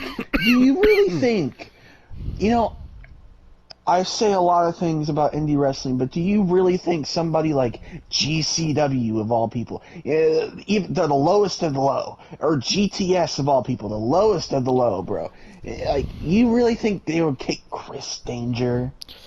Go fuck yourself. GTS maybe. GCW probably not.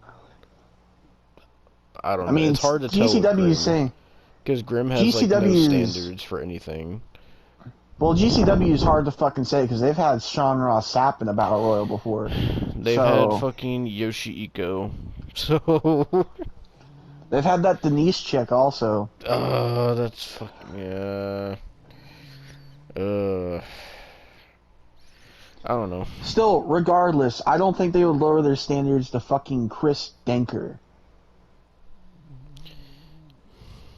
Well, he said Austin. He said there's always going to be influencers coming into the business, but he said, but it's nothing like what he did. So what he's saying is Logan Paul coming to WWE. It's nothing like Chris Denker coming to DPW, Austin. It's not the same. It's not on the same level. No.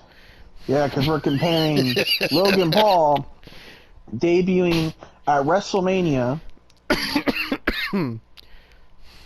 and winning. See, that's the key word here, Chris. Winning his debut. And then, with only 8 matches, winning his first championship. What have you done, Chris? You've had one shitty match in a high school gym with a bona fide jobber, and you lost Yep. to the jobber. Yep. That's like, Devon, see, here, this is what this is like. That is like in 2010, if they sat there and took goddamn Nick Hogan, put him in the ring.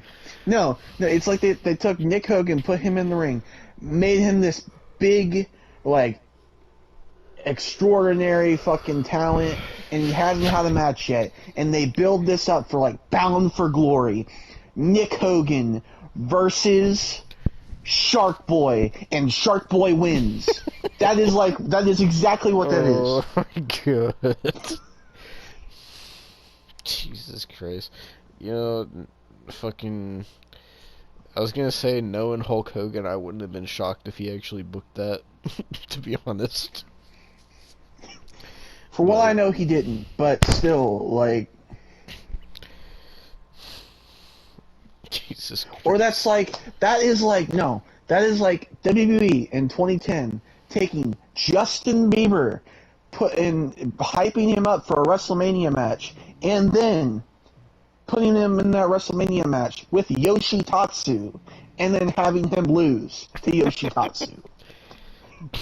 Jesus Christ. Well, see, fucking Justin Bieber he's not an influencer, Austin. He's just a music artist. He's not an influencer on the level of Chris Denker. Who does Chris Denker influence? Apparently, from what he says, 1.5 million people that subscribe to Chris Denker. That's what he said. Yeah, let's go to his view. Let's go to his view count. No, let's go to his view count. Well, on the video I'm playing, it only has 91K. Oh wow, 91K. Let's see what his main videos get. It's like anywhere from 100K to 300K. Okay. Depends on the video, I guess. 3 days ago, hitting the tombstone in every WWE game, 57K. You're really influencing people, Chris. You know what you should influence? You should influence a rope and chair. Oh my And you should God. influence that rope to tie itself into a noose. That's what you can fucking influence. Go Oh. on and play the rest of the video. Alright. There's about a minute and a half left. Believe that Great. if they wanted to, they could go do the exact same fucking thing.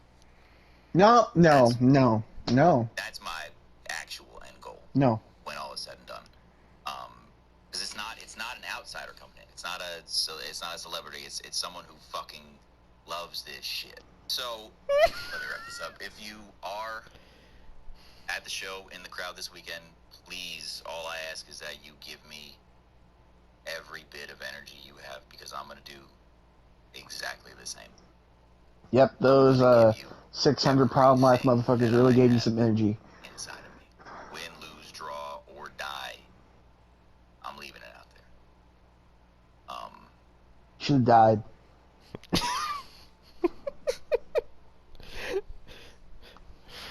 Just thank you. Thank you to everyone who supported me, everyone who, helped make this moment possible. The people that have rocked with me for so long. If you've ever watched a video of mine, if you downloaded, Chris Danger's CAW for your universe mode, whatever the hell. Your videos are shit. None of this happens without you guys and without that support, and I will never forget that or take that for granted. So,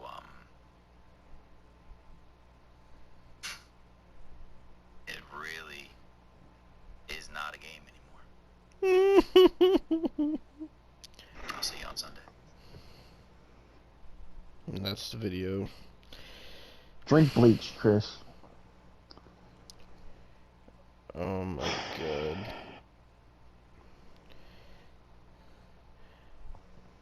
Well, Austin, this is the kind of influencer he is. 1 month ago, I put Chris Danger in today's WWE.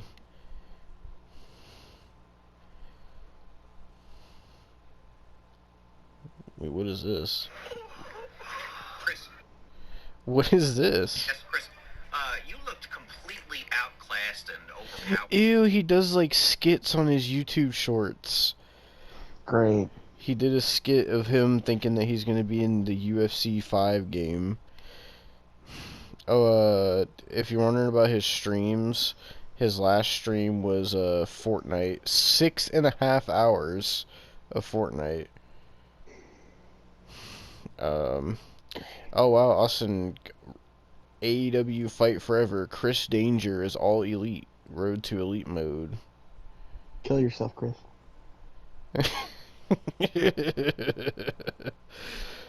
God, he plays so much Fortnite.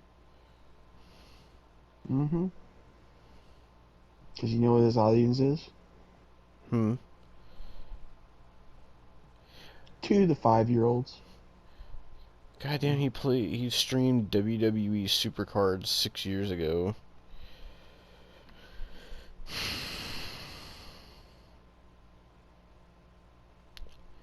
Oh, he has a store, apparently. Oh my god. He has a pink phone case that says, Denker, I hardly know her, $20. Danger Zone Eagle Eye t-shirt, $22. Chris Who would buy Danger that? Chris Danger Homecoming vintage t-shirt, $18.99. Oh no, I might have to buy you this, Austin. Chris Danger ugly Christmas sweater. I don't want that. Fuck no, it's $41. I'm not buying that. Holy hell. I thought it was gonna be cheaper than that.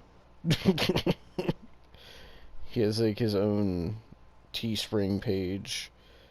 What's all on here? Oh wow, when I try to go to it, it says 404 page not found, no longer exists. Well, I guess fucking his store is down.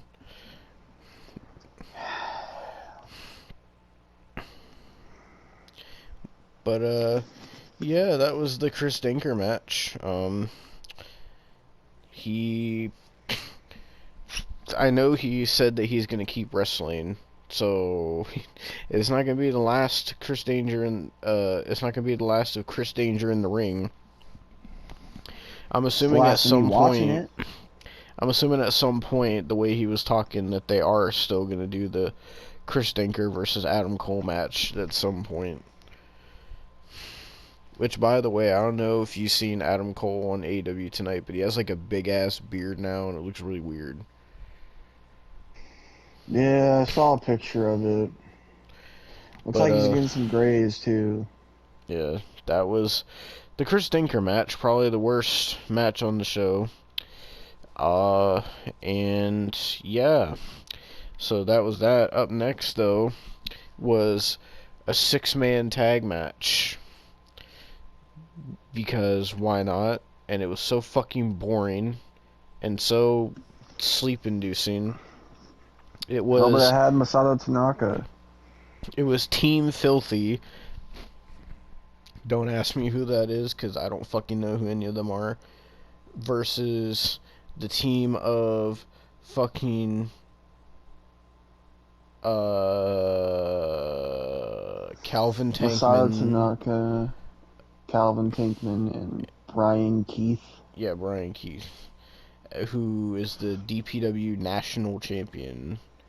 And he looked like he was wearing some fucking pregnancy pants. Yeah. I mean, it was a 6-man tag. It went like fucking 20 minutes, and it was really fucking boring. And Masato Tanaka was the only entertaining thing in the match. And he was barely in it. Yeah, so... and there's not really much to say about it. It was just a boring 6-man tag. I don't know why they booked this. I just don't. I don't know. This was boring.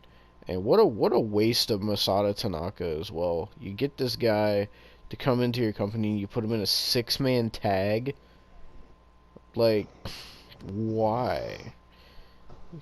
You know, if anything, I would have rather seen fucking Chris Danger versus fucking Masato Tanaka. At least, it would have been fun seeing Tanaka kick his fucking ass. You imagine Masato Tanaka blasting Chris Dinker in the face with a chair like he did to Mike Awesome back in the day. Oh, that... I would dream of that.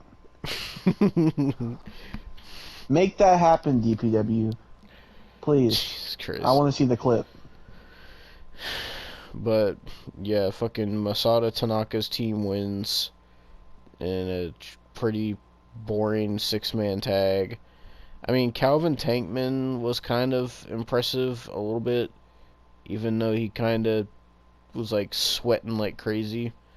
But... he's someone I could see probably going to WWE at one point. yeah. Fucking... when it comes to Brian Keith, I don't know what the fuck his gimmick is even supposed to be. Motherfucker came dressed like Terry Funk and fucking had these weird, like, Steve Urkel, Kevin Nash pants on. I don't know what the fuck these were. And he's just weird as fuck. And the other team was weird too. They had these weird, like, pink and, like, baby blue pattern trunks with, like, these tiny ass knee pads. And it just looked super sus. And it was really, like, what the fuck is this, bro? Yeah. But that was the triple threat. Fucking... wasn't next the fucking women's match? I'm looking because you fucking sent these in order. So, yes, it was. Okay. So, fucking terrible. okay, so here's the deal. I'll talk about this match and the next match, and then you could talk about the last 2 matches. Okay. Because these 2 matches are the ones that piss me off. So, this match was for the DPW Women's Championship.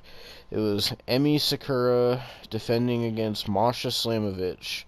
Emi Sakura, who is signed to AEW, and Masha Slamovich, who is signed to Impact. And apparently she's the WXW Women's Champion. Now, don't know why she's getting a DPW Women's title shot. I don't know. Because the only match that they even showed any kind of story for was the 2 main events and Chris Denker, and that was it. None of the other matches had any sort of story or promos or nothing. They were just like, oh, here you go. Get your fucking hot dog and your fucking soda pop and your chips for $1.50 and sit on your fat ass and leave shit streaks on the goddamn chairs. Bro, there was so many fat people. There's this one fat motherfucker that had a old bowl cut ass haircut, bro. On some Oliver Tree looking shit. Like, It was shorter than Oliver Tree's bowl cut, bro. It was like a short ass bowl cut. fucking. There was another dude in the crowd that had like this gray shirt on. He looked like he was on an episode of To Catch a Predator.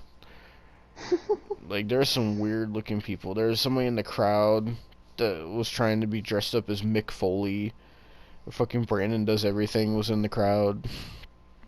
Fucking apparently Tony Pizza Guy and them were in the crowd, Austin said. Yeah, I saw Mr. Anthony Douglas, but I did not see Johnny or Pulse. Yeah, fucking. Well, to talk about this god awful match, Masha Slamovich comes out first, then Emi Sakura. Now, why was this match so bad? Well, because. Also, I should mention, for some reason, that Aki guy that was in the triple threat at the beginning, he comes out with Emi Sakura for some reason. Don't know why. But, so, this match was bad. Not because of Masha Slamovich, because she can actually wrestle. Emi Sakura is so goddamn trash at everything she does. Every fucking thing I've ever seen this goddamn woman in is so god-awful and cringe, it makes me want to fucking shoot myself every time I see her. Because fucking I've literally fucking, you can go back on this Clips channel and fucking listen to my reviews of Dark and Dark Elevation, where I talk about Emi Sakura and how god awful and cringe she is, doing fucking "We Will Rock You" chants and fucking doing this weird electric chair move and screaming Transformers and fucking all this weird ass shit, and sitting here training goddamn Riho to wrestle when she was 6 years old, like, and just like, she's so everything. And then she does this thing where like she says she like deserves a shot at the AEW Women's title. AEW barely even books her anyway, which is good. And then fucking sits here and like cries about it. There's like videos of her crying, and she sits here and like cries on Twitter about it. I'm just like, bro, like, fuck her. Every time I see this woman wrestle, she botches, she's cringe, she's just terrible. I don't like Emi Sakura. Like, I just don't. I don't like anything she does. I don't like her cringy ass gimmick. I just don't like her at all. And everything she did in this match was terrible. She was botching. She was fucking not selling. She was doing all this cringy shit. And it looked like fucking Masha Slamovich was fucking shooting on her, because this fucking cunt doesn't want to sit there and learn how to fucking do a wrestling match and sit there and do all these fucking theatrics that they do in fucking goddamn DDT Pro in Japan, or whatever fucking shit they do over there. Fucking sitting here trying to do this shit, it looks fucking ridiculous. Like, fuck Emi Sakura. This match, the only times it was good was when Masha Slamovich was hitting moves. But it can't ever, things can't ever go the way I want, because the show was already so boring and awful and terrible by this point. And then of course, the woman that can actually wrestle, she doesn't win the match. No. Emi Sakura wins off a shitty botch and pins her 1, 2, 3. And then Masha Slamovich at least tries to show her respect. And then this cunt just doesn't want to shake her hand. And I'm like, fuck you. And I couldn't tell if I think she's supposed to be a babyface. I don't know. And I don't care. And like, this is the woman you choose as your DPW Women's Champion. Fuck you, DPW. And that was pretty much the women's match. It pissed me off, but not as much as this next match, because my god, do I got some things to say about this match. Let me sit up real quick, because because Austin knows how mad I was during this. So what was the next match, you ask? Well, It was for the DPW World Tag Team Championship. It was the tag team champions, the Workhorsemen, taking on the team of the grizzled young veterans of James Drake and Zach Gibson. Now, you might be wondering, James Drake and Zach Gibson, weren't they in NXT? Yeah, not anymore. Because the last time we talked about these motherfuckers, they were on NXT. And, well, earlier this year, these motherfuckers requested their release from WWE. They got denied, and I believe their contracts ended at sometime during October. And so they were released, and so right after they were released, these two motherfuckers showed up in DPW. Some reason, that was the first place they decided to go to. Not like there's any other options out there, you know. But these two motherfuckers show up in DPW to confront the Workhorsemen, and the crowd is marking out, and oh my god, it's the grizzled young veterans. And then what pissed me off, first of all, was these motherfuckers go on Twitter. Now, if you don't remember, the last kind of thing they were doing in WWE before they left was they were part of this Joe Gacy's group called the Schism, which was like Joe Gacy, fucking Ava Raine, fucking Zach Gibson, James Drake. I don't remember if anybody else was in it, but they were like this dark, like mysterious group or whatever. And fucking apparently the grizzled young veterans didn't like that too much, because when they got released, they decided to go on Twitter and start running their fucking mouth about WWE and saying, oh, DPW is real wrestling. This is where we want to be. This is the big time. This is our breakout moment. Shut the fuck up. Sitting here saying, oh, we don't need any stupid gimmicks. We don't need any stupid lighting. We don't need any creepy characters. Yeah, you don't need any of that. I guess apparently you don't need a crowd either. I guess apparently, I was saying you don't need fucking, actual people that know how to book the fucking show to be booking you, and you want to go off of fucking a bunch of wrestling YouTubers booking you. And yeah, you guys just seem like you're straight up fucking cunts. So fuck you, Zach Gibson, and fuck you, James Drake, talking about fucking how you're one of the greatest tag teams. You ain't shit, okay?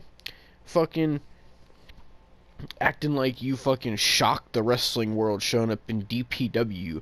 Motherfucker, DPW ain't shit.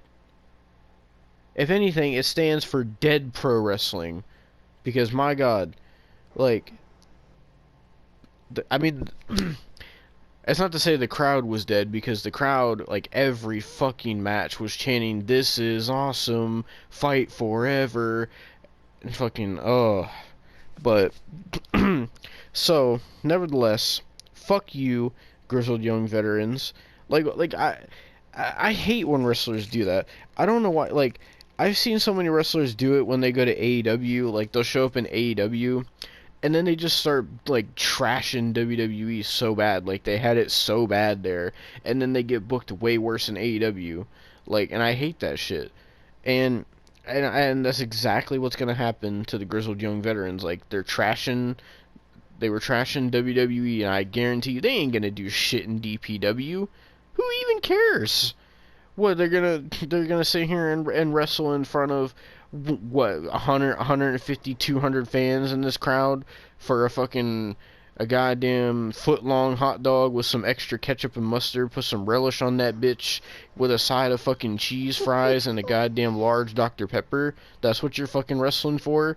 Zach Gibson and James Drake? You want to sit there and goddamn wrestle in the high school gyms where you can see the fucking pictures of the goddamn fucking high school teams every year they won the fucking football games, that's where you want to wrestle, where you got 500-pound fans that leave dookie streaks on the chairs? Are you guys gonna stay after the event and go around and be fucking sniffing the seats and licking the dookie stains, fucking grizzled young veterans? Is that God. what is that what you're gonna sit there and do? Is that what you? So you're telling me you would rather lick shit stains off of seats than sit here and wrestle in NXT? That's what Oh, you were doing. oh, So you would rather, oh, because pretty much you going to DPW is just you licking shit. So you want to lick shit instead of wrestle in NXT. Okay, well,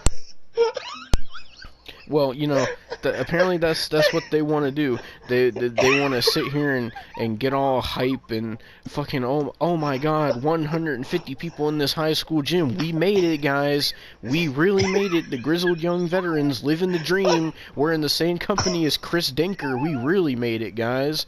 This is really the big time. This is where everybody comes. Fucking DPW. Yeah, fucking DP dub, DP dub, DP dub. Yeah, fucking woohoo. Yeah, we're gonna come out here and we're gonna fucking wrestle a 20-minute boring ass fucking tag team garbage match, and we're gonna sit here and not sell and then sell and not sell and then sell and not sell and then sell and then fucking sit here and do all this goddamn indie shit. And then you know what we're gonna do after we're fucking done? We're gonna fucking go over to the crowd and we're gonna start fucking giving all the goddamn fat men in the crowd fucking blowjobs, saying thank you for cheering for us coming to DPW. And we're gonna sit here and we're gonna go over to fucking Pulse and Johnny and fucking Tony Pizza Guy. We're gonna fucking unzip their trousers and start giving them hand jobs and saying thank you guys so much for the opportunity. This is so much better than NXT. And fucking then what we're gonna do is we're gonna fucking sit here and go over to the concession stand and order a fucking 2-foot-long hot dogs and shove it up each other's fucking sphincter holes. Fuck you. Fucking grizzled young veterans. Fucking cunt bags, bro. I fucking hate these guys. Like, the audacity these motherfuckers have to sit there and trash WWE and then go to DPW and act like it's this big career move. Motherfucker, that's like in a fucking career mode in 2K. You wrestle at WrestleMania and then the next day, oh, you go back to the fucking independent high school gym. Yeah, we really were living the wrestling dream. This is where we're meant to be. Maybe it's where you should have stayed instead of coming to WWE, where they actually booked you on pay-per-views on NXT and gave you tag team title shots and all this shit. We'd rather fucking stay in the goddamn smelly high school gym with all the 500-pound men leaving poop stains on the chairs.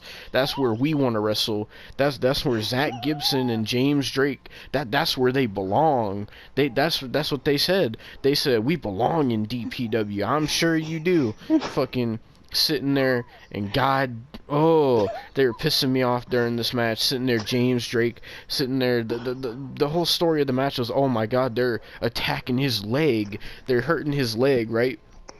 And he's selling the leg, and oh my god, I can't get up. He said, James Drake said, oh my god, life alert, I've fallen and I can't get up. My knee, because this fat ass goddamn Trevor Murdoch looking motherfucker and fucking JD Drake wants to sit here and hit me with the goddamn Free Willy blubber splash on my fucking kneecap, and oh my god, I can't move. In NXT I was at least a part of a group, but now I'm getting my fucking kneecap busted on DPW while I smell the fucking shit coming from the audience while they're sitting in the chairs sharding themselves and fucking sitting here. Goddamn, oh my god, my knee is hurt. Zach Gibson, I'm fucking trying to tag you in, but you're about as far away as your fucking hairline, and I can't reach you, and oh my god, they keep attacking my knee. They're attacking my knee. I'm gonna end up in the hospital getting 5 surgeries on my left knee like fucking Rey Mysterio. Oh my fucking god, I'm James Drake. And I fucking look like a goddamn Jim Morrison wannabe, and I'm sitting here goddamn trying to tag in Zach Gibson, who looks like a fucking pedophile, and fucking I can't. Why? I Why can't does he fucking. look like a pedophile? I can't fucking reach him, and oh, I finally get the big baby face hot tag, and oh, here comes Zach Gibson fucking knocking down the other team, taking him down, and then 5 seconds later, oh, here comes James Drake getting tagged back in, even though he's hurt, and then I'm gonna fucking jump off the fucking top rope, land right on my knee, because it's not like my knee just got fucking attacked for the past 15 fucking minutes. Where you're fucking down and you're sitting there fucking on some SpongeBob shit, my leg, and fucking getting hurt. No. Now we can do, diving moves off the top rope and land right on our fucking knee that's supposed to be hurt. Yeah, that's what we're gonna do in DPW. That's what we're gonna do. That's what we're gonna do is jump off the top rope, land on our injured knee, and then we're gonna start running around the ring and doing dives. And we're gonna start running around the ring, and we're gonna throw super kicks and drop kicks. And by God, you better believe I'm gonna hit you with a couple double foot stomps because my knee was fucking hurt. All these moves that you need your leg for, yeah, I can just magically do that with my leg that's been injured the whole match, and, it's not like we're going to sell anything. Why do we need to sell anything? It doesn't matter. What's going to happen is fucking Pulse and Johnny, they're going to fire us. They're not going to fire the Grizzled Young Veterans. No, fucking, who do they got here? They got Lucky Ali. Who the fuck is Lucky Ali? I don't know. We're the Grizzled Young Veterans. We're the biggest stars to ever show up in DPW. What are they gonna do? Fire us? No, they're not gonna fire us. They can't afford to lose the Grizzled Young Veterans. No. So we're gonna sit here and we're gonna fucking do all this shit and then still lose the goddamn match anyway. So there's no fucking point to sit there and ask for your goddamn release and then not get it and then bitch and complain when you get released. Trash WWE. Then you go to DPW and you act all fucking hyped about yourselves, and guess what? You fucking lost. You lost. Trash. Fucking trash. Garbage. Trash is what you are. And you deserve to be in that dead pro wrestling company. That's what it stands for. There's no deadlock. No, dead pro wrestling. That's what it stands for. Fucking everybody that fucking is in DPW, Pulse, Johnny, all these people should be ashamed of this show. This was terrible. And the Grizzled Young Veterans, they are some of the biggest cunts I have ever seen. The fact that they would rather sit here and fucking wrestle in an arena with 100 people in it that all diarrhea all over themselves during the match, that fucking sit here and order 20 goddamn hot dogs from the concession stand, because there was motherfuckers sitting in this audience, they got a whole fucking box of food they were eating. I seen these fat motherfuckers. Like, could you imagine the smell of body odor that was in this arena, Austin? No. It must have been fucking astonishing, the smell and stench in that arena. It probably, honestly, it probably smelled like a fucking anime convention on a hot summer day. Pretty probably, honestly. I don't know, because it must have been hot in there, because the way these wrestlers were just drenched in sweat. And I mean, to be fair, Zach Gibson's head looks like a testicle, so I don't fucking know. And you know that goddamn James Drake and Zach Gibson, they just love the taste of fucking Pulse's nut sweat in their fucking mouth. So, bro, when you were talking about the fucking blowjobs and hand jobs, I legit was. You sounded like fucking Cartman. Because that's what they're doing. Because that's what they're doing. They're sitting here jerking them off. Because, oh, thank you for this opportunity. Because this is where we belong. This is where we belong. Spending our fucking time and killing ourselves in this high school gym, and you know what, it's fine, you don't need to pay us, we'll just fucking go get a goddamn fucking hot dog from the fucking concession stand, and we'll just call it even, and we'll be back next week. It's not like we could go to fucking AEW or Impact or any other promotion out there. No, let's go to DPW, because why not? Because we're the grizzled young veterans. You ain't even fucking young. You guys got goddamn gray hairs. Well, James Drake does. Fucking Zach Gibson doesn't even have any fucking hair. Looks like a fucking airhead. Fucking like, the sad thing is, I used to like these guys in NXT. I did when they were getting NXT tag title shots and everything. I was liking the Grizzled Young Veterans. I was like, you know what? These guys are a decent tag team.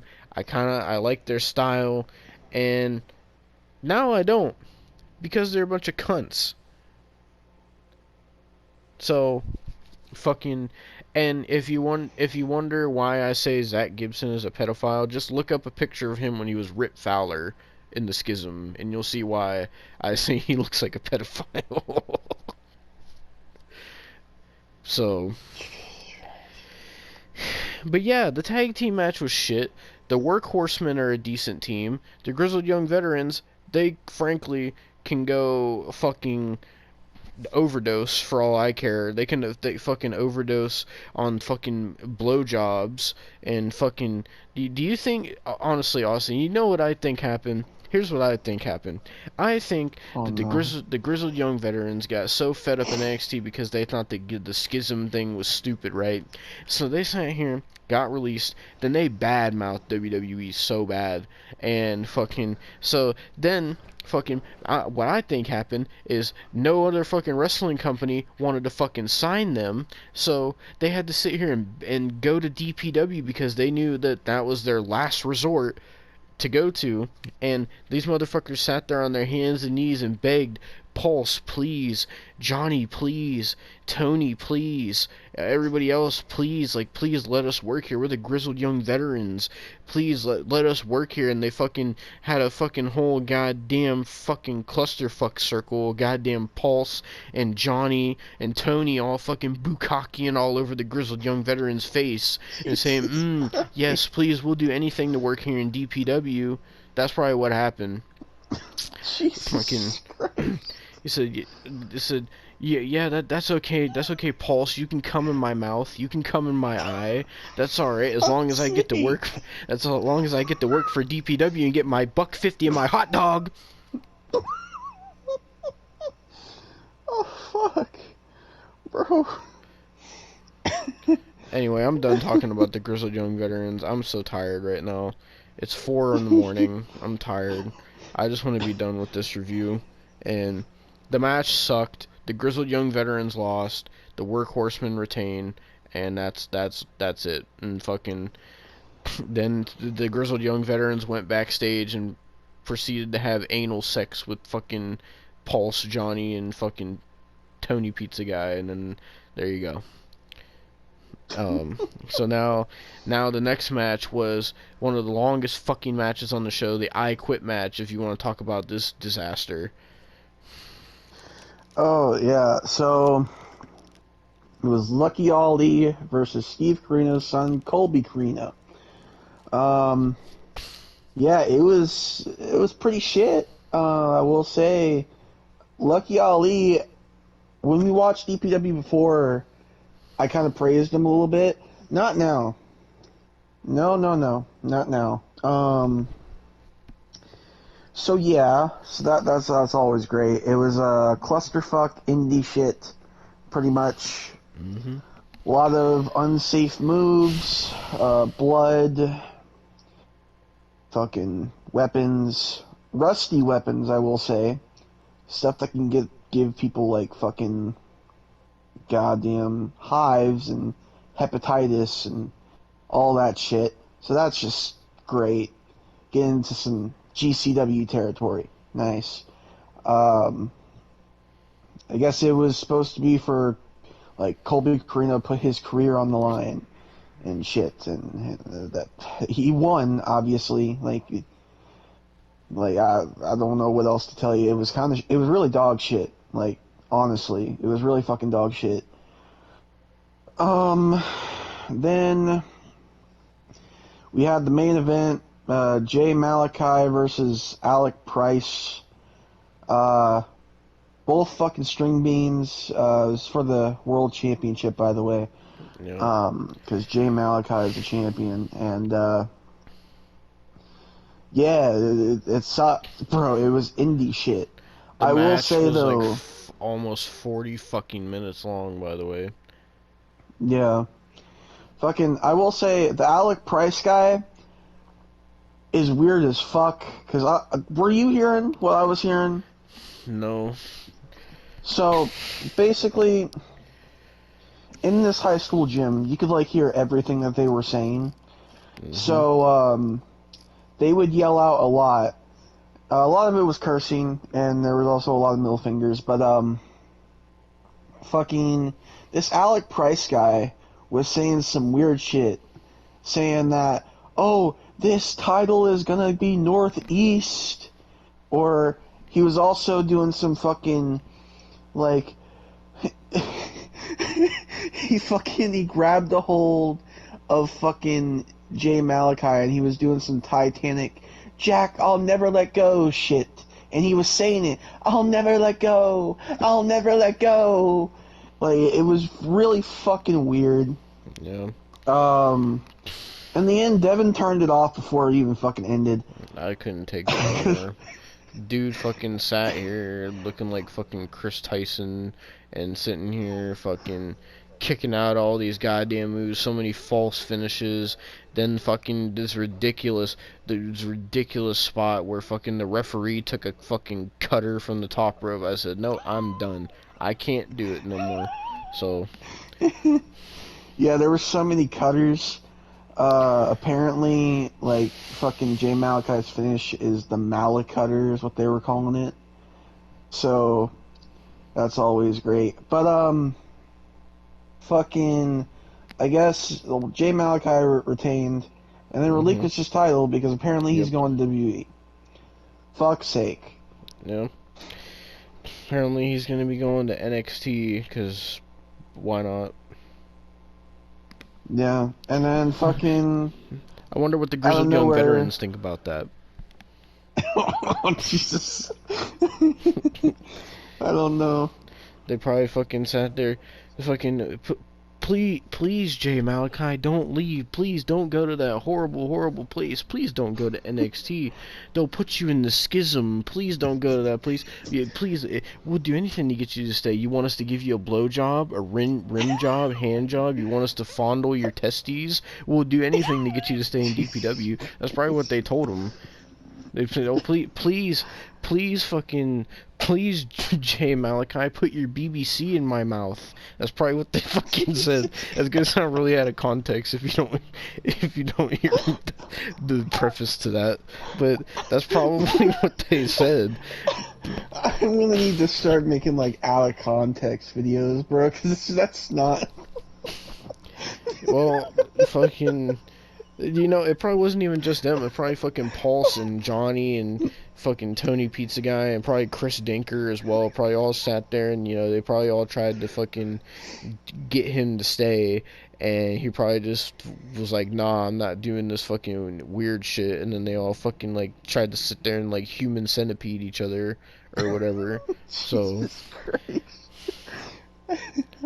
Look, I sat through 3.5 hours of this fucking awful show. I have the right to say whatever the fuck I want, okay? I don't care. This was so bad. Well, you didn't sit through the last part that I was going to talk about. Oh, that I kind of skimmed through. Go ahead and talk about it. So Jay Malachi relinquished his title and everything. Not what Devon thinks he relinquished. But, fucking... basically Calvin Tankman and Colby Carino were like fighting, and they were like, "Oh, I want to be champion. No, I want to be champion." And then that sets up, I guess, apparently, the next show. So, my question is, if they knew that Jay Malachi was leaving, why wouldn't they just give the title to Alec Price then, if they knew he was leaving? I mean, did you see Alec Price? I mean, yeah, I don't like the guy, but why not just give him the title instead of just him relinquishing it and then having two people that don't even have nothing to do with the title be fighting over it? Like, why not just I give don't him the know. title? I don't know. But even though I'm not watching DPW and I canceled my subscription and I will never watch it again, I will say, like, I feel as if a general audience would rather probably see fucking Calvin Tankman or Colby Carino as champion than Alec Price. Dude, that dude was weird, man. Do you think the casual fans would like to see the grizzled young veterans sucking dick behind a 7-Eleven for a DPW Jesus contract? Christ. That's probably what they did. Fucking, Why behind the 7-Eleven specifically? that's like, Like, is it? I don't know. I feel like a gas station would be like the scummiest place that you could suck dick behind. I don't know. Christ, dude. Fucking, but yeah. So that was DPW World's Strongest 2023. Fucking trash. Fucking terrible. Fuck DPW. Fuck Pulse and Johnny and Tony Pizza Guy, and fuck Chris Denker, and fuck the Grizzled Young Veterans. And that's pretty much all I gotta say. This was terrible. Don't waste your time watching this. If anything, if you really want to see Chris Denker's debut, well, you might have to buy this to watch it, because we were just going to watch that, believe it or not, but Austin had to actually buy this shit. So, and It's not my proudest moment. yeah, so, but honestly, I would spare yourself the utter fucking despair of having to sit through 3.5 hours of this. So, and people were calling this show of the year as well, which really questions me on a lot of people's standards these days. But What standards? I don't know if they're calling this show of the year when there's much better things going on in wrestling. Then I don't fucking know.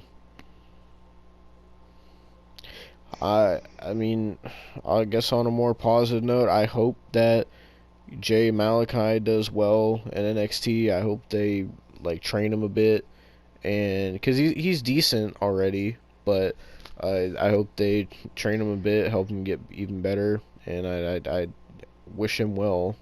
I don't wish ill on him or anything. I hope he does I, well. I would I would hope he stops doing as much flippy shit. There's a little bit too much flippy shit. Yeah, please, no more hitting referees with cutters. I don't ever want to see that again. That was where I drew the line with this show. I should have drawn it in the Grizzled Young Veterans match where the motherfucker didn't want to sell his knee, but Well, I mean, if we're gonna talk about anybody else that's like has promise, not the Grizzled before Young we end Veterans. this, well, no, but Calvin Tankman, obviously, I feel has promise. If he doesn't do any more indie shit and all that, maybe Lucky Ollie still, but like, But Austin, everybody else said that Chris Denker has so much potential in DPW.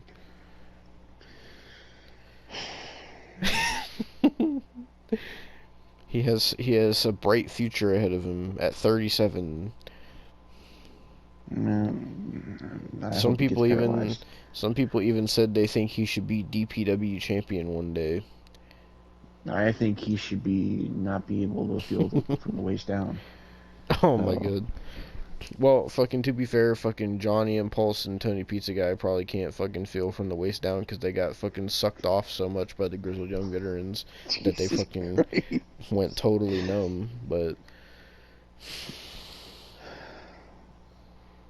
Yeah, I was thinking about maybe doing a DPW roast video, but there's no point, bro. There's actually no point. oh man, if we did a roast video, I'd go on for like an hour about the Grizzled Young Veterans. There's so much more I could say, but Yeah, there's like I feel as if like there's nothing we can say anymore at this point. So We don't even know half the people on the roster anyway. exactly, And the like we ones we barely do knew half know these people on are this show. cunts. Oh, But yeah, it's fucking. What time is it? What time does it say? 4:21 a.m. I'm fucking tired. I want to go to bed. I was tired 3 hours ago when we started this. Actually, 4 hours ago now, because this review's over an hour. Jesus Christ. Well, are you ready to end this? yeah. Alright, well, that was DPW World's Strongest. I am never watching DPW again. Fuck DPW. And, yeah, that's all I gotta say. You got anything else to say? Fucking fuck Chris Danker.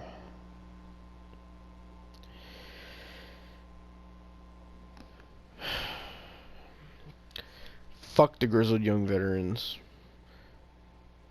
And fuck DPW.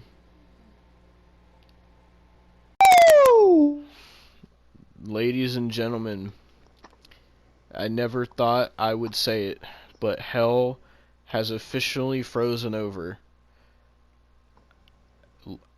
You see it in the thumbnail. You've probably seen it fucking everywhere. The internet is absolutely breaking right now. It's a, I almost don't even I know what to am say. breaking. I am breaking. So If it wasn't obvious by the title of this video or the thumbnail, it happened. There was so much speculation and rumors for months. Not even months. The past 10 fucking years was nothing but rumors and speculations until he went to AEW. And then he got fired a couple months ago. And now here we are, November 25th, 2023. Is it 25th? No. Yeah, it's 25th. I just looked at the date. November 25th, 2023. It finally happened, ladies and gentlemen. It finally fucking happened, and I still can't believe it. CM Punk is fucking back, bro. I never thought so thought shaken. that this was gonna happen ever, bro.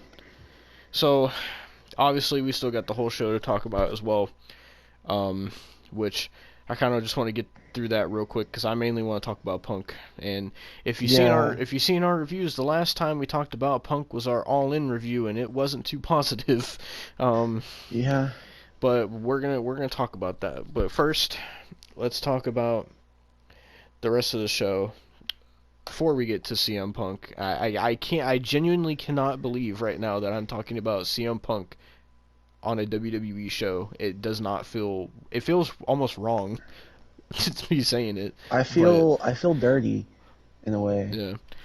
So this was Survivor Series War Games, obviously, and the show started off with the women's War Games match, which was Team Bianca, because I guess she was the captain. So it was Bianca Belair, Charlotte, Becky Lynch, and Shotzi versus Damage Control of Bayley, Asuka, the women's champion Io Sky, and Kairi Sane in her first match back since returning at Crown Jewel, which we didn't even talk about that, Austin, because we didn't review Crown Jewel. But Kairi Sane is back as well. So the Kairi Sane returned at Crown Jewel, which I was hyped for. Now she's part of Damage Control, and now Asuka's part of Damage Control, and so much just shit keeps changing and like my brain can't handle it no more. Triple H, for the people who were doubting Triple H, oh God, why would you ever? Why would you ever now? You can't doubt him now. Yeah. Fucking bro, like legit, Kairi Sane came back. Fucking Logan Paul won the United States Championship. Fucking CM Punk is back. Fucking Randy Orton is back. Fucking there's been the goddamn holidays and Thanksgiving and shit's been so busy. I feel like my head's fucking spinning, bro. It all just feels like a blur right now. Like, it doesn't matter if you're a fan of WWE or not. You gotta admit, with just the amount of ticket sales they get and shit, and just everything going on, like they are in such a big boom right now. This is probably the best that they have been in the past fucking 10 years, honestly. Like, Yeah, I can't remember the like last time it was this good, honestly. Like, it the is crazy. last time it was this good was probably WrestleMania 30. Yeah, that's true. So Fucking, yeah, about 10 years. bro. So, to talk about this War Games match, excuse me, I'm assuming this match would have been a 5-on-5 if Dakota wasn't injured, but she was injured. So, it was a 4-on-4, and the match started off with Becky Lynch and Bayley, and they had a nice little back and forth running that match back. Two of the four horsewomen, which was another thing I wanted to bring up real quick. Now, with CM Punk coming back, I think anything could happen at this point, because if that happened, anything else could happen, bro. Like, I fucking thought, like, I fucking thought fucking a wrestler would return from the dead before CM Punk would come back, and now here we are. And fucking, so I don't know if you've seen this, but fucking for some reason, like, Bayley randomly put on her Instagram story yesterday, it was like this photo of like her, Kairi Sane, Asuka, and Sasha Banks, and she was like, "I always have a plan." And people are like speculating that fucking Sasha Banks is gonna come back at some point. Which, I mean, if Punk is back, fuck it, anything can Never happen. say fucking never, bro. Like, never Uh, say never. Fuck five, no, fucking Chris Benoit could come oh back my god. next fucking week. No, Hey, I it, mean, if he like, comes back, he's got a lawsuit that he's a part of. Don't forget. yeah, yeah, yeah. But if you don't know what we're talking about, just go to the podcast episode where we talk about the Rocka-Khan lawsuit. You'll get the context of that. But yeah, fucking Sasha Banks could come back. I don't know, but I mean, it'd be better than that Mercedes Moné shit. And there's been like rumors she's gonna go to AEW, which, God, why would you fucking do that? Have you seen the state of their women's division? But nevertheless, so it started off with, like I said, Bayley and Becky. They had a nice little back and forth, and then Team Bianca had gotten the advantage. Which, by the way, this whole pay-per-view was sponsored by Ruffles potato chips, which I'm gonna have to put that in the thumbnail because there was Ruffles graphics all over the place. And so because they got the advantage, one of their team members got to come into the match first, and that person was it was Shotzi, right? Shotzi was the first one to come out of the cage. Yes. Yeah, It was so Shotzi. so Shotzi gets in the ring. She had her fucking face painted up like Billy the Puppet from Saw, and fucking on her jacket it had like a picture of Billy the Puppet, and it said, "I want to play war games." Um, and fucking so, I think I forget what weapon she brought in the ring. It was like a kendo stick or something. I forget, or chairs, something like that. And so Shotzi got into the match, and her and Becky started double teaming Bayley. And then the next one to come out was Io, right? Yes. So Io comes out, gets in the ring. I can't remember all the weapons everybody got, but fucking she gets in the ring. Now the odds are evened, and Bayley and Io are in control. And then I think next was Bianca, right? Yes. Yeah, so Bianca gets in the ring. She doesn't even grab a weapon because she starts using her braids as weapons.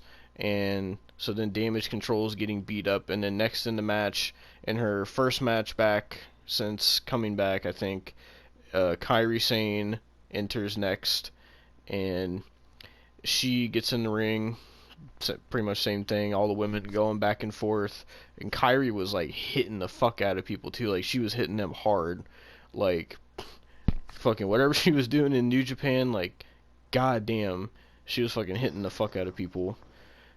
Yeah, fucking people were saying that she probably gave fucking Shotzi CTE with that one fucking like hit Oh with yeah, the trash cause can lid. yeah, that's right. Cause Io brought in a trash can, and then Kyrie brought in the trash can lid. That's right.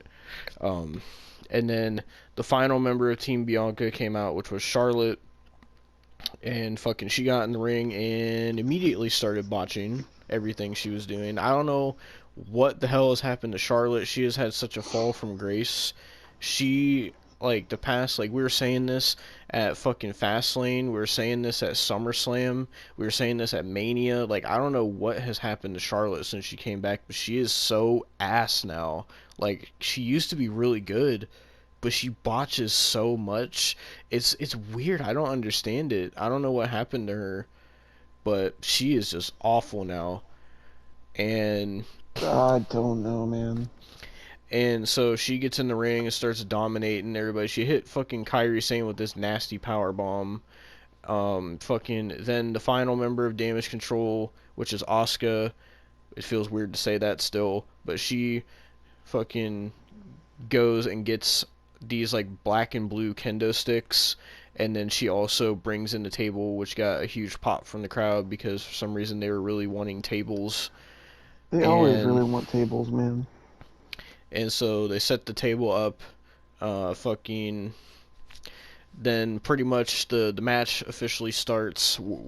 The War Games begins, and fucking all the women are going crazy. Fucking probably the craziest spot was when Io climbed on top of the cage and Dakota helped her get another trash can up there. And Dakota was interfering in the match a couple times as well. But Yeah. she gave Io the trash can, and Io recreated the trash can spot from the I believe it was the 2020 War Games.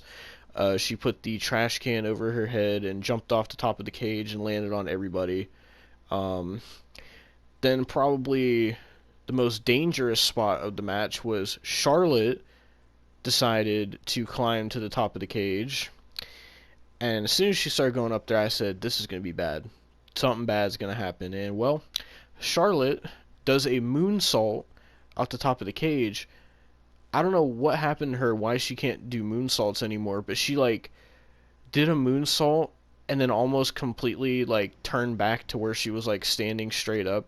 And she landed on Damage Control, and, like, her feet, like, directly landed on Io's face. Like, it looked really fucking bad. Yeah, it looked like it would be fucking a bad thing, dude. Yeah, and so the way the match ended, fucking, there's a lot of back and forth. Bailey had to save Damage Control a couple times, and then the way the match ended was every member of Damage Control got taken out besides Bailey, and then she got ganged up on by everyone. They lifted her up on the top rope, and Becky hit a manhandle slam on Bailey through the table, covered her 1, 2, 3, and Team Bianca wins the Women's War Games, which everybody's saying that now this is probably going to be what makes Damage Control turn on Bailey now, and they're gonna fucking kick her out of the group, which people have already been speculating because they've been doing like these promos where like Asuka, Kairi, and Io have been like talking in Japanese, and Bailey doesn't know what they're saying, and then Dakota has to like translate, but you can tell she's not telling Bailey what they're actually saying and shit. So but yeah, so that was the women's War Games. For what it was, it was a pretty good War Games match. Besides Charlotte botching was probably the only thing I found wrong with it, and the fact that Damage Control lost was also, I didn't like that. But I mean, if it's a story thing, I get it. I'm fine with it. But fucking, that was how the show started off, and then after that we got into the Miz versus Gunther match for the IC title. And the whole story of this match was Gunther saying Miz wasn't good enough and Miz doesn't belong in the WWE, and Miz's whole thing was that he calls himself the greatest Intercontinental Champion of all time, referencing his I believe it was like 2016 title reign. I know it was 2016, but I forget like when he lost the title, if it was 2017 or not. But I think it might fucking, have been 2017. No, actually, no, he had it in 2018. 1.2. I know he had it for a long ass time. The run I think they were referencing specifically was the one where he had like Maurice and then the Miz Taraj. I think that was That's, I think, 2016. like 2017 Yeah, into 2017 probably. 2018. Yeah. Yeah. I think I was off Because on I it. Cause remember, yeah, cause I was thinking 2016 because that's when he was having that feud with fucking Dolph Ziggler on SmackDown. That was yeah, like end I of remember 2016. specifically because it's in the 2K19 story mode as the Miz Taraj and the Miz. Mhm. So Yeah. So fucking Miz was saying like, oh, there's a difference between being the longest reigning Intercontinental Champion of all time and being the greatest Intercontinental Champion of all time. Because if you didn't know, Gunther beat Honky Tonk Man's record for the longest reigning, so now he's officially the longest reigning IC champion ever in history, and he deserves it because Gunther's fucking great. And yeah, so we get this match. Miz had to earn a title opportunity to show that the whole thing was like to show that he does belong here and shit. Um, so we get this match.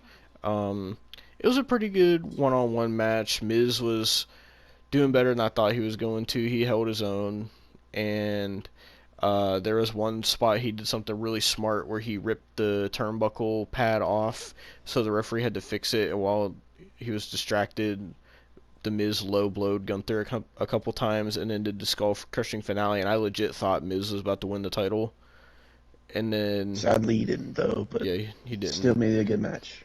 But Gunther ended the match with Austin's favorite move, the Lion Tamer by Chris Jericho. No, go fuck yourself. By the way, they also mentioned Jericho. Oh They yeah, can Michael just Cole go did. fuck themselves.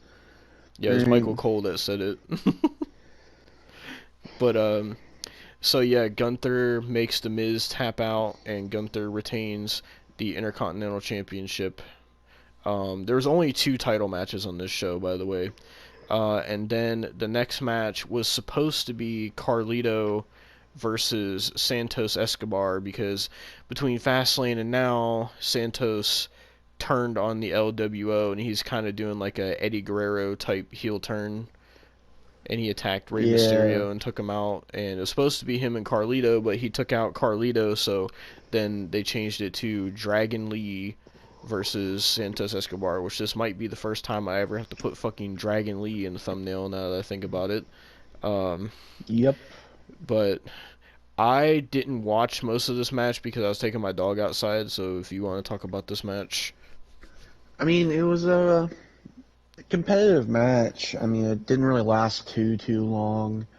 Um, Dragon Lee got some offense in.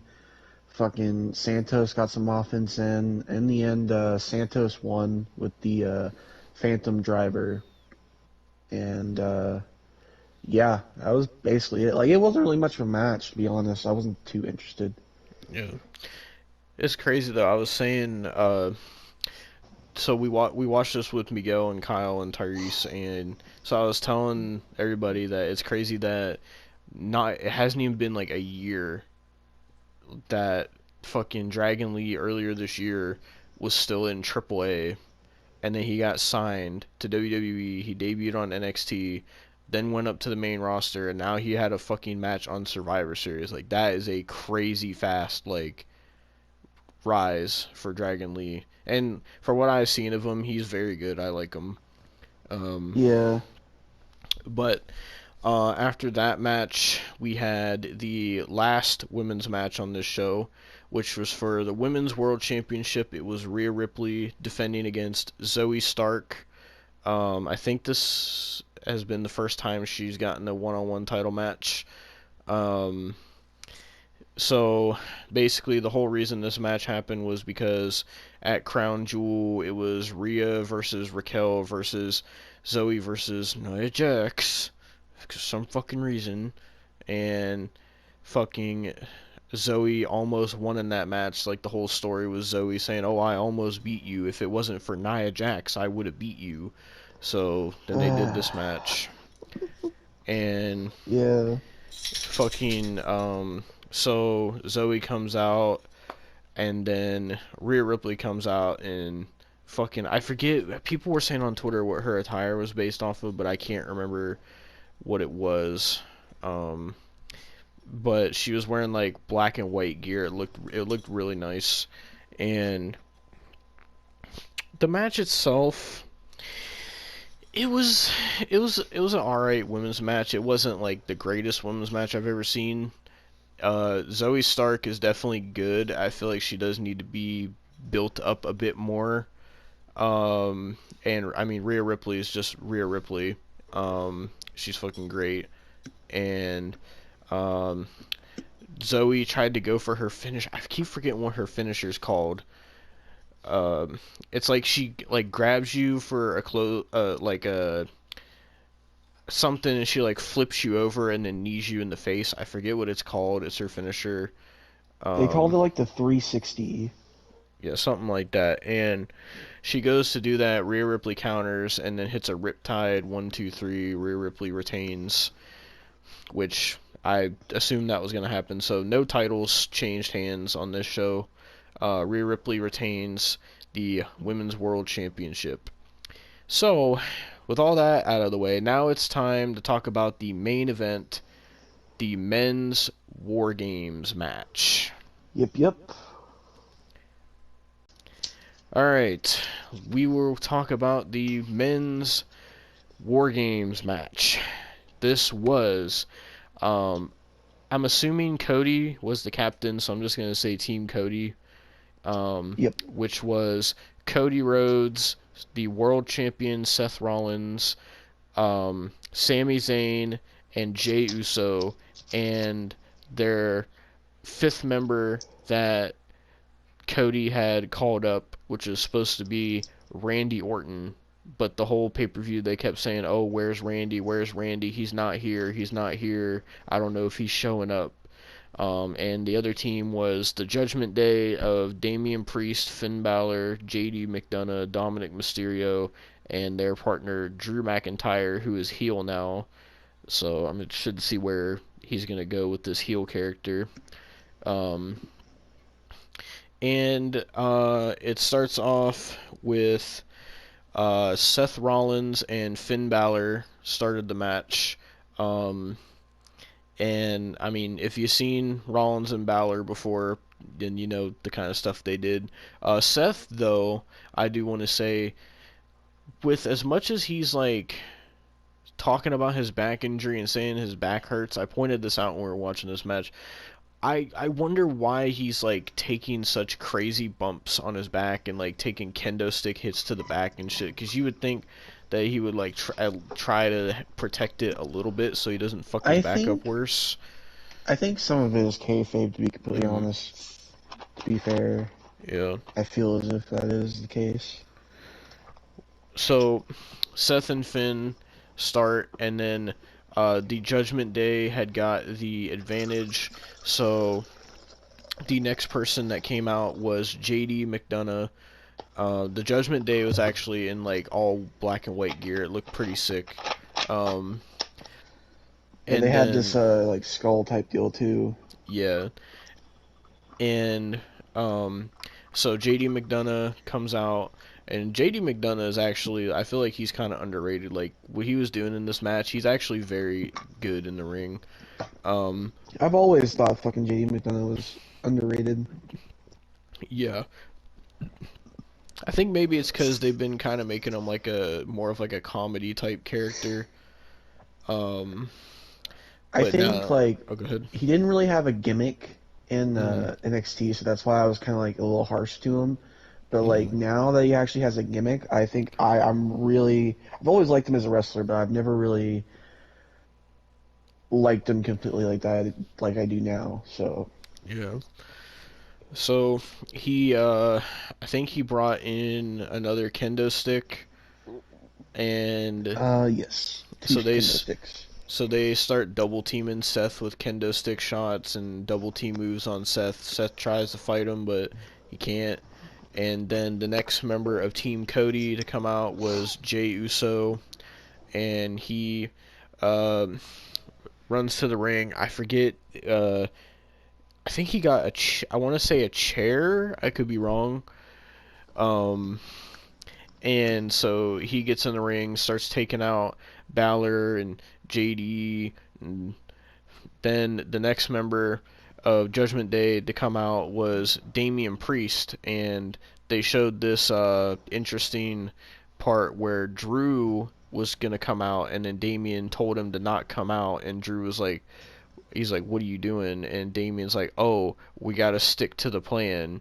And he was like, and Drew says something. Oh well, he said that he said I thought this was the plan or something like that, and Damian said no, my plan or something like that, because they're like trying to build this tension in the Judgment Day where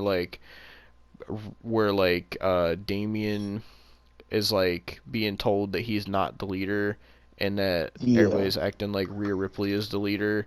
So like him and Rhea have been having like tension about who's leading the Judgment Day. And so like I think the whole thing was supposed to be Rhea's plan, but then Damian felt like he's the leader, so it should be his plan. Is like that kind of thing. And so Damian goes to the ring, starts fucking Damian is great in the ring. My man was fucking absolutely like brutalizing Seth and fucking Jey Uso, and the dude is strong as fuck, and he's so agile too. Like he dove off the fucking side of the cage as well and shit. And then the next member of Team Cody was Sami Zayn, and Sami Zayn comes to the ring, gets a huge pop. Everybody loves Sami, and Sami, oh yeah, I almost forgot to say, Damian Priest he brought a baton. I don't know where the hell he got a baton from. Yeah, but I thought it was a fucking knife at first. I'm not even gonna lie. he's gonna pull some New Jack shit. Pull a knife in Shit, the I fucking wouldn't. match. I wouldn't. I was just like, okay. But When they said it was a baton, I was like, oh, thank God. yeah, fucking. But I forget what Sammy got. I don't remember. Was it a fucking Table. table? Yeah, it was the table. So Yeah, because the crowd was chanting, like screaming, "Thank you, Sammy." yeah. And so they bring the table in the ring, and Sammy and Team Cody start beating up the Judgment Day. A lot of back and forth. A lot of really great moves as well. There was one move where JD McDonough caught Jey Uso in a Spanish fly. It looked really nice. Fucking Sammy hit a really nice looking Blue Thunder Bomb. I forget who it was on. But so then the next member of Judgment Day was obviously Drew McIntyre. He comes out. Dude is fucking jacked. He's huge too. And Drew fucking stalks his way to the ring. And he just gets in the ring. I don't think Drew grabbed a weapon. And he gets in the ring. He just starts beating people up and taking people out. And then Drew fucking sets his sights on Jey Uso because he has this whole thing where he's like angry at Jey Uso because he says your family embarrassed me in front of my family at Crown Jewel, basically saying how like Solo screwed Drew out of the Universal title at Clash at the Castle last year. And so Drew wants to take out Jey Uso, even though Jey Uso wasn't there, and it would make more sense if it was Solo, but Solo's on SmackDown. It's really weird. So fucking Drew has his sights set on Jey Uso. They start going back and forth, but Drew fucking starts beating his ass. And then the last member of Team Cody comes out, and it's obviously the captain, Cody Rhodes. And fucking so Cody runs down to the ring very comically. People have been making memes about Cody Rhodes' runs. I don't know why he runs like that, but He runs like he's got shit in his pants. I'm not even gonna lie. yeah. So Cody I did Cody grab any weapons? I don't remember. He didn't. No, he had a. I think he had a chair with him. I think. I don't know. I know at some point I think Sammy went on the top rope and grabbed a fucking pipe that was just like in the wall of the fucking cage. I don't know why that was there, but he just grabs this fucking pipe and starts hitting people with it. And fucking so all of Team Cody is in there, and then Cody starts cleaning house and shit. And then oh, I know what it was that Cody got. He got the bull rope. That's what he got. Um Oh and, yeah. and so he gets the bull rope out, and then Seth Rollins grabs the other end, and then they look at each other, and then tension starts building because obviously, if you remember last year, they were rivals and shit. And Cody tells him, "Oh, like we said, just for one night, we got to work together just for one night." And Seth is like, "All right, but just tonight." And so they start attacking people with the bull rope, and they low blow Finn Balor with the bull rope. And then the final member of the Judgment Day comes out, which is Dominic Mysterio, and he comes to the ring. I don't remember if he grabbed the weapon or not. I really don't remember. But he gets in the ring, and then now it's a 5-on-4, so the Judgment Day starts beating up Team Cody, and they're in control. And then the timer starts counting down for Randy Orton. Is Randy Orton going to show up? Nobody knows. Nobody knows if Randy's actually going to be here. And the timer goes out, and then Rhea Ripley comes out.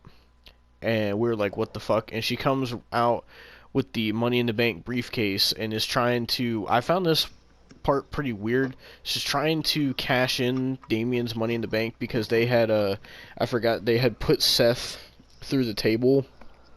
And so Rhea's like telling him, "Oh, cash in, cash in." And I was like, "Wait, so you can cash in your Money in the Bank if you're already in a War Games match?" I I found that mean, confusing. if you could cash in a War Games match, does that mean you could cash in like a Royal Rumble? I don't know. That's why I'm saying it's weird. Like it's like they're changing the rules for the Money in the Bank. Could It's you weird. possibly cash in a Money in the Bank match? I mean, if the champion is in a Money in the Bank match, I suppose, if we're going by these rules.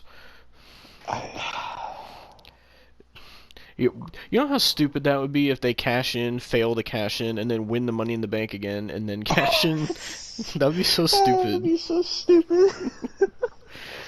Fucking, but, so, Rhea Ripley is telling him, "Oh, cash it in," and then we hear fucking, "I hear voices in my head." It was so good to hear that again. The crowd pops so loud for Randy, and Randy Orton makes his return after, what, like a year and a half, I think, it's been? Yeah, and also, you gotta mention the best return about it, the baby oil.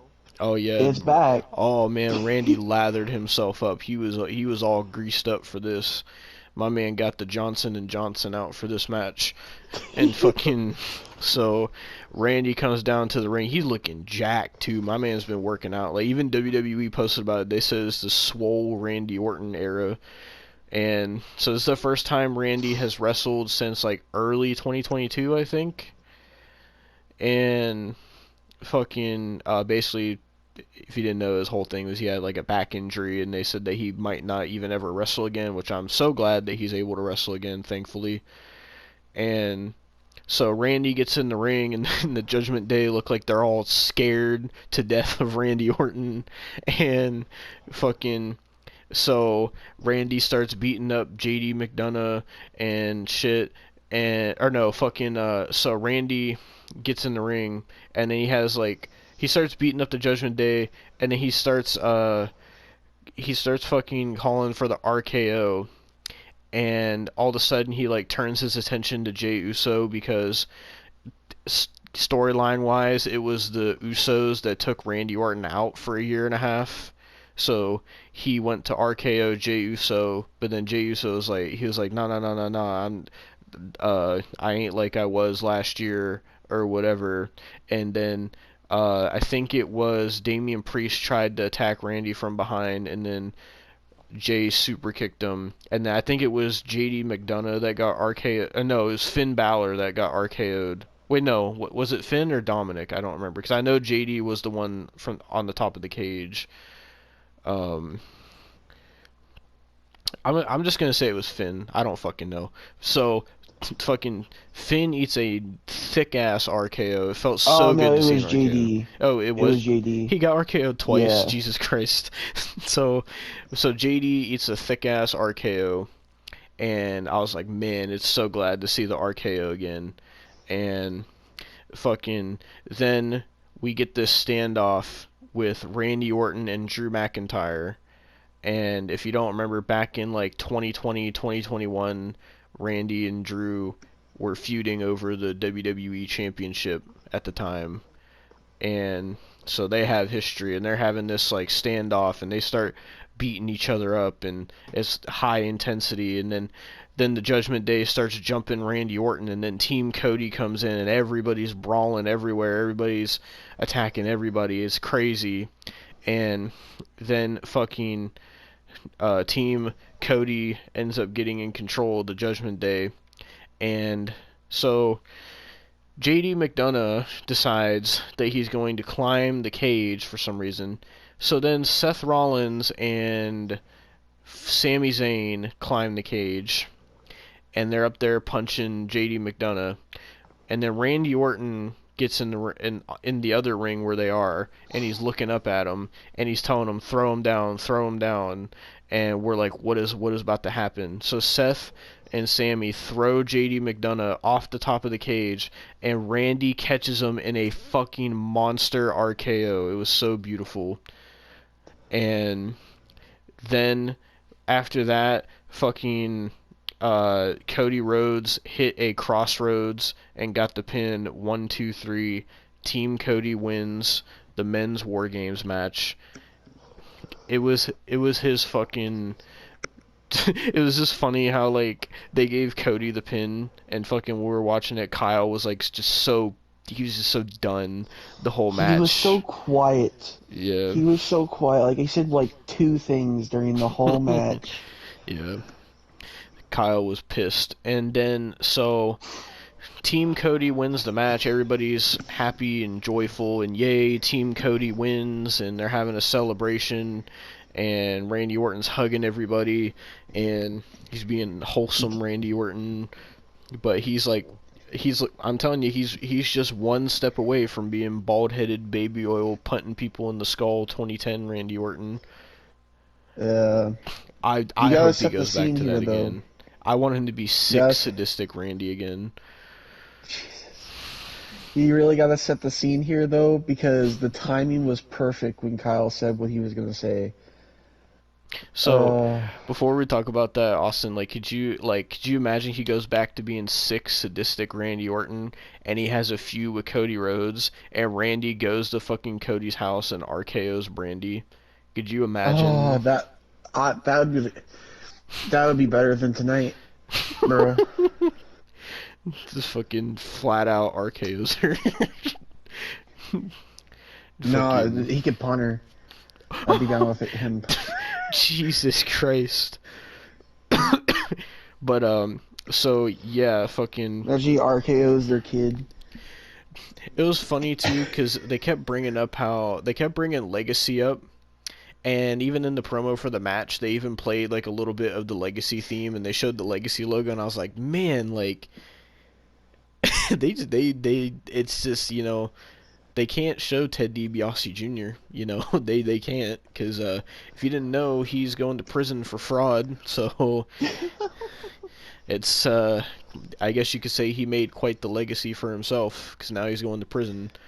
And it's alright, give it like 10 years. And be fine. No, what, they're gonna wait? So they're gonna wait 10 years for Ted DiBiase Jr. to get out of prison, and then be like, "Oh, here's the legacy." It'll be the biggest thing ever, because it fucking it would be like just like CM Punk. It's like the Forbidden Return. Well, CM Punk didn't go to prison for fraud, though. I mean, AEW is kind of prison. I mean, yeah, but you're not wrong. But so, I guess we should get to that now. So, pretty much set the scene, though. Yeah. The whole thing was is Kyle made a bet on this match where he said because I guess he, well, to be fair, none of us thought it would happen, but he thought it wasn't going to happen. He wasn't the only one that made a bet. We'll talk about who else made a bet as well. But fucking, so Kyle made a bet that if CM Punk returned, that he would buy a Dream shirt. Now he fucking hates Dream. He can't stand him. And so after the match, they show like the copyright thing at the bottom usually when the show goes off the air. And we're all like, "Oh man, like, that was a really good match. We're glad to see Randy Orton back." And Kyle, it's almost like fate. He had to say it. Kyle said, "Well, guys, I'm glad at least now I don't have to buy a Dream shirt." And it was like God just looked at Kyle and said, "Bet." And fucking, as the second, I'm not kidding you, the second he said that, all we hear is and Kyle fucking lost it, bro.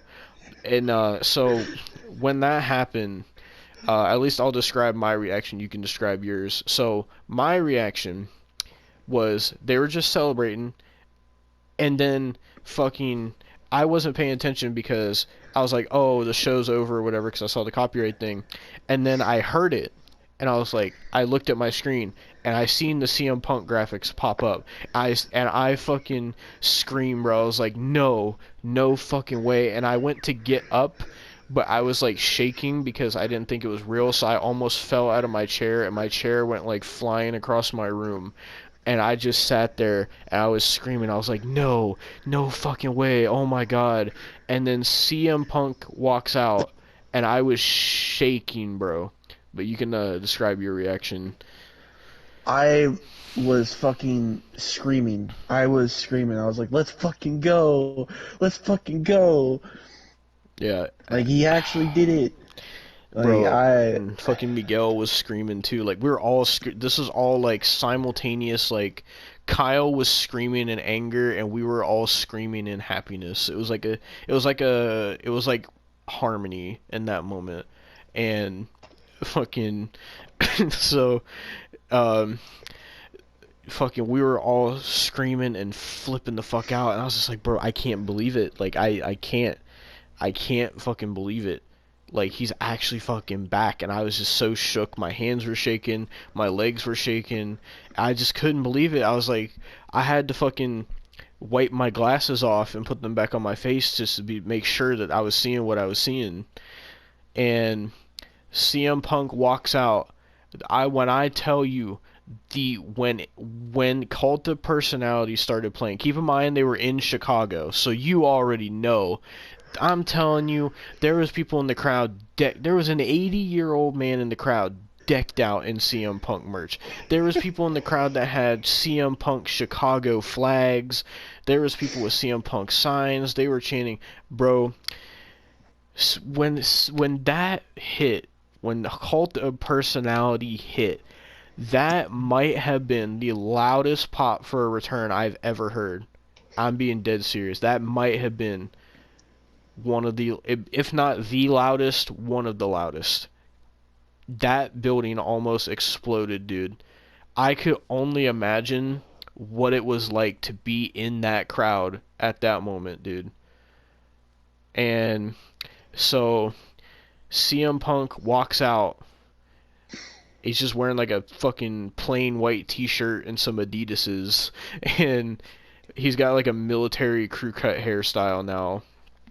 But besides all that, CM Punk, for the first time since the Royal Rumble 2014, CM Punk steps into a WWE arena, and for the first time in almost 10 long fucking years, CM Punk is finally fucking home. I was in utter shock and disbelief, and the crowd was losing their mind, bro. Absolutely losing their shit. he didn't really go to the cage or anything. It didn't really have anything to do with the people in the War Games. He just kind of came out on stage and shit. But it was wild, bro. Like, like I said, I can only imagine when that music hit in that arena, just how fucking deafening it was in there. But fucking so yeah. Now I We want do to need to talk about some stuff. Yeah. I want to talk about the other bet because fucking, well, since I talked about the Kyle one, you could talk about Mr. Ryback if you want. Well, there's an update to that too. Oh, great. So he said, and I quote yesterday, he said, if CM Punk returns, then I will retire from professional wrestling. Now, you want to hear the update? Oh god, what's the update? Did Ryback respond to it? He responded to it and he said, I meant if he returned to AEW, I'm not retiring. Oh, you're such a fucking bitch, Ryback. Go fuck yourself. Go fuck yourself, Ryback. But Austin, not even CM Punk, we have to talk about the biggest return of the night. Because they had a backstage segment about Ruffles chips.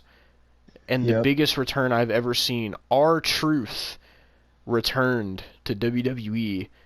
I couldn't believe it. I was fucking I can't even say it with a fucking serious face. Fucking R-Truth is back as well, which I'm happy about because I fucking love R-Truth. Everybody loves R-Truth. But R-Truth was like talking about Ruffles potato chips and shit. But what was the other shit we needed to talk about? Well, there's been some updates on the reaction to CM Punk, actually. So a couple people have ran their mouths. Riddle has ran his mouth, saying... Great. Saying, hey, at WWE, you thought I was hard to deal with.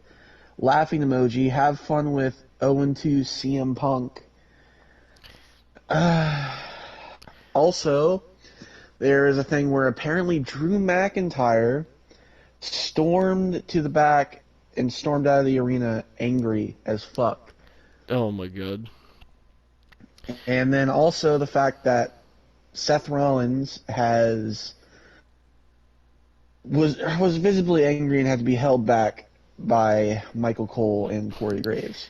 Yeah, if you don't know why, well, there's an interview out there you can watch with Seth Rollins where Seth Rollins, he calls CM Punk a cancer to the wrestling business, so there's that. But, yeah. People are going to feel how they feel about it, and, I understand why they do, because this is what I want to talk about, because, all this, it's kind of CM Punk's own fault, honestly, because of just all the dumb shit that he was saying and doing the past 10 years that made himself look bad. And, just him shitting on WWE for so long. And then him going to AEW and having that god-awful run there and just being in so much constant bullshit and drama and looking like a fucking fool. I don't blame them for feeling how they feel. Because if I was in that situation, I'd probably feel the same way too. But, Triple H talked about it after the show on the conference, and he said that CM Punk is a very controversial figure, but he said the fans wanted it, everybody wanted it, so he made it happen. And fucking, so I feel like, Triple H said it himself. He said, that CM Punk is a different person now. Bullshit with AEW this year, but regardless, he said CM Punk is a different person now. He's not the same guy he was 10 years ago. And he said that people change over time, and that it's not the same WWE that Punk was in before. It's not the same company, so he's not going to be dealing with Vince and shit like he was before. And fucking, so I'm really hoping that this goes well, because this is huge, so huge in fact that right after he returned, they already got new CM Punk merch. They already put Punk merch out. These motherfuckers knew. Triple H said, yeah, we are making bank off CM Punk, bro. Like, Yeah. fucking, there's already a new Cody CM Rhodes Punk has some t-shirt. thoughts. What did he say? Well, it's a video. Give me a second. Let me fucking turn up the volume here. If he can help with where we're going and what we're doing, absolutely. Welcome aboard. Welcome aboard. And I have a feeling that the CM Punk that potentially we're getting is hungry. And that's the best. That's the best. When someone's hungry, when somebody wants something, when it's real. And I'll give kudos and flowers to Triple H and Nick Khan for getting that done. You could ask all the boys and girls till they're blue in the face, hey, how do you feel? You know, you might get up, you might get down, a wide range of emotions, but the first thing always is business. And again, we're doing record business. Feels like everybody wants to be here. More the merrier. If you can help, absolutely, come on board.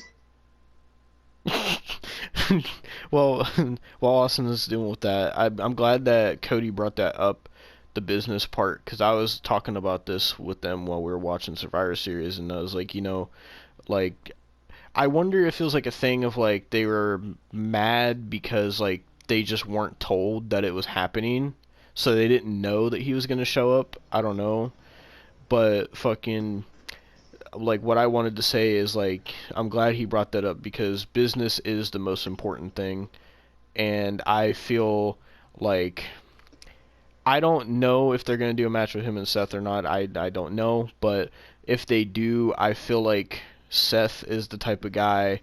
Even though he fucking seems like he hates CM Punk's guts, I feel like he's at least professional enough to know that business comes first, which is something that I do fucking credit WWE for, and it's something that shows in AEW because they obviously, with everything that was happening with CM Punk, they absolutely were not putting business first.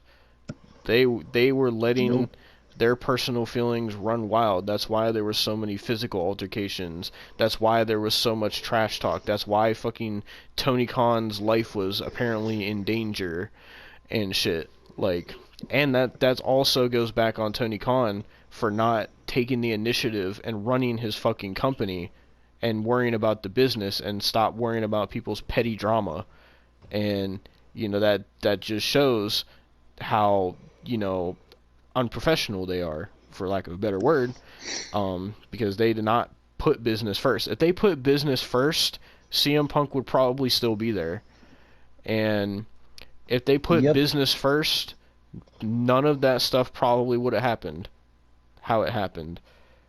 And but they didn't, and you all seen how it went. It was a complete disaster. And I'm really hoping that this time around that this is like the Punk that everybody's been wanting to see. And I feel like I'm hoping this Punk is going to be the same Punk that we got during his feud with MJF and how great that was. Because that Punk seemed like he was giving it his all, and he was loving wrestling again, and he was hungry, like Cody said. Like, I hope it's going to be that CM Punk. Because if it's going to be like the CM Punk getting in petty drama with people, I don't know if he'll last long there. But it's one thing I told Austin. I know for a fact that Triple H and Nick Khan and everybody else, they are not going to put up with that shit at all. Like, there is no way. If that were to happen, there's no way that they're going to sit there and be like, oh, well, Punk, we're just going to move you to SmackDown and you're not going to associate with Seth Rollins. They're not going to do that shit. They ain't going to put up with that shit. I can already tell you that. Yeah. And just by what Triple H has said and now Cody saying it, I don't think... I'm confident in saying that I don't think that that's going to happen because I feel like they know how to handle those types of situations. Yep. So, but... yeah, I mean, either way you look at it, it just all makes AEW look really fucking bad. It really does. Like, the fact that they treated, like, you gotta think about it this way. they treated Punk so bad that he came back to WWE, something that nobody thought would ever happen. If that doesn't Oh show yeah. you, if that is not the thing that shows you how bad AEW is, I don't know how else to convince people that it's bad. I don't know what else. Like, CM Punk has been known as the guy who would never, ever, ever come back to WWE. No matter what he said, there was never going to be any amount of money, never any whatever plans they would tell him. He wasn't, absolutely not. There was no way ever. And now it's happened. And I don't know if that's Mm-hmm. because of how bad AEW treated him, or if he just finally decided to grow the fuck up and be like, you know what, I can't sit here and bitch about stuff that happened 10 years ago anymore and get over it, you know? Which I think maybe he's finally been able to do that.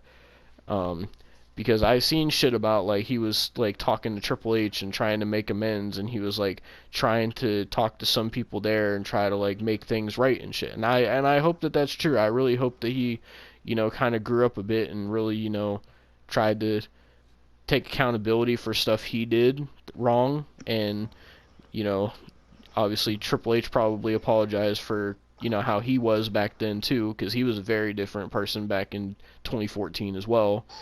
He isn't the, you Yeah. know, the great guy. Like, he wasn't a bad person back then, but he's definitely not like the wholesome like Papa H that he is now at that time. Um, Things were just very different back then, and I really hope that, you know, I mean, obviously things got to be somewhat good now, because if they weren't good, CM Punk wouldn't fucking be back. But I'm glad that it's happened. Like I said, the past couple times we talked about CM Punk was at All In, which was right before he got fired. It was actually like a fucking what? It was like a week before he got fired, actually, when that happened. Think so. Yeah. Yeah. And like, just I remember us talking for months and months and months and months about, oh, CM Punk is in this drama, CM Punk is in that drama, CM Punk is in beef with this person and backstage shit with this person. It was just like constantly. And you know, I never, there was some times where I was like, you know, like Punk might be at fault, but I don't think he's ever been 100% at fault either. I don't want to put all the blame on him for everything, because I feel like that's not right to put the blame 100% on him, because, you know, he's not the only person in the situation.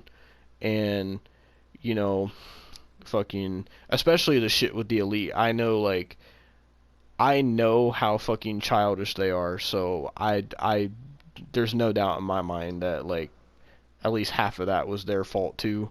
And I honestly wouldn't blame him for not wanting to work with them either, because I mean they're fucking pieces of shit. So, um, but yeah, fucking it's crazy to me, just like all that negativity surrounding CM Punk all year.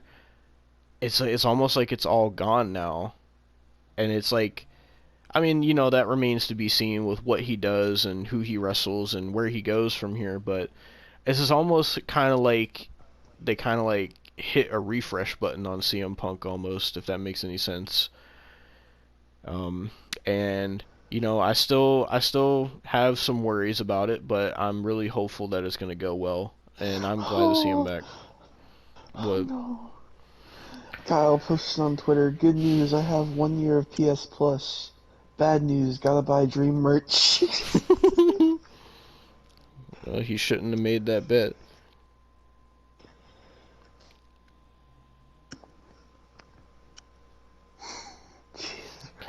Oh god, I'm seeing a video of them holding back Seth Rollins now. He's like screaming "fuck you" at CM Punk, and he's like flipping him off and shit.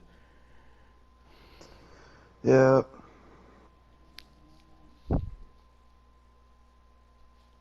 Here's the, I'll send Oh it my to god. you. Here's, Seth Rollins tweeted, he said, "Fight me" at CM Punk. that was in 2019. Oh. Oh, it came Yeah. up because fucking Miguel reposted it. I just seen it. I just sent you something.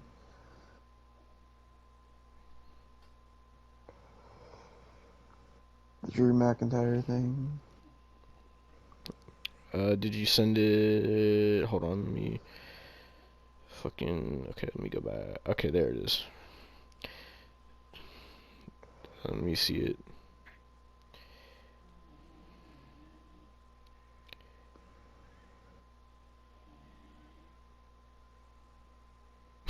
Damn, he was walking hella fast.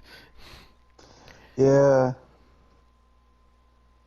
I mean, like I said, I don't know where it's gonna go. Nobody knows where it's gonna go. The moment happened, and Triple H said. He said it's a lightning in a bottle moment, and you can't really argue that, because it's even like I was saying leading up to this when I was telling the guys about it. I said, like, I don't know how the run's gonna go. I know the Oh, hang moment on. itself is gonna be It really says cool. before CM Punk made his return, Oh, well, so it might not even be.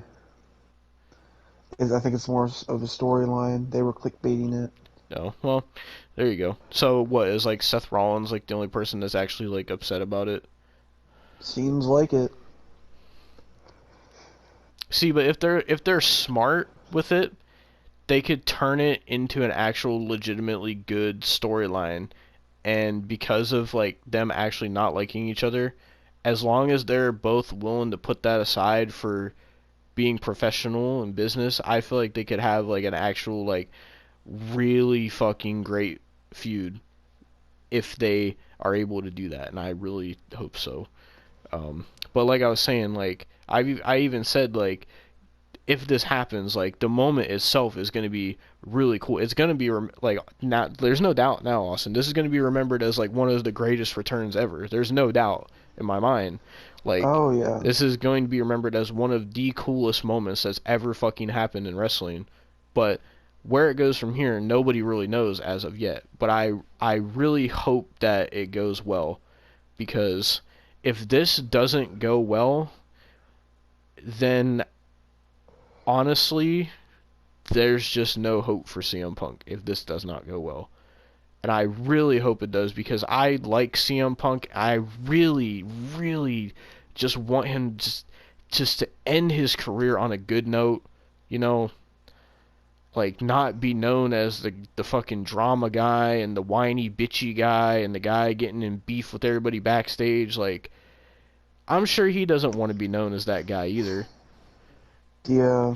And I just am hoping everything goes well. I don't know how long he signed for. I don't know how long he plans on staying. I don't know any of that. Like I said, we'll find out. But yeah, what's your thoughts on the whole CM Punk thing? Because I kind of said a lot, so I just want to let you speak for a minute. Oh my God. So before I speak, give me a second. I'm in. Somebody, somebody said, "Fucking, this is how the Triple H and Punk contract negotiations went and shit." Can I wear your blazer? You can even wear my blazer. I'm in. Jesus Christ. Oh my God. My thoughts. I hope it doesn't fucking backfire. I hope he ends his career on a good note. My thoughts are kind of the same as yours. Truly, like it's surreal. It's honestly Oh surreal. my God. But Someone said Vince McMahon after he heard CM Punk's music play at the end. You stay here. You stay here with Stephanie. You take me to him. Take me to the son of a bitch. Take me to him. Come on. Go. oh no. I want to know what fucking Raw or whatever that's from, because I want to watch that episode. Oh Jesus. But oh my God! So apparently, someone when Seth Rollins was flipping off CM Punk, someone took a picture of what CM Punk was doing, and CM Punk was waving hi to him. Apparently, Jesus Christ. I don't know. I'm hyped and excited for it. Like I said, just really hope it goes well. But I'll let you continue talking. No, I mean that's. I really don't have much of an opinion that's not pretty much your opinion, honestly. I'm not even gonna lie, because I mean it's just surreal. It's just surreal, bro. Like I don't really have much to say. I can't. My brain's kind of just scrambled right now, in a way. Bro, apparently his return got 1.3 million views in 15 minutes. Oh my god. I want to see what it's at now. If they posted it. I would assume they posted it by now. Let's see. Okay, that's fucking conference shit. War games. Are you on Twitter? I'm on YouTube. Oh. Okay, fucking hold on. Let me go to Twitter. I think that's what they're talking about. Hold on. WWE. I don't know which one, because they put up multiple videos of him returning. I'm assuming it's the one that says never say never. Oh my god, it has 7.4 million views in an hour. Jesus Christ. Oh, well, I'm going to play this real quick, just because I want everybody on this review to hear how loud this pop was. This was fucking insane, dude. Just listen to this.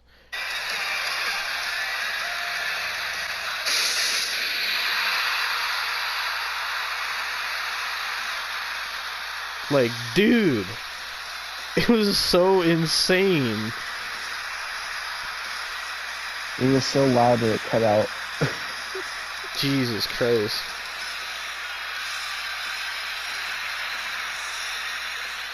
Can you hear it now? Yeah.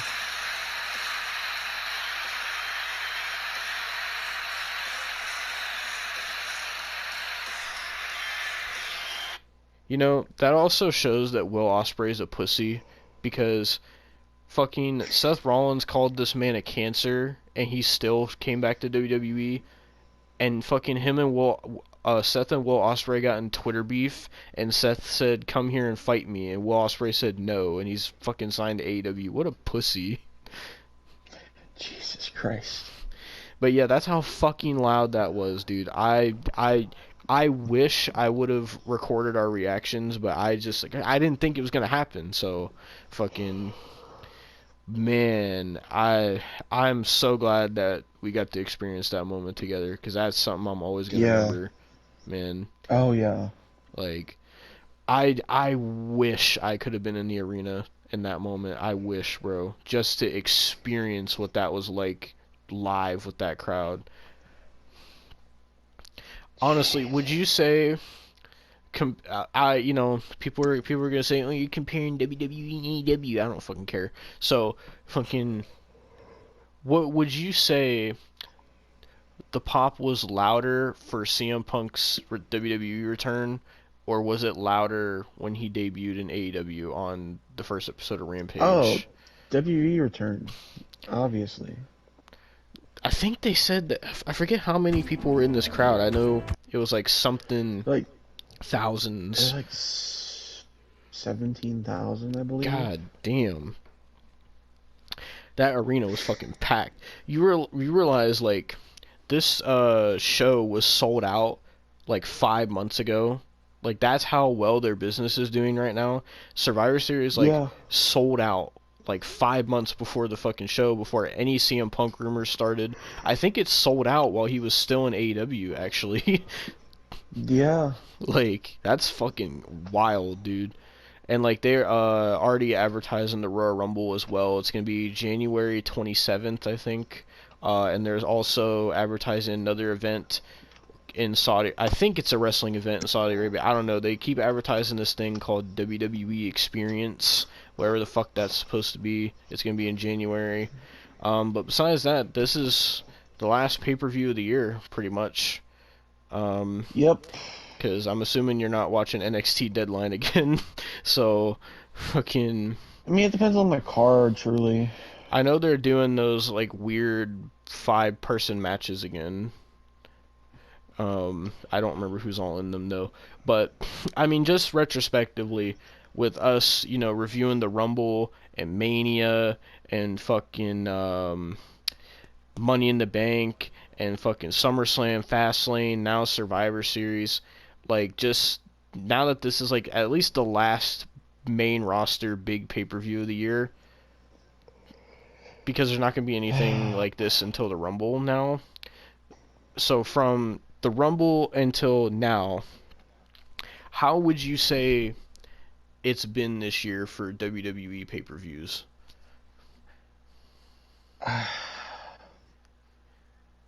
I don't know. Man, it's been great. Like when it comes to pay-per-views, these have been the only ones I've kind of looked forward to. Bro, think about Uh, this. Think about this. The year started off with Cody Rhodes winning the Royal Rumble, and it ended off with CM Punk coming back. I don't think you can get better than that. I fucking who goddamn knows? Who goddamn knows what's gonna happen next year? Like I said, with CM Punk being back now, I'm convinced anything can happen now. Absolutely You anything. know, I'm convinced somehow Triple H can make Sting versus Taker happen Fucking at Mania. I'm convinced. Like there's if he can make the impossible happen, yeah.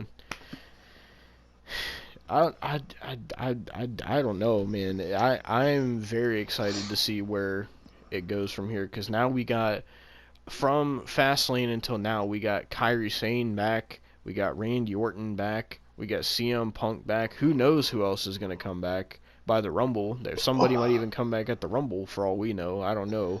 bro. The Or scary part fucking. is look at the main event roster now.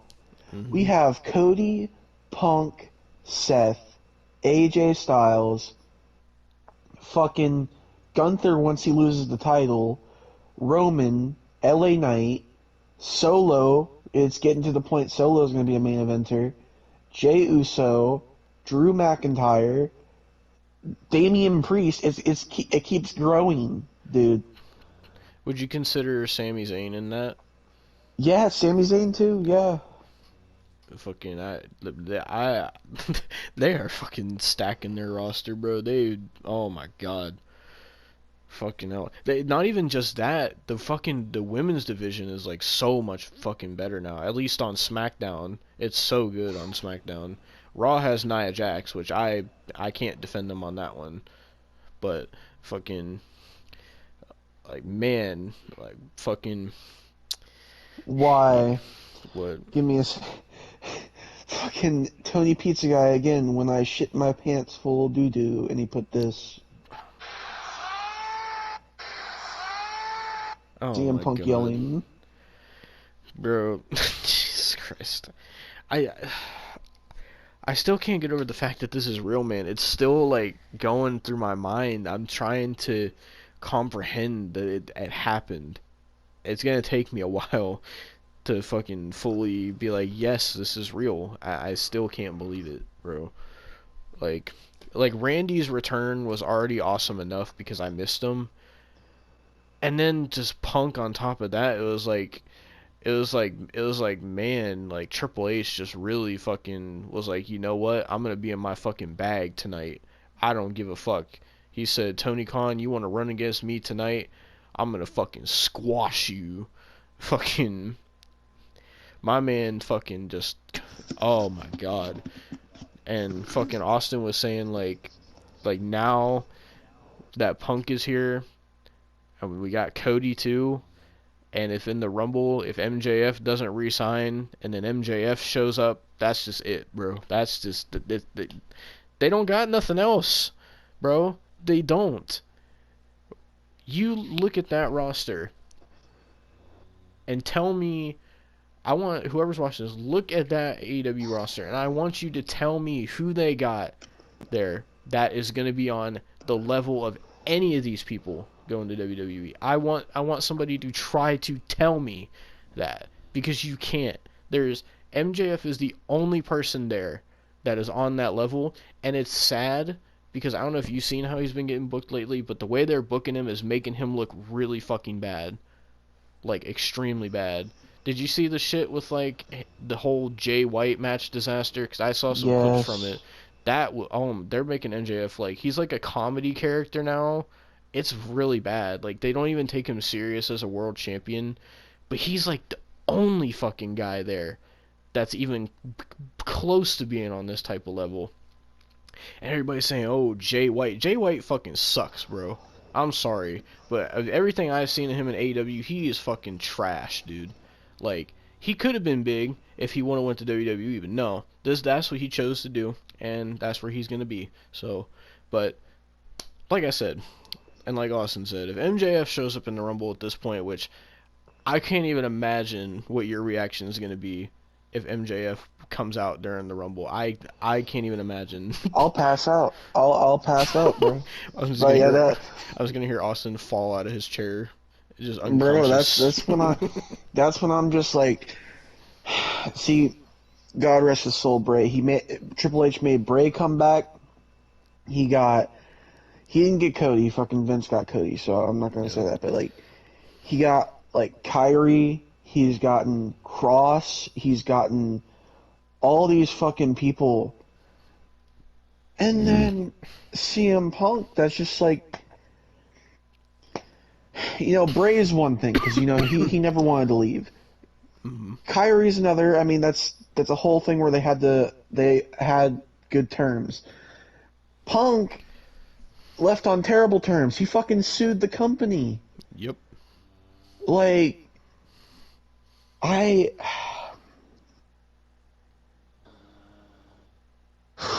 they get MJF. If they get MJF, it's just over, bro. It's just there's nothing they can do. There's no one that they have that they can do anything with that's gonna even be close to this. Like, I'm sorry, but that's just how it is. I know there's If they get AEW MJF, fans, they're gonna fall worse than WCW. bro. Like they're going to fall worse. I know there's people that are gonna be like, oh, Kenny Omega, oh, Jay White, oh, fucking, it kind of really just makes me fucking sad that Edge decided to go there now, because Yeah. now he's gonna be stuck there and fucking. Did you see? Speaking of Edge, did you see like that whole promo he did with like Ricky Starks? I did not.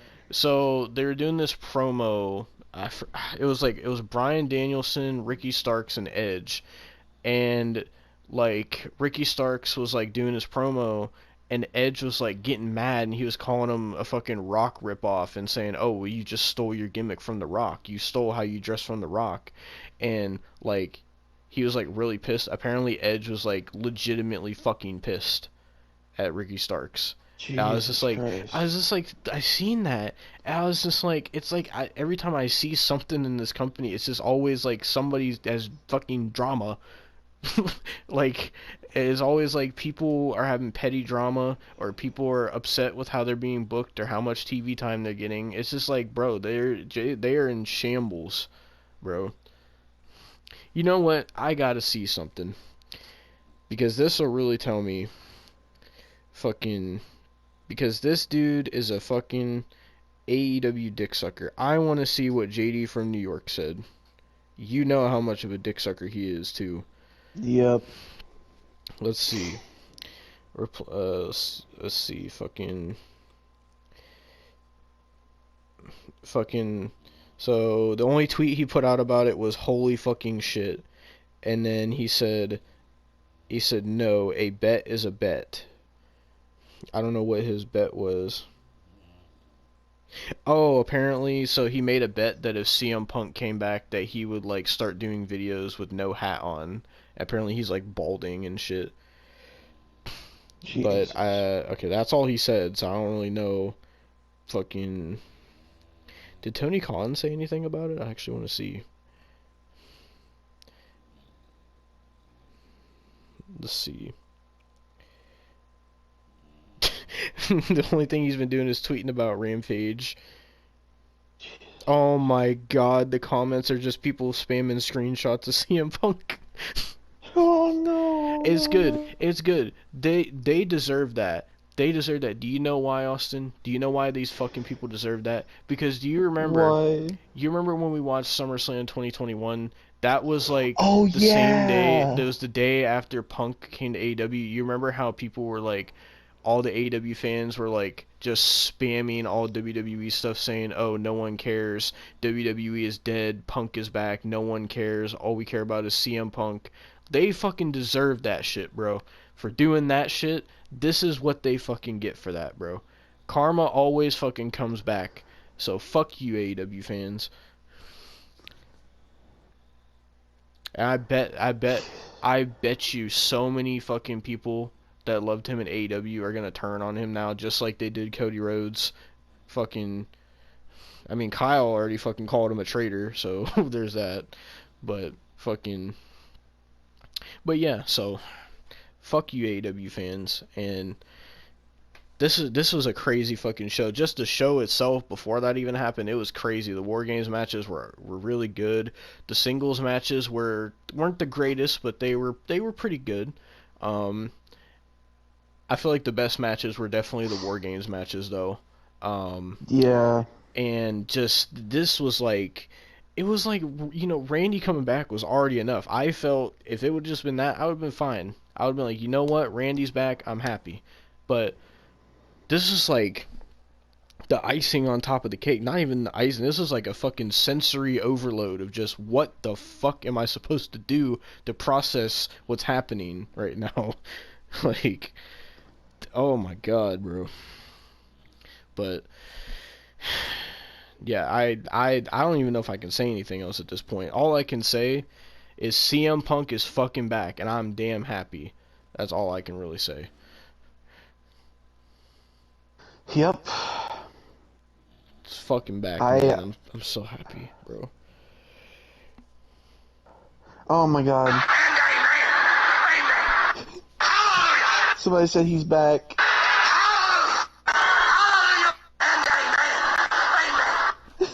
What was that? It was fucking Vince McMahon doing the whole fucking, it was like after the Shawn Michaels and God versus Vince and Shane. Oh my god. And he was like, hallelujah, amen, amen. Bro, fucking, what's even crazier, what's even crazier is that, like, Punk's gonna be back in the games now. He's gonna be fucking probably making his debut in Supercard. He's fucking gonna get fucking action figures again. He already has merch, bro. Like, I never thought that this would happen again, bro. Do you want to know the sad part about it? What? There's like so many like different AEW action figures still being made of him that are up for pre-order. Oh yeah, because I seen Ringside tweeted, they're like, oh, now that CM Punk is back, don't forget to get your CM Punk Unrivaled figures. And it's just like, shut the fuck up, Ringside. Fucking, I wonder if like his AEW figures are gonna become something that's like rare now, or something. I don't know. Bro, that's fucking crazy that like, I was telling Miguel this, like, it's crazy that, like, CM Punk and Cody Rhodes are both in the AEW game, too. That's fucking crazy. I seen people were mad, too. They're like, oh, WWE games, you better fucking get Punk scanned, I swear to God. But, yeah, I would be shocked if he's not in 2K24, because they could use that to get fucking so much more money if they announce him as like DLC or something. Yep. Or if they even make like a CM Punk edition or something. Oh, bro, that'd be sick if they made like 2K24 like the cover and like the same kind of style like they did WWE 13. That'd be sick. But yeah. But yeah, I feel like this doesn't feel real with me saying all this. It feels like I'm just like, it feels like a dream I'm making up, but it's actually real, and I still can't process it. Man, I just feel so much happiness right now. Like, that's what I love about these moments in wrestling that just make you feel so happy, and you just like forget about, even if it's for a little bit, like you just forget about everything that you've been stressing over and just everything going on in your life, and you can just like just put that all to the side and just have something that makes you happy. And I'm really appreciative of moments like this. That's why I got into wrestling in the first place. But yeah. Oh yeah. But we'll see where this goes from here. Are you ready to end this review? Yeah, I'm ready to end it. Well, that was your review of Survivor Series War Games 2023. what a fucking show. What a fucking moment. And what a fucking night. And this is going to be remembered forever. This is a night that will be remembered forever. Um, the night where hell has frozen over and CM Punk is finally back in WWE. I never thought I would utter those words. I never thought I would have to put him in a WWE thumbnail. I never thought we would be talking about him on a WWE review. But now anything could happen. But with that being said, thank you guys for watching. And the most likely the next current WWE review is probably going to be the Royal Rumble, I'll say. Just most likely that's probably what it's going to be. Unless I decide to watch Deadline. Yeah. But I guess the next big review anyway will be the Royal Rumble.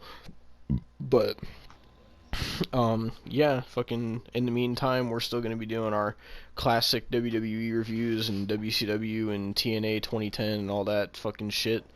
And yeah, thank you guys for watching, and we will see you all in the next review. CM Punk is finally fucking back, bro. Let's fucking go!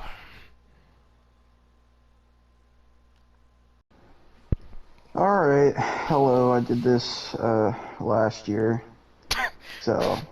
What kind of intro was that? Hello, I did this last year. What the fuck? Fuck off, man. So, I guess we're making this a yearly tradition of reviewing NXT Deadline. I don't know. I guess, I don't know. Well, I remember last year we didn't even just review Deadline. I think we also reviewed like Ring of Honor Final Battle too, but there's not even no Ring of Honor shit going on right now, is there? Oh wait, isn't Final Battle this month? Not that I know of. Wait a minute, hold on. I would assume. Ring of Honor upcoming pay-per-view. I don't know. I thought I remember them seeing posting stuff about a pay-per-view happening in December for Ring of Honor.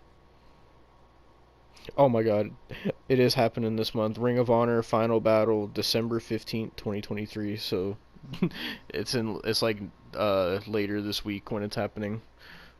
Wait, so did Bro, they it's on announce a the card? Friday. Did they announce the fucking card?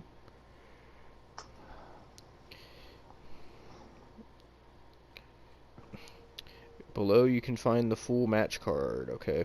Alright, okay. Well, I'll let you talk about Deadline first before we talk about Ring of Honor. It's gonna be the same as last year. I'm about to put fucking Ring of Honor in the thumbnail too. Fucking Great. But Austin watched NXT Deadline again. I did not see this show. The only thing I seen from this show was the CM Punk promo. That's the only thing I saw. Yeah, so basically I didn't watch the pre-show because I couldn't be bothered. It was Axiom versus Nathan Frazier. I Oh my don't god. care. So I knew that going in, so I wasn't gonna watch the pre-show. So when you said that the pre-show was on yesterday, I was like, oh, okay, I'll watch the regular show. I started off and CM Punk was coming out and cuts a promo with Shawn Michaels, and basically he is like just shooting the shit. It's not really a promo per se. He's wearing a Bret Hart hoodie as well, because it's usual CM Punk shit. And then he takes a picture with them, and that was pretty much it. Like, it wasn't much, but it still got the show started, like, and the crowd hype and shit. So the Punk promo started the show. Yeah. Damn. Fucking.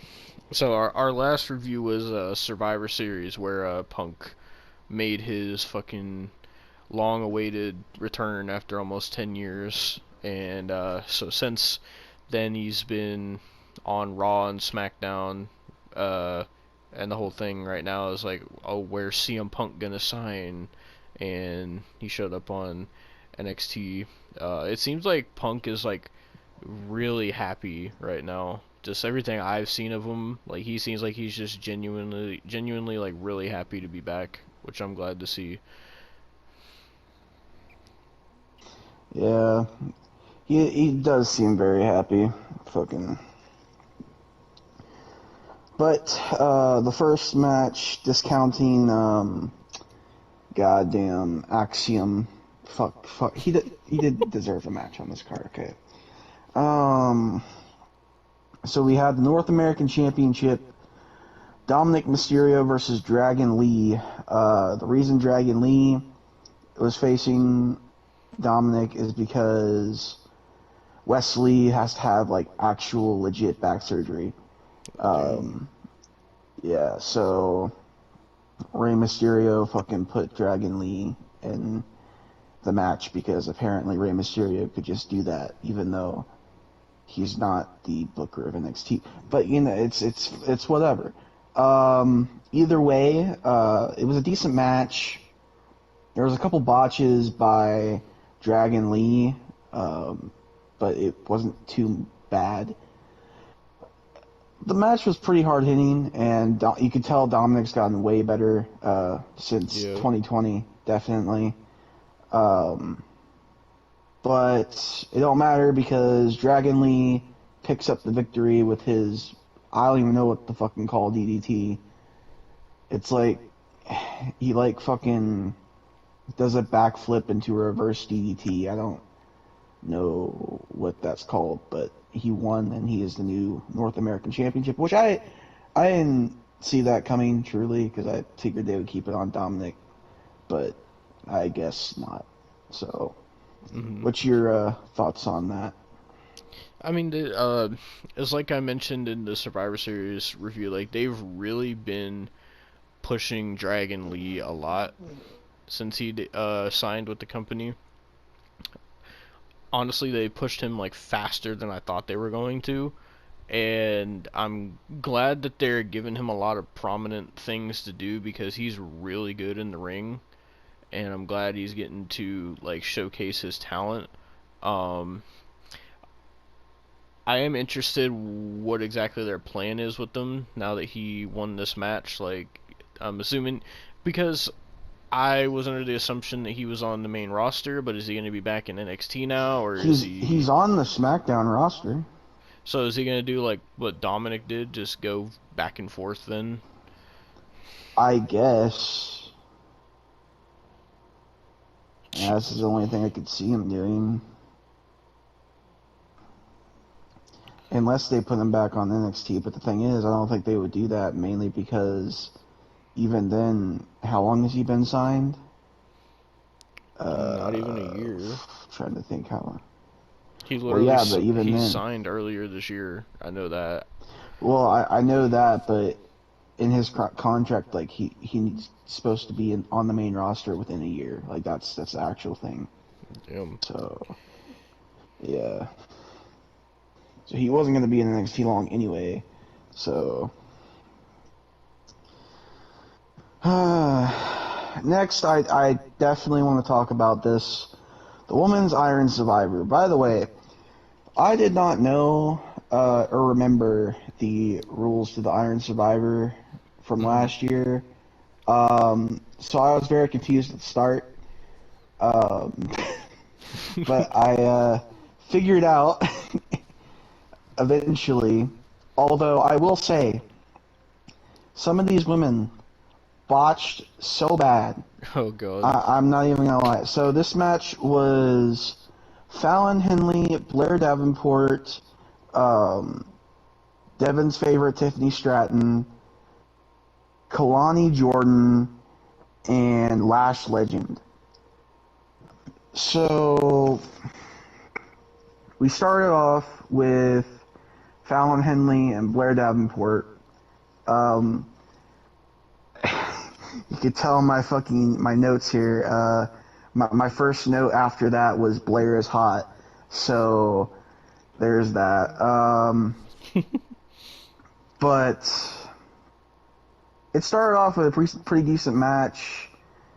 In the beginning, it was just like a regular match, no falls at that point. But then, which by the way, Booker T, I will say on commentary, is a lot better than most people, I will say. Jesus. He said "shucky ducky quack quack" like 5 times during this match. So Who was all in this match? You said Fallon Henley, Kalani Jordan, Tiffany Stratton, Blair Davenport, and who?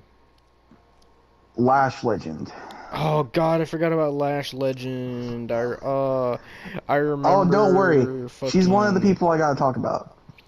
I remember fucking. I think we talked about her back in like 2021 during like NXT 2.0. That whole time where she had like this weird like they gave her like this weird talk show thing. It was called like Lashing Out with Lash Legend, and it was so fucking bad. Yeah, she's not gotten better on promo skills, I will say that. But Oh, we'll get to that good. in a bit. So then Tiffany Stratton comes out, and she's doing her shtick. It was pretty much Tiffany Stratton the whole match at that point. Until Blair Davenport scored a fucking point on Fallon Henley, and Fallon Henley went into the penalty box for 90 seconds, and it looked like the fucking coal mine. I shit you not. Oh, I remember the coal mine. Yeah. So, then here's my first issue with this match. Kalani Jordan comes out as 4th. She is so fucking green. Oh my god. She botched, like, so many times. And especially towards the end of the match, it was so bad. There was at one point where she fucking went for a 450, and she overshot it, and her fucking knees hit Blair Davenport. Jesus And Christ. she like face planted. It looked so bad. Did you know that she's dating Carmelo Hayes? I did not know that, but she certainly has not gotten the fucking in-ring ability. So, yeah. So then Fallon Henley comes back from the penalty box and scores a point on Blair Davenport. So now it's 1-1. And then it all turns sour. It's already getting bad because of Kalani Jordan. Here comes Lash Legend, final entrant. Oh no. So they're going for this Tower of Doom spot, and she somehow botches the Tower of Doom spot. Oh my god. She botched it? How did she botch it? Yes, because she fucking... You know how the Tower of Doom is supposed to be like 2 people doing a power, like a superplex, and then at the bottom there's a power bomb and it turns into a superplex? Mm-hmm. She just did the power bomb part. So the other two were just my on the fucking turnbuckle still, and they had to fucking like improvise. So fucking Lash Legend did a double superplex, which I admit was impressive. And then here's what confused me also. She did some fucking stack 'em up and pin 'em like Roman Reigns and pinned them both and got 2 points. Oh my God. She was winning at that point. And then fucking they keep on fighting after Lash Legend just keeps on botching. By the way, did you know Lash Legend is partnered with fucking Noam Dar? I did not know that. I didn't either, and until I saw Noam Dar come out there in this puffy ass, fucking preppy ass looking jacket with a couple other teammates that I don't know who the fuck they are. Dude, he looks like a pussy, and he has cornrows now. Oh, well, great. Bro, I don't... And apparently their group is called Metaphor. Metaphor? What the fuck? I don't know, man. I actually don't know. Then Blair Davenport scores another point, so it's 2 for her. Then Tiffany Stratton scores a point. And like the last 10 seconds, Blair Davenport scores a point to get the most points and fucking win the match. And she stole the victory pretty much. So that was that, and then Blair Davenport does a promo on Lyra Valkyria. I don't know. Is that how you spell like pronounce her last name? I don't fucking know. I think it's pronounced Valkyria, I think, or Valkyria, some shit like that. I don't know why they couldn't just call her Lyra I Val. don't know Do it. you know? See, something I found out, Austin, is we actually talked about Lyra a long time ago, and we didn't even realize it. So Really? you remember when we were roasting the NXT UK roster? Nah, bro. Do you remember someone by the name of Aofi Valkyrie? Oh That was my Lyra god. at the time. Why did they change her name? I don't know why. Like Aofi Valkyrie was weird too. Why didn't they just put Lyra Valkyrie? That's like so simple. But like, I don't know, man. Some of these names, I will say, like, but after she comes out, she's doing she's raising up her title and everything, and then mhm. fucking here comes Cora Jade, um, just back, and she attacks Lyra, and that's that. So Cora Jade returns, and Blair Davenport is taking on Lyra on at New Year's Evil, the first NXT of the new year. Did you see that like Cora Jade had a whole backstage thing with CM Punk? Yes, wasn't a promo though. There actually was like it was like an interview thing. I don't know if you've seen that. I did not see that.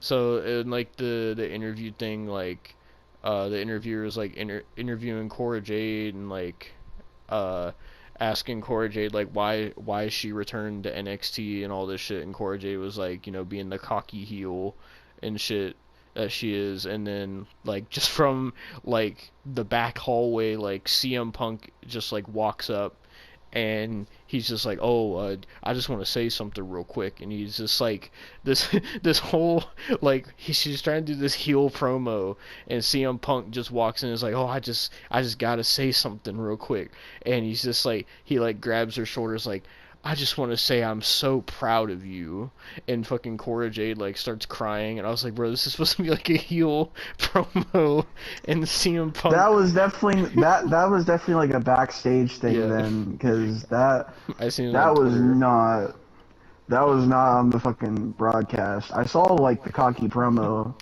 Yeah, and then but like Punk was just saying that he was like proud of her and like gave her a hug, and then he was like just always do you, and then he walked away, and then she like was starting to be a heel again, and she was like, oh, see, even I even got CM Punk's approval and shit.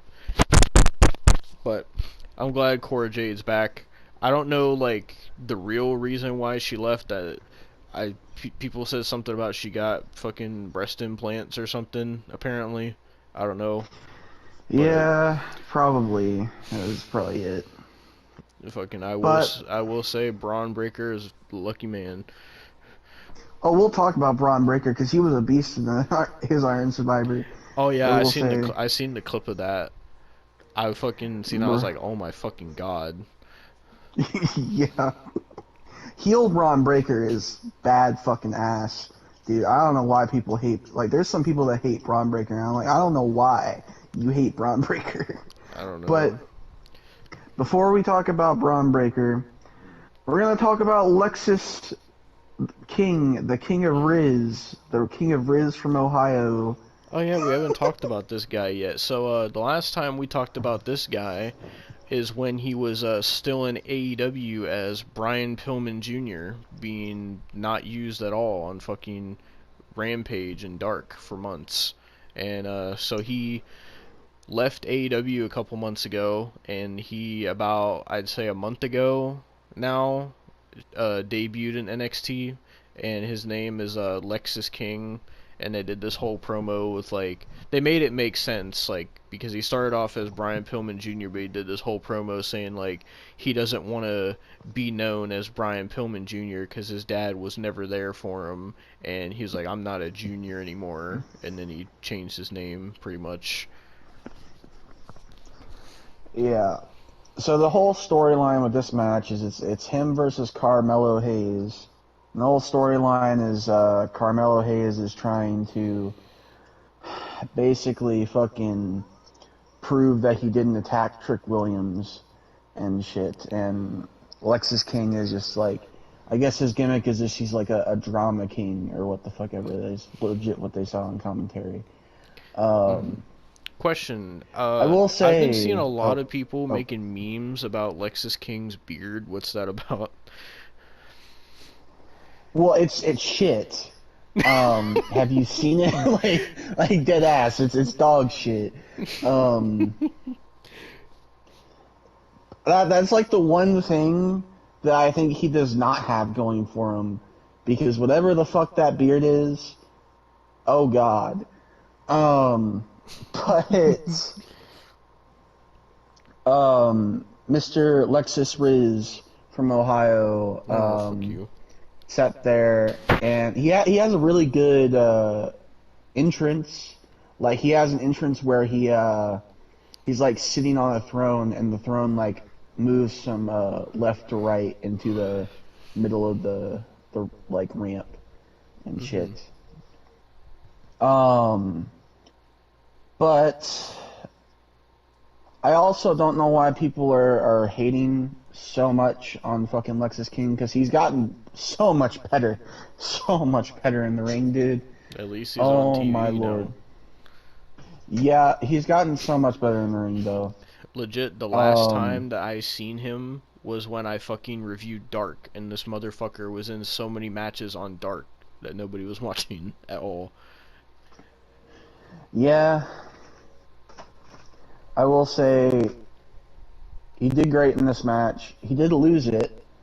Carmelo Hayes won with the Nothing But Net, which I will say that was like the only thing he kind of botched, because he wasn't in place for the Nothing But Net. So Carmelo kind of landed right on fucking Lexis King's spine instead of his fucking neck.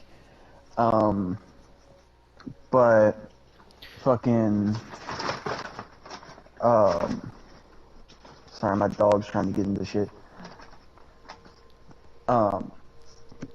Lost my train of thought. Oh, he gets a microphone, Lexis King does, and tells Carmelo Hayes, basically, thank you for the PLE spotlight, but I didn't attack Carmelo Hayes, or fucking not Carmelo, god damn it, Trick Williams.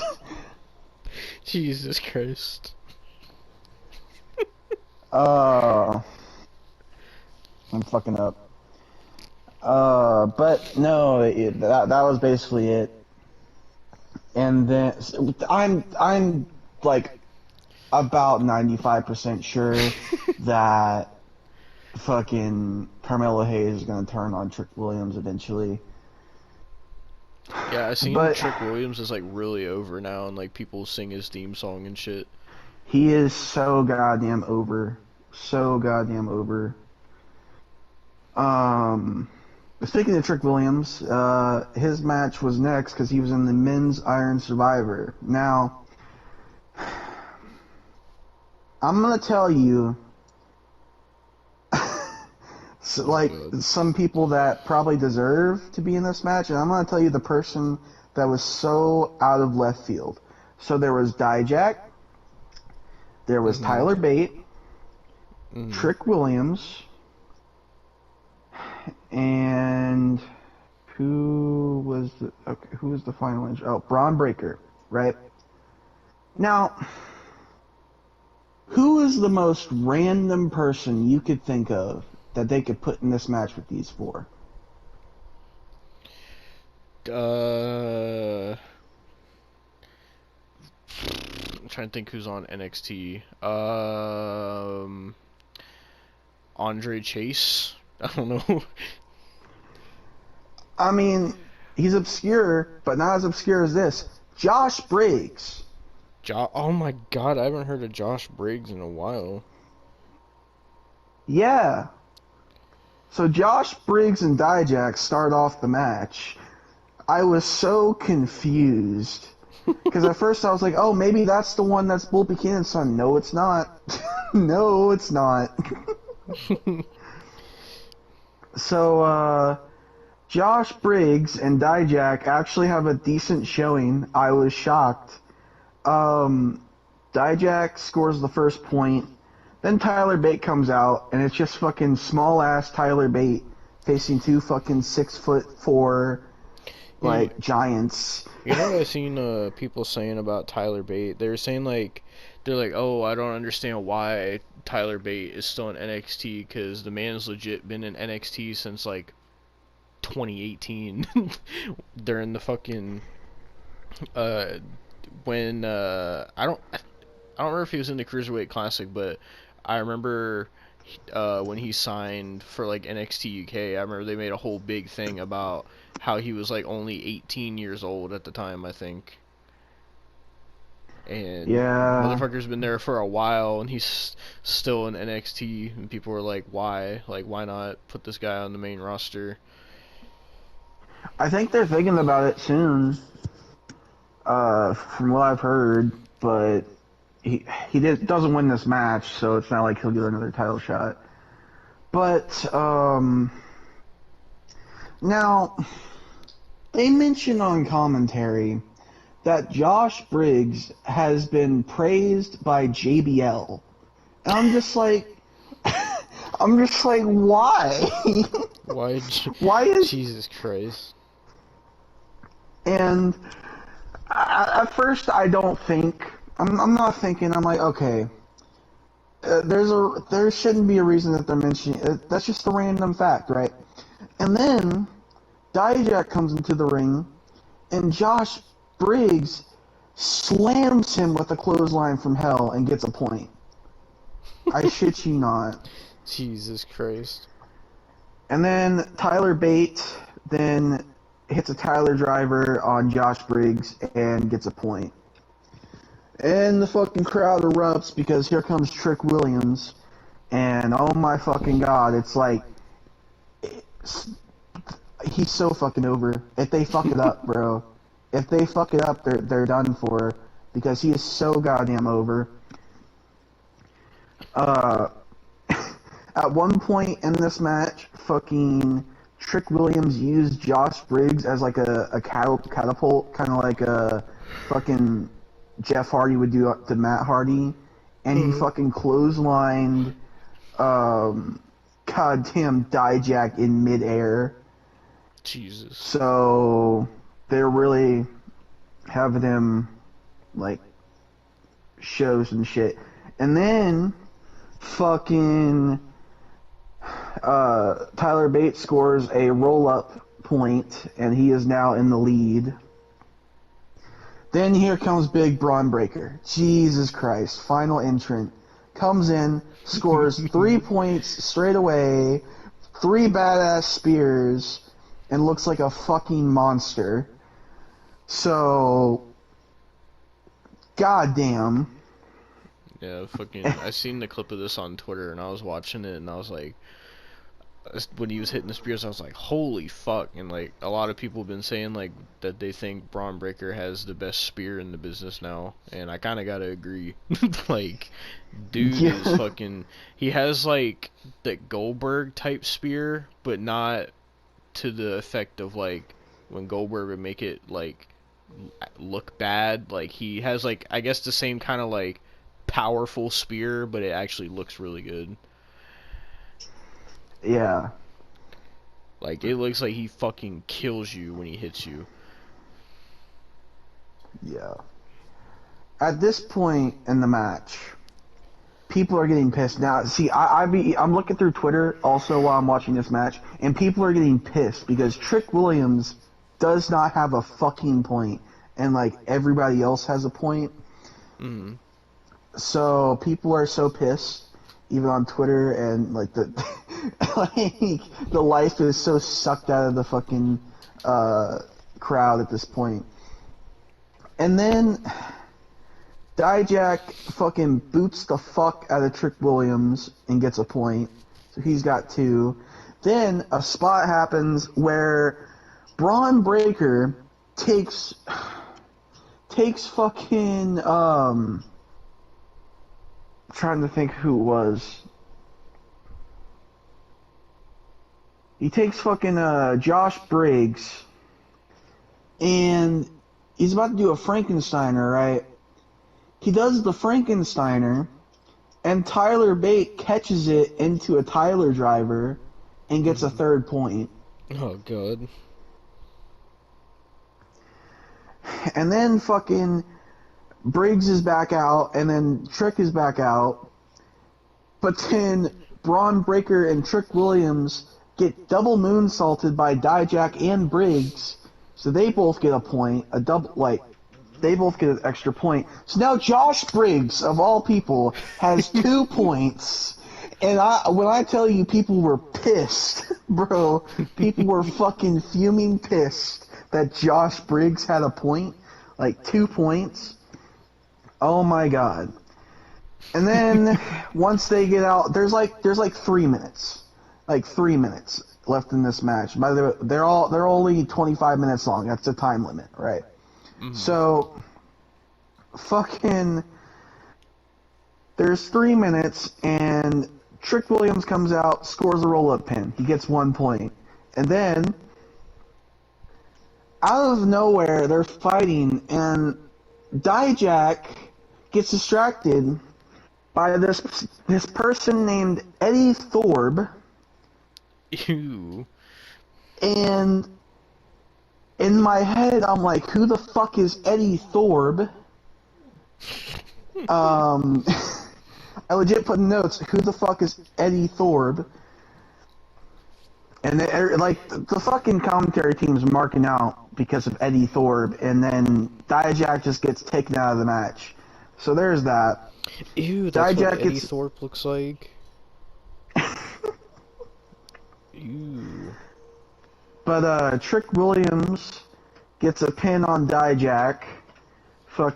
Then he gets a pin on Tyler Bate, and then Braun Breaker's looking for another spear to hit on Trick Williams because now him and Braun are tied, and fucking Trick Williams catches him with a knee. 1, 2, 3. Trick Williams wins. 3 minutes on the clock.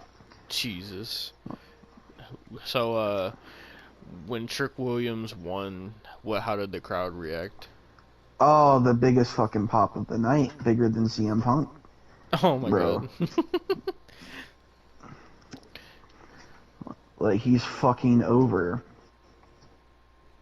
And at this point in the show, I was kind of just like, okay, so is the main event next? And then I'm like, okay, the main event must be next because they're talking about Dragunov. And then I see a promo for Kiana James versus Roxanne Perez in a steel cage. And I'm just like, I don't care. Like, why the fuck? Okay, and then they show the promo, and I was like, I still don't care. So yeah. What the fuck are you doing, dog? I'm not gonna question it. But this match was fucking boring. Roxanne Perez versus goddamn Kiana James. Kiana James beat Roxanne Perez. She beat why would they put her over Roxanne? Oh, but they didn't. They put her over Roxanne, but also they put her over from help from someone who I also didn't know who the fuck they were. Izzy Dame. Who the fuck is Izzy Dame? She looks like a generic fucking blonde chick. So I don't know. I don't know who the fuck that is. She looks like, at least in the PNG I'm seeing, she looks like a fucking like generic, not generic. She looks like a great value Tiffany Stratton. I thought it was Tiffany Stratton at first, legit.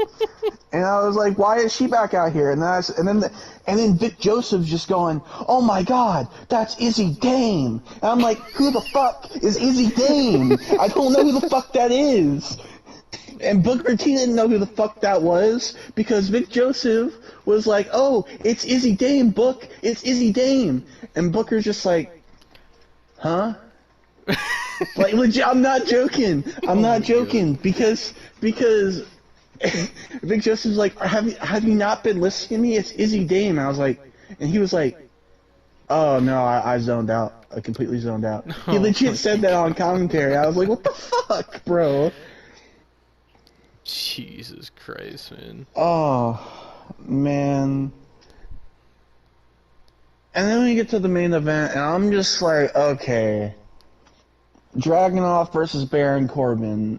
I don't know how to feel about this. I like Dragunov. Baron Corbin's decent in the ring. God, when's the last time we talked about a Baron Corbin match? Jesus Christ. I don't even remember. I don't know. It had to have been when he was fucking Happy Corbin or something, bro. It had to have been, man. I remember, the last time I do remember talking about Corbin was WrestleMania 38. Oh my god. It might have been that, or it might have been sometime during. Did we do WrestleMania Backlash? Last year? No. I know he had a feud with. I know he had a feud with Madcap Moss. I don't know.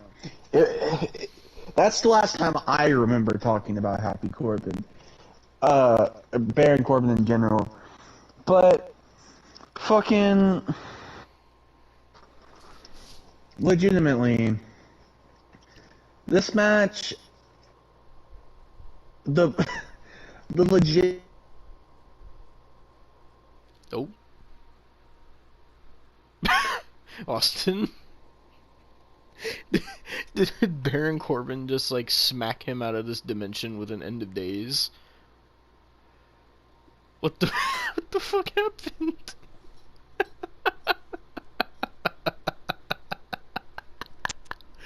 Austin? What the fuck? I didn't realize my fucking. What is the last time you heard me say? Oh, you were talking. All I heard was like legit, and I was like, "What the fuck?" Oh my god. Okay. Well, legit. The entire fucking storyline to this fucking match was Baron Corbin flexing his cars and his hot wife and his his fucking bar and his grills, like, to fucking Dragunov and saying that Dragunov isn't a family man because he left his family behind. And then Dragunov was just like, I do this for my family, and I live in a small-ass apartment. What the fuck? All it was. And then Dragunov, which, by the way, this is the first time I've ever heard Dragunov speak, like, fluent fucking English, so I'm already confused as fuck, because he's, like, speaking. I had never seen him do a promo in English, ever. So, seeing him doing promos in English is fucking weird. And he's sitting there, and he's acting all pissed. And then at the end of the promo, he hugs Baron Corbin, and he's... I shit you not. He hugs Baron Corbin, and he's like, only the dragon can defeat the dragon. And I'm just like, what the fuck? That's what he said. What the fuck, man? Like, I was so confused at this point. And then fucking, like, start coming out. And Baron Corbin comes out on a motorcycle. And I'm just like, why? And then Booker T gets distracted about the motorcycle. It's because he's back to being the lone wolf Baron Corbin. Well, fucking Vic Joseph's trying to get like Booker T's attention, and he's trying to talk about Baron Corbin, and Booker T's just like, "Oh yeah, that motorcycle looks really nice, man." Like I'm like, what the fuck, bro? Like he doesn't even care about Vic Joseph. Just fucking ignoring him. He's just ignoring them for the last part of the show, and then here comes Dragunov, and it's weird seeing Dragunov with a beard, I will say, or a goatee, I guess, more or less. This match was hard hitting. Baron Corbin didn't do the hard hitting. Baron Corbin looks like he's gained a little bit of weight, I will say. But there was multiple times where Baron Corbin like had the advantage, and then he just sat there and he like picked Dragunov up and hugged him and said, "Here's that for a hug, Dragunov. Here's that for a hug." And I'm just like, what the fuck? This match was supposed to be really good. It was just so fucking cursed. And for some reason, it took Dragunov having a match that he would have with, like, fucking Gunther to beat Baron Corbin, of all people. Like, that's how long the match was. It was legit, like, fucking 40 minutes. Oh my god, it was 40 minutes? Yes, and it was just Why? fucking It was Baron Corbin hugging him and playing mind games and having the advantage for most of the match. And at the end of the match, like, Dragunov hit, like, 3 forearms to the face, kind of like what Cross used to do in, like, on the ground and pound. And then he hit the fucking, whatever fucking Moscow. I don't know what the fuck it was. I think Missile Moscow or something. It was something to do with the fucking missile. I don't fucking know. And yeah, that was it. And then here comes Trick Williams, and he's coming out there and he's signaling for the title because he gets a shot at New Year's Evil. And like right at the end, fucking Carmelo Hayes comes out and he looks all suspicious behind Trick Williams, and Trick doesn't realize. And that was it. That was Deadline. The last 2 matches kind of dragged, but I will say the matches before that were pretty fucking good, I will say. Now, if you want to get on to this, actually, if you want to give your thoughts of what I said about Deadline and then get the Ring of Honor, you can. I mean, it sounded like it was a decent pay-per-view. Aside from some things, it sounds like it had some pretty good wrestling for the most part. And I'm glad to see Cora Jade back. Interested to see what they're gonna do with Cora Jade. I'm glad they're pushing Blair Davenport as well, because she's very good. As well as I'm glad to see Trick Williams so over, and that they're doing something with Trick Williams as well. Good to see Lexis King actually getting to be on TV and on pay-per-views. Great to see Braun Breaker doing what he's doing. I mean, it's nice seeing Baron Corbin in a title match for once, but I don't know if, like, I don't feel like Baron Corbin's gonna, like, be someone that sticks around in NXT for, like, a long time. I don't know. I feel like he's gonna be an Apollo Crews, I feel. Yeah. And fucking, Dragon Lee, I'm excited he won his first title. Question, was Rhea Ripley there with Dominic? Or no? None of the Judgment Day was there. Damn. Well, I wonder, like, because I remember the last time Dominic lost his title, I remember Rhea Ripley got really mad at him, so I wonder if that's going to happen again. I don't know. I will say, actually, Ray was on commentary for that match. Oh, Rey Mysterio? Ray and Booker T is not a commentary duo that we need, because they were all fucking distracted. Why They were so distracted. Well, Booker T, like, the whole show was ignoring Vic Joseph. And then it was just fucking Rey Mysterio talking to Booker T. And Vic Joseph was like in the middle there, and he was so goddamn awkward. Jesus Christ, man. But yeah,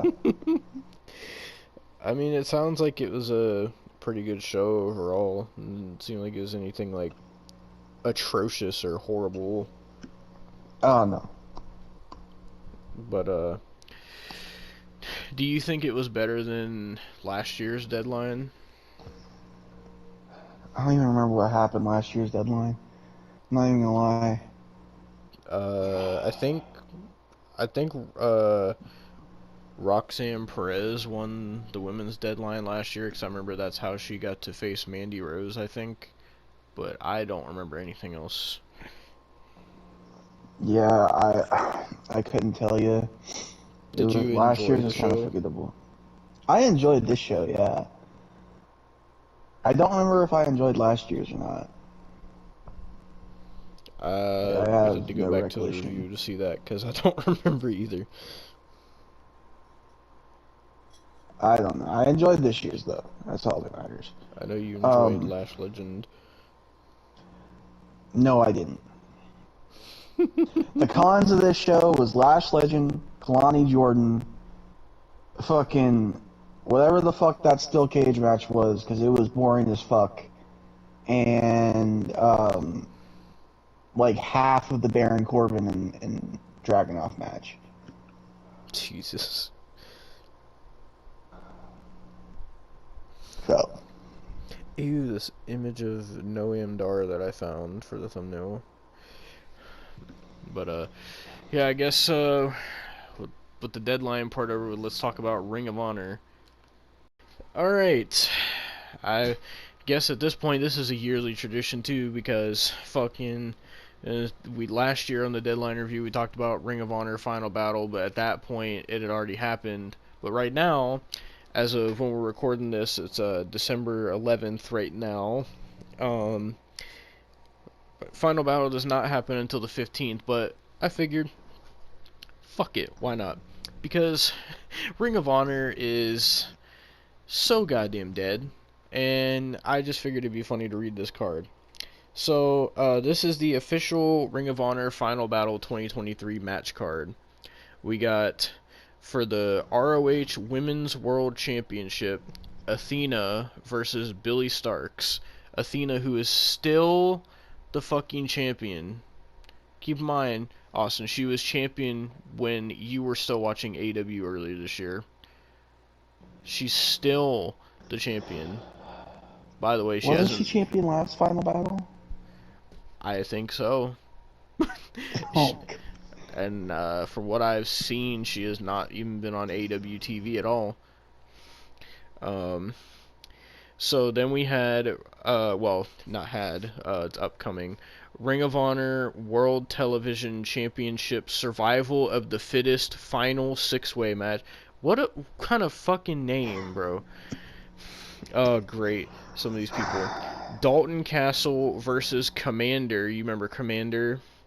Versus Kyle Fletcher, which he's a lucky motherfucker, versus Lee Johnson versus Lee Moriarty versus to be announced.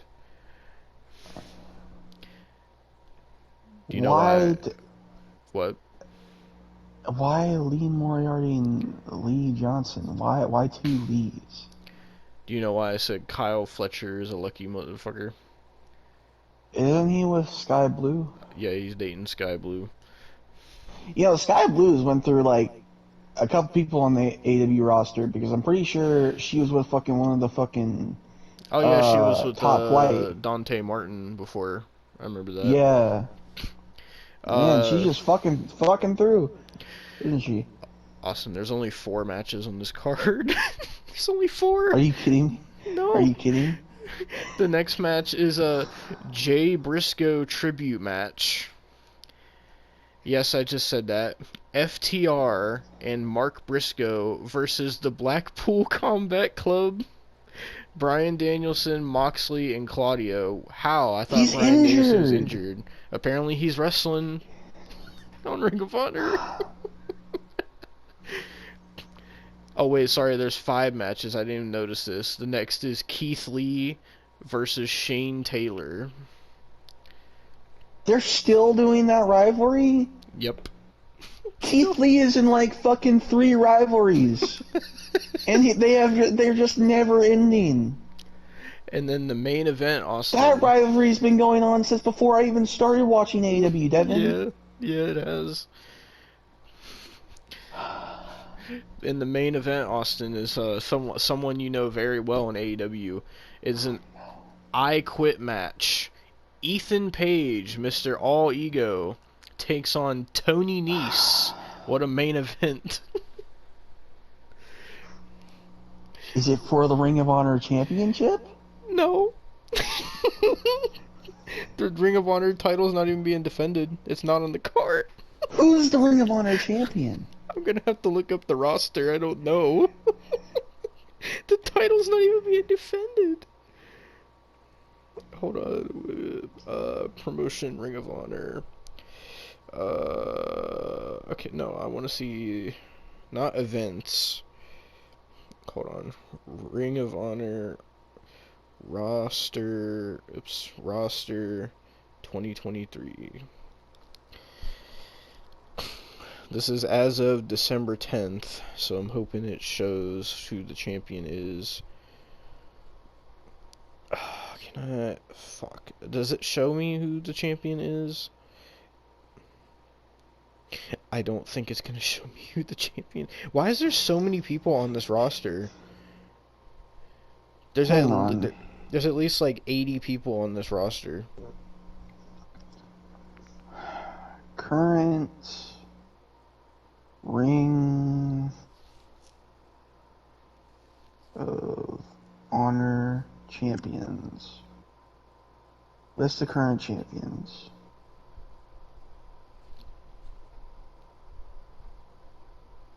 Bro, what? Okay, let me just list these. So, women's division, Athena. Mm-hmm. Okay, tag teams. The 6-man tag team champions is the Mogul Embassy. Wait, I thought they were the Mogul affiliates. Why are they the Mogul Embassy now? What the fuck? I don't know. I don't know. The tag team champions are Better Than You, Baby, MJF and Adam Cole. There's still... Motherfucker, Adam Cole's injured. How is he still champion? Why were they not stripped of the titles? The ROH Pure Champion... Now, this is just pathetic. Really pathetic. Wheeler Yuta. Wheeler Yuta... Didn't he have that? He had that title when we were still watching AEW. Oh, but he's a 3-time now. Oh, he's a 3-time now because he defeated Katsuyori Shibata. Not Shibata. on the Thanksgiving edition of Rampage. Thanksgiving edition of Rampage. That sounds depressing. You know, it's not as depressing as their world champion. Who is the world champion that's not booked on this card? Please tell me. The winner, because he is competing in New Japan right now, and the reason why he is not on the card, he defeated Claudio Castagnoli at Dynamite Grand Slam in a winner-takes-all match on September 20th, 2023. Eddie Kingston won the Ring of Honor World Championship. Eddie Kingston is the Ring of Honor champion. Why? He's so fucking fat and just depressing. Like, why? Why have that as your champion, Ring of Honor?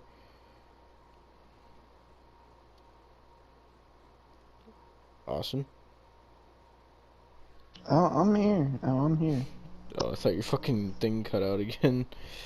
No. I'm just trying to get fucking PNGs at the same time of fucking talking about this. Fucking... Okay, so, hold on a minute. fucking... Let me see what happened at the last Ring of Honors. Oh my god. They've all Ring of Honors only had... Wait. Oh wait, that's events. Ring of Honors only had 4 pay-per-views this year. The last pay-per-view was in July. When did... Okay, hold on a second. What happened to Death Before Dishonor? That was the last one. Let me see. Please enlighten me. What happened at Death Before Dishonor? They had a pre-show on a Ring of Honor show. I can't believe I'm saying that. There was 5 matches on the pre-show. 5. Are you... What? Josh Woods defeats Tracy Williams in a Pure Rules match. This is all in the 0 hour. Darius Martin and Action Andretios defeats the Workhorsemen. The same Workhorsemen that we watched in DPW. Oh, great. Layla Hirsch defeated Trish Adora. AR Fox defeated Shane Taylor. Gravity defeated Commander. That was the Gravity. 0 hour matches. Yep. He's a luchador, I think. Of course. Yeah.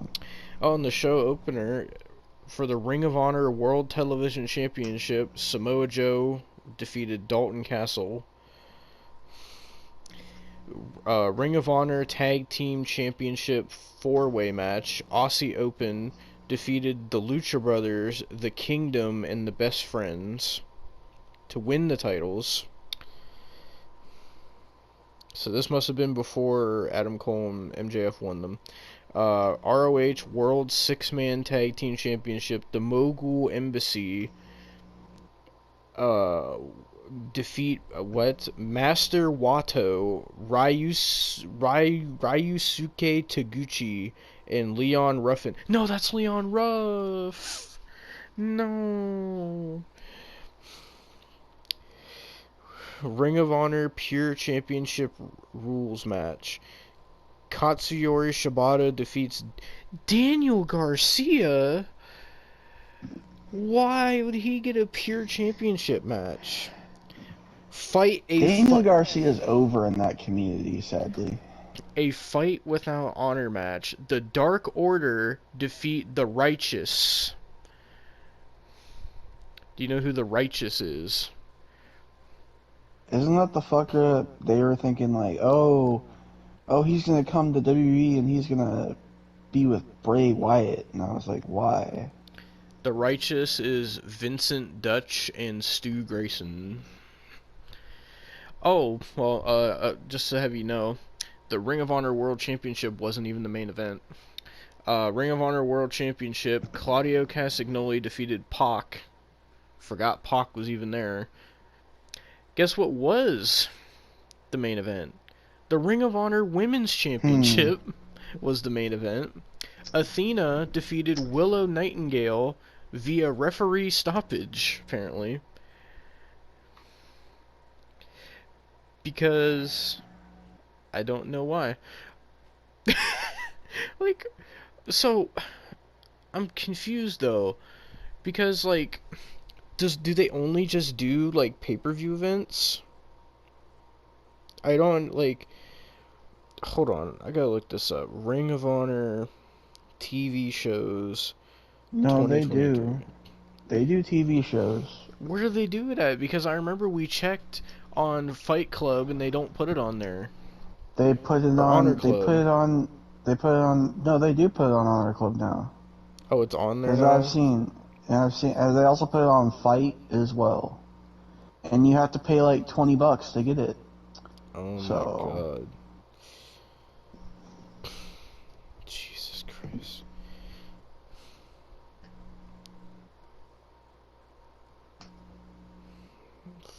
God damn it. I wanted to see like what their most recent event was, but oh well. Oh, fuck. I am curious now that you brought up that fucking Thanksgiving Rampage. What the hell was on that? It was on the 25th, so it wasn't even on Thanksgiving. Like, Thanksgiving AEW Rampage card.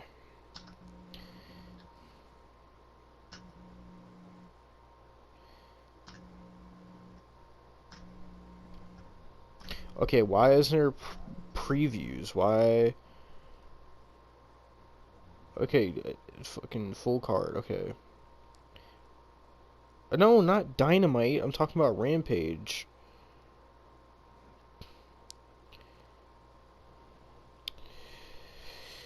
Are you sure it was Rampage? It was on the 25th, I said. So it was like it said it was a Thanksgiving Rampage, but it was on the 25th. So 25th, 2023. Spoilers. Maybe if I look that up. Oh, it wasn't just Rampage. It was Rampage and Collision. oh, okay. I don't care. Okay, fucking.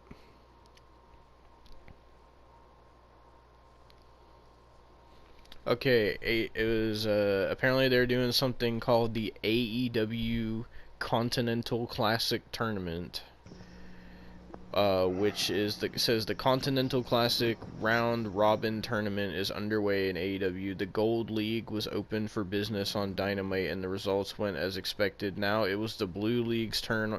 What in the hell are you talking about? What the hell is a Continental Classic and Gold League and Blue League? Just call it No. a fucking tournament and just say A block and B block. What the fuck is this shit? First up, Claudio Castagnoli versus Daniel Garcia. I'm trying to see who won because it goes into detail about every match. Claudio won. Fucking. Okay, hold on, what? So the main event was Eddie Kingston versus Brody King. Okay, did Eddie Kingston win?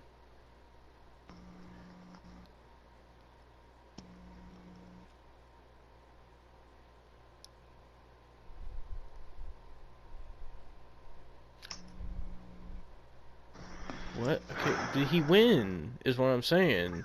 Like, it's not. Yeah.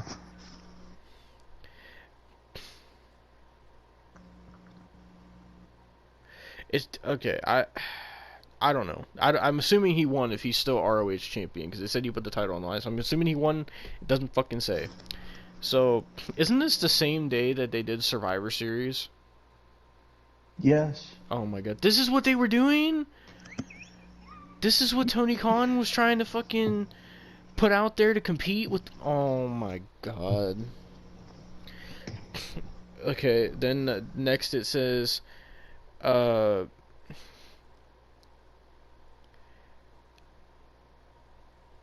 wait, Eddie Kingston didn't win. Brody King won. Oh wow.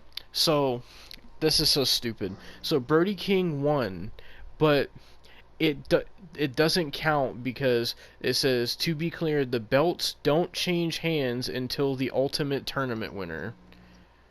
So Brody King has to win the tournament to become Ring of Honor. That's retarded, bro. Who? Oh my god.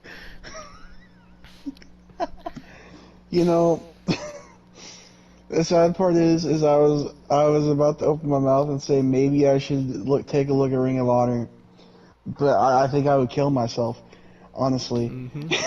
The way this is sounding, bro. Up next, it says Adam Copeland snaps. Apparently, he fucking what?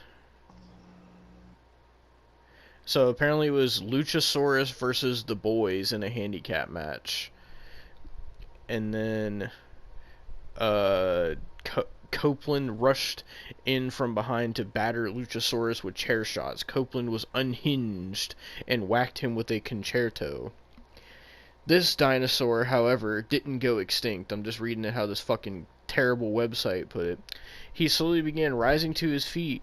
So he no-sold the concerto. This is what we're doing on AEW in 2023. So he curb stomped him and hit him with a second concerto. Jesus Christ. And then he did a promo on Christian, which, by the way, they did that match already, and nobody gave a single shit about it. Edge's career is so dead now. Like, nobody cares. Literally nobody cares. Oh, and this website has the balls to say Copeland's intensity was off the charts. The passion in his promo made this grudge feel real. I thought the bout against Christian would be saved for the World's End pay-per-view. However, AEW is rolling with it sooner. Fuck you. Oh my god, this person writing this says, I like the touch of having Luchasaurus survive the first concerto. He sold it well, like a monster movie, so as not to diminish the move itself. You're diminishing it by getting the fuck up. What are you talking about? What do you mean you're not as to not diminish the move? Stay down! That's the whole point of the concerto, is you get your head smashed between two chairs. And if someone hit a concerto on me and I sit there and get back up, it makes it look bad. What do you mean as to not make the move look bad? Are you fucking stupid? Luchasaurus looked like a total badass. What do you... No, he didn't. He looks he can't even wrestle, dog. What do you mean? He's not even... The sad part, he's not even Luchasaurus anymore. He's Killswitch now. Whatever. They're still calling him a dinosaur. So what the fuck does it matter? Apparently the next match was fucking Shibata versus Wheeler Yuta. Like, anybody would want to watch that. So this is a Pure Rules match. It says Jerry Lynn, Jimmy Jacobs, and Christopher Daniels were the judges in case of a time limit draw. Why does this need judges? You gotta be a sweaty ass, 500-pound, 9-chin, shit stain on a chair leaving, motherfucking masturbating to the goddamn Young Bucks every fucking day, neckbeard, to watch the fucking Pure division. What in the fuck do you need judges for a match for? This isn't Tough Enough. This isn't TNA Gut Check. What in the fuck? So you're having Pure Rules and you're having fucking... whatever the hell the tournament was with the Gold League and the Blue League and the Teletubbies League and whatever the fuck. You're having a dinosaur survive chair shots, not even chair shots, a concerto, and talking about, oh, he looked badass. No, he looks like a dumbass. What is this fucking company, bro? Okay, who won this match? Fucking...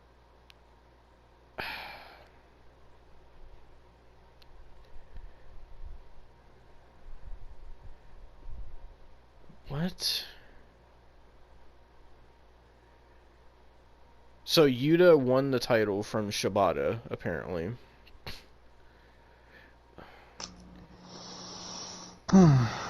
Then apparently, oh my god. This was only Rampage. They're not even the Collision yet. The rest of Rampage, this person says, Hook defeated Rocky Romero. Oh, listen to what this says. Azukar is the international gatekeeper and requested Rising Talent as an opponent. Hook came for a competitive bout. You're telling me Hook is a rising talent? Motherfucker hasn't been relevant since 2021 when he was the most fucking over person in AEW. And they didn't do fuck all with him. What do you mean rising talent? But you know, the AEW fans will say, oh, but what about Hookhausen? The only thing that's... No. The only thing that's rising is the fucking bulge in Taz's fucking pants when he sees Hook. That's the only thing that's rising. And you know that's true. I know it's true. It's fucking orgasm, man. So what? Hook was game for a competitive bout. In the end, the FTW champ countered a sliced bread into the red rum choke to win. So fucking Rocky Romero lost. Who the fuck cares?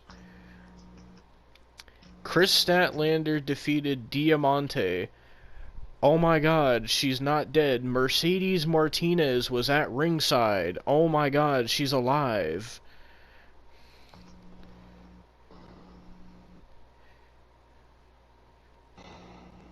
Fucking...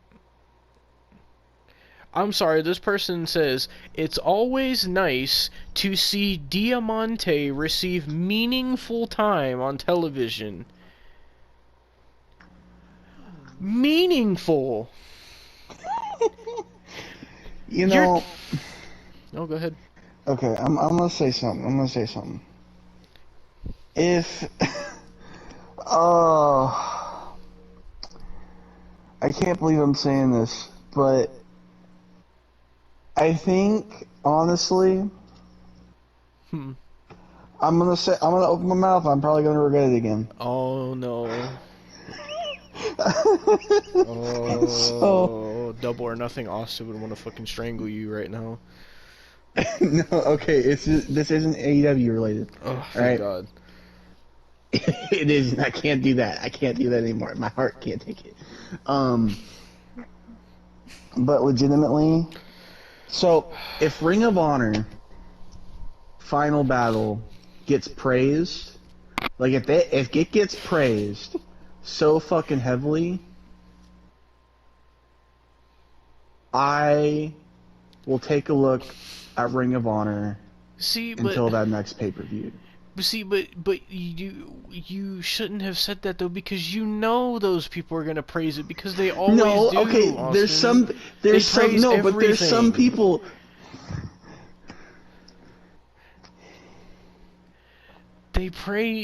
They fucking praise everything. You know that, man. Okay. Not Ring of Honor. How about I take a look at TNA? Because TNA might actually be decent. Are you talking about when they switch back to TNA next month? Yeah, how about I take a look at TNA? I was gonna say, fucking Ring of Honor is so boring, man. You don't want to watch that. Shockingly enough, they have less of a crowd than Rampage, which I didn't think was possible, but apparently it is. Oh yeah, Austin, it's a good thing that you said you changed your mind because Ronda Rousey's on Ring of Honor. Don't forget. Oh, I'm glad I changed my mind. You really could have fucked yourself. So, TNA, I will watch next year. How about that? I think they said that when they're switching back to TNA is going to be Hard to Kill, actually. So you have to watch Hard to Kill. Fuck it, I'll watch it with you. When's Hard to Kill? January something, I forget. Oh, that means you're going to have to watch Hard to Kill and the Royal Rumble, Jesus. Fucking... Their next big pay-per-view would be Slammiversary, right? I think. I don't know. They've been announcing a couple shows, so I don't fucking know. Well, the reason I say is because I if I'm gonna be doing TNA, every week and everything, I would probably want to do something kind of like the AEW saga. So I would have to go to a big pay-per-view. So, I mean, Slammiversary is in July. Okay, so if they're announcing so many shows, can I just strictly do the big pay-per-views and the weekly show? Could that be it? Is that fair? Yeah. Because I don't want to do all this fucking... They're like New Japan shit, and I don't know. I don't. Well, on January 14th, they're doing TNA Snake Eyes, and guess what match they're doing? What? Josh Alexander versus Will Ospreay. What? Josh Alexander versus Will Ospreay. Great. I just fucked myself, didn't I? Oh, We lost. apparently, there was a TNA pay-per-view on the 9th. It was Resolution. Jesus, Why do they do all the pay-per-views on fucking Friday? I don't know. Oh yeah, they also announced that Okada is going to be coming to Impact. He's wrestling on Snake Eyes on the 14th. It's Okada, Alex Shelley, and Chris Sabin versus Eddie Edwards, Moose, and Brian Myers. Okay, can I know fucking Hard to Kill's card? So I know what I'm getting into. Well, okay, let me finish reading this fucking AW. Actually, let me just open another tab. Actually, I'll just do that. TNA Hard to Kill Truthfully, I don't care about the rest of the 2024. collision cards, so let's just get to the TNA card. No, we gotta read it. We gotta read it because We don't we gotta read the have whole to, thing. though. Okay, where's the match card? Ew, it's gonna be in Nevada. Impact World Championship, Alex Shelley versus Moose. Okay. Apparently, it says Moose cashes in the Feast or Fired briefcase. Oh my God, there's Okay. only 2 matches. Impact Knockouts Championship, Trinity versus Jordan Grace. Why Jordan Grace, dude? Apparently, Jordan Grace cashes in the Call Your Shot, whatever the hell a Call Your Shot is.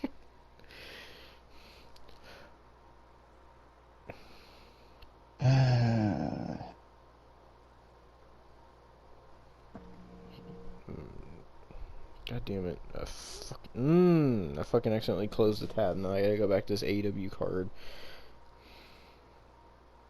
November 25th, 2023. Spoilers.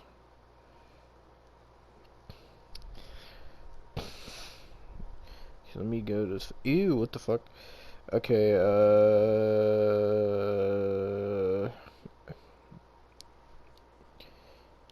oh my god, apparently he's not even just called Killswitch Austin. This website lists him as the artist formerly known as Luchasaurus. Fam. Yep. Apparently after the Luchasaurus shit, it says Commander and Gravity versus House of Black. So that's what they're doing with House of Black. House of Black won, by the way. Okay. Match number 4, House Rules for the AWTBS Championship, Julia Hart versus Lady Frost. Julia Hart won and retained the title. Oh my god, this person said, good match for Julia starting out on her TBS title run, but seemed a little bit sloppy in the ring. FTR versus the Righteous. Fucking... Okay, fucking... God, this fucking website sucks. Keith Lee versus Lee Moriarty. Keith Lee wins. Continental Classic... Oh wait, I read that one already. Fuck it, I think that's the rest of the card. I can't be bothered. So before we end this, I'm doing some notes on on TNA, and do you want to know the current champions? You know most of them. Like we know the knockouts stuff. The tag team champions is ABC of fucking Ace Austin and Chris Bay. We know the world champion. We know the X Division champion. Can you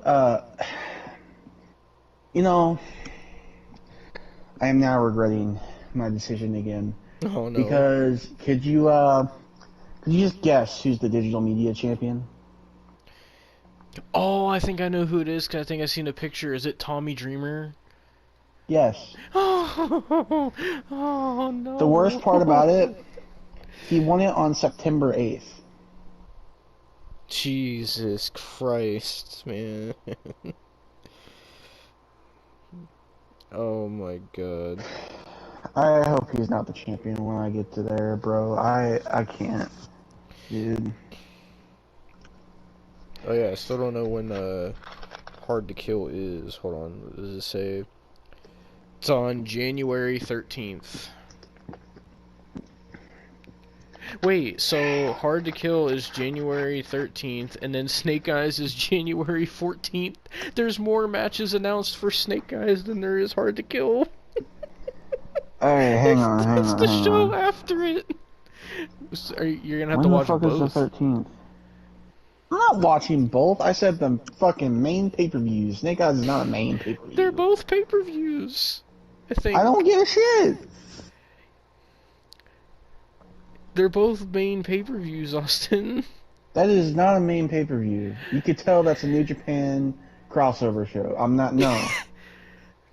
They had a New Japan crossover show at their last pay-per-view because they did I don't Josh give a Alexander shit. versus Will Ospreay last time, and the one at Snake Eyes is going to be their second match. Yeah, I don't Final care. Resolution Okada's had no, New Japan no. stuff. Okada's there. Yeah, you gotta watch it Okada's for there. Okada. So, I'm not watching it for Okada because Will Ospreay's on that show. I'm not watching it. No. I will watch Hard to Kill, and then I will watch the weekly show, and then whatever pay-per-view is after that, I will watch it. I'm not watching 2 fucking pay-per-views in a row. You kiss my ass, dude. Wait, what day is January 13th on? Because that's when Hard to Kill is. It's Saturday, and then the next day is Sunday. I'm not fucking doing that. You kiss my ass. But doesn't that count that you have to watch it though? It don't count because I'm not watching every single fucking. I'm just watching the weekly shows and the main pay-per-views. I can tell that's not a main pay-per-view. Wait, so bro. how long is this Impact saga gonna go for? Is this gonna be an AEW 6-month deal? I don't know yet.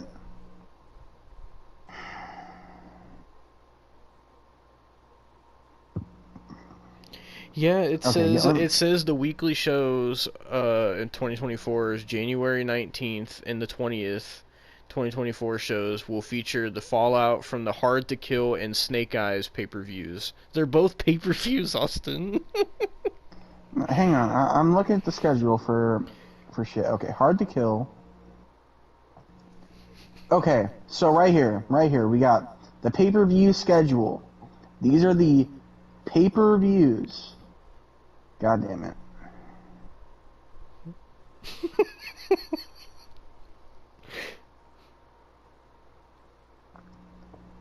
Okay. Oh my god. Hang on. I'm telling you, it's a pay-per-view. They're not gonna have Okada on some show that's not a pay-per-view.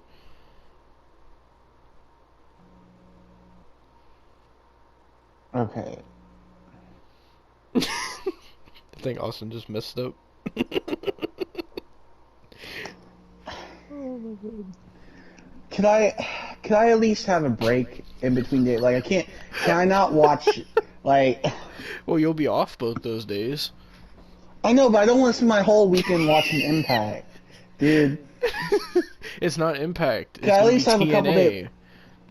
I don't want to watch 2 TNA pay-per-views. That's gonna fucking kill me. Dude, like, no, I can't do that. Well, you committed to it Okay. now. I'll review it, but you gotta give me a couple days break before I watch Snake Eyes. Like, Well, you gotta give me that. You gotta do it before the 19th, because that's when the Impact weekly show starts. I think is on the 19th. Well, I know that. Like, I could do, like, for example, I could fucking do.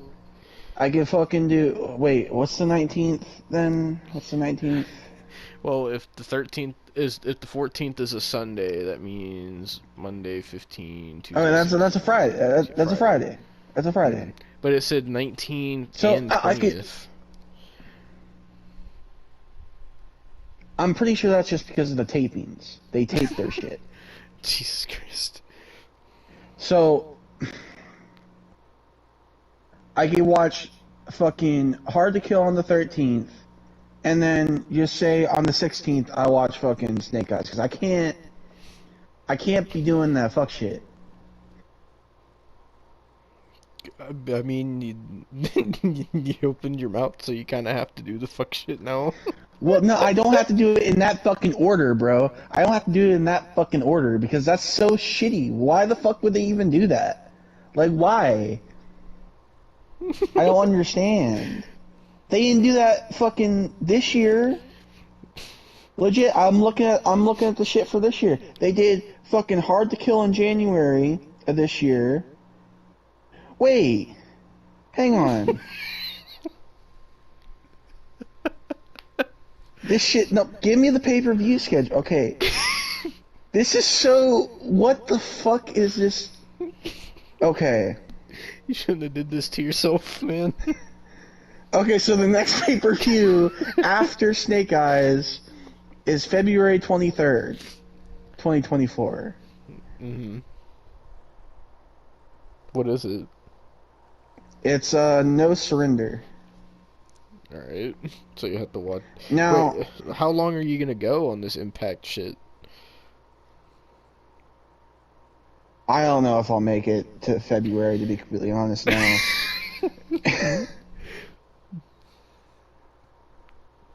Oh my god. I might have to tap out early on this one. But I'll watch Hard to Kill and Snake Eyes, and if I'm still alive by then we'll see. How about that? Jesus Christ. I'm trying to look and see if there's any other... Oh my god, they did do this last year. They did... Wait, did they do Snake What? Eyes last year, too? No, they did it. They did January 13th, 2023, Impact Hard to Kill, and they did the Fallout, which was another pay-per-view, on the 14th. And then, what the fuck? January 20th, 2023. I'm glad I wasn't doing it this year. Fucking New Year's Revolution. Bro, what? And then January 21st, 2023, another New Year's resolution. What? They did two? They did two. And then they had, oh my god, bro. They did 3 pay-per-views in February. Jesus Christ. They did 3 in March. They did 3 in April. Well, if they're copying everything they did last year, you might be doing 3 pay-per-views a month, Austin. Nah, bro. Nah, I'm probably gonna have to tap out after those first 2, bro. I can't. I thought you were giving TNA a chance, Austin. No, I can't give them a chance if they're doing this fuck shit.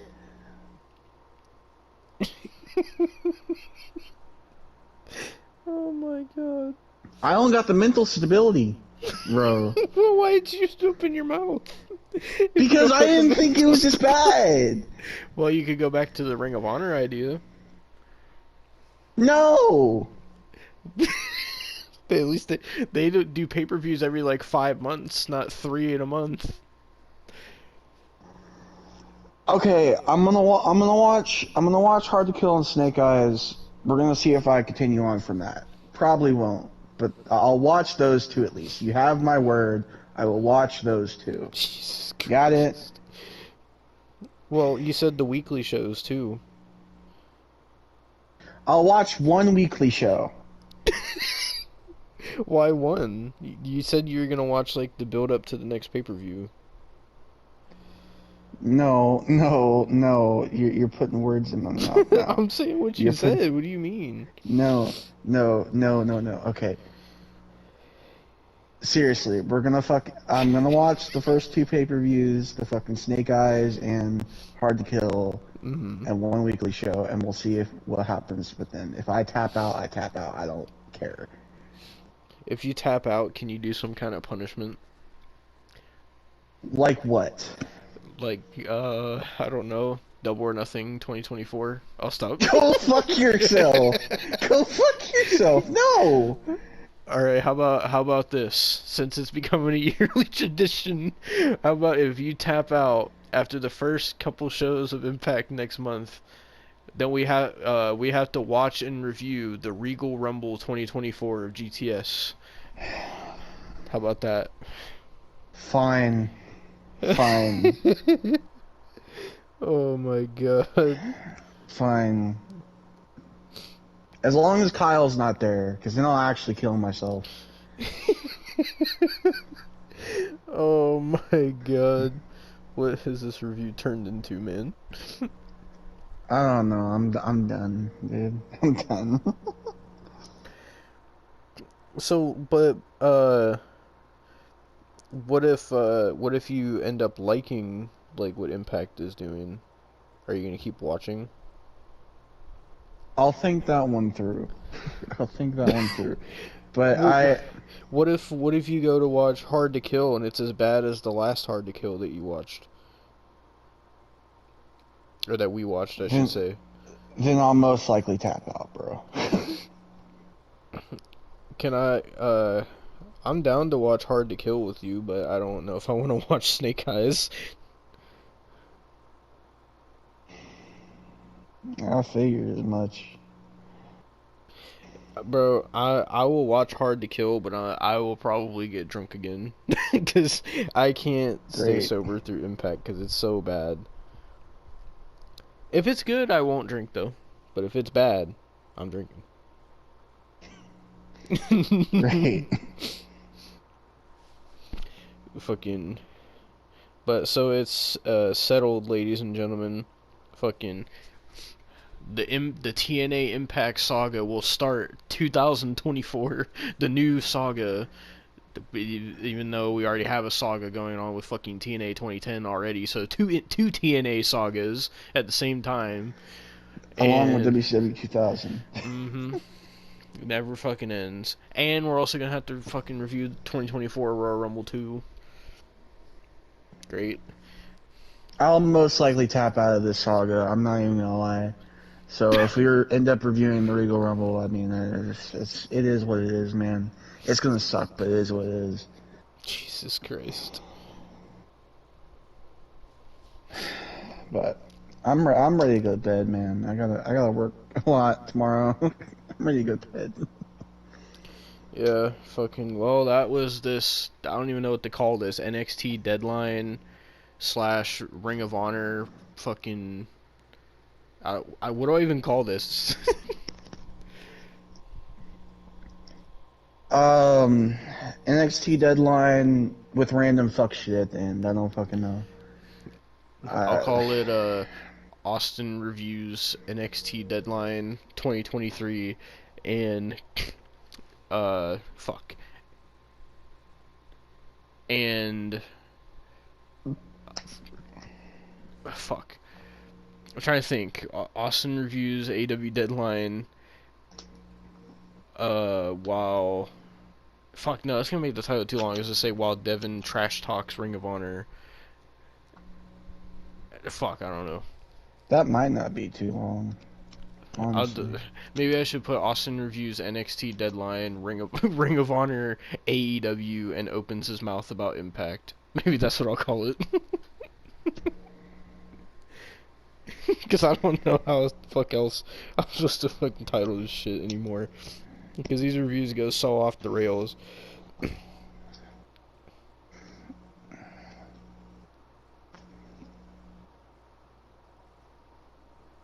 I don't know, man. Let's just fucking end it. Well, I guess that's this is going to be the last review of 2023. So there's that, or last current review, I should say. So this was the last WWE pay-per-view of 2023, and last Ring of Honor pay-per-view of 2023. And so stay tuned for Austin's journey into the return of Impact Wrestling, starting January 2024 and most likely ending January 2024. So, and I guess look forward to a Regal Rumble review and a Royal Rumble review. Which I don't even know. Does Grimm do his Regal Rumbles like after the Royal Rumble? I think he does it the day of. Jesus Christ. Oh God. Okay, well we can't watch it the day of because I'm not watching both. We're gonna have to like pick a. Well, I think pick a he only fucking does day. like a match. I think he only does a match, and then he has like other videos that he does the other matches, which I think you could just watch the actual just review Rumble match and it'd be fine. Yeah. Well, I mean, whatever, but fucking look forward to all those reviews, and there's gonna be quite a few WWE reviews in 2023 because they announced a lot of big events coming up. Elimination Chamber, which is gonna be in Australia, whatever the Germany show is gonna be. Fucking WrestleMania 40 is coming up. I can't even believe it. Already WrestleMania 40 is coming up. It feels like we just watched WrestleMania 39 like 2 months ago. Fucking Yeah. stay forward. Yeah, stay forward. It's fucking. I'm tired. Stay tuned for those reviews coming in 2024.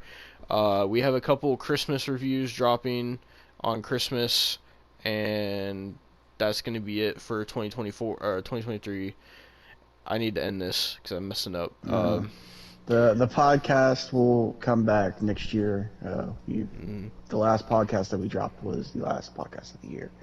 Yeah.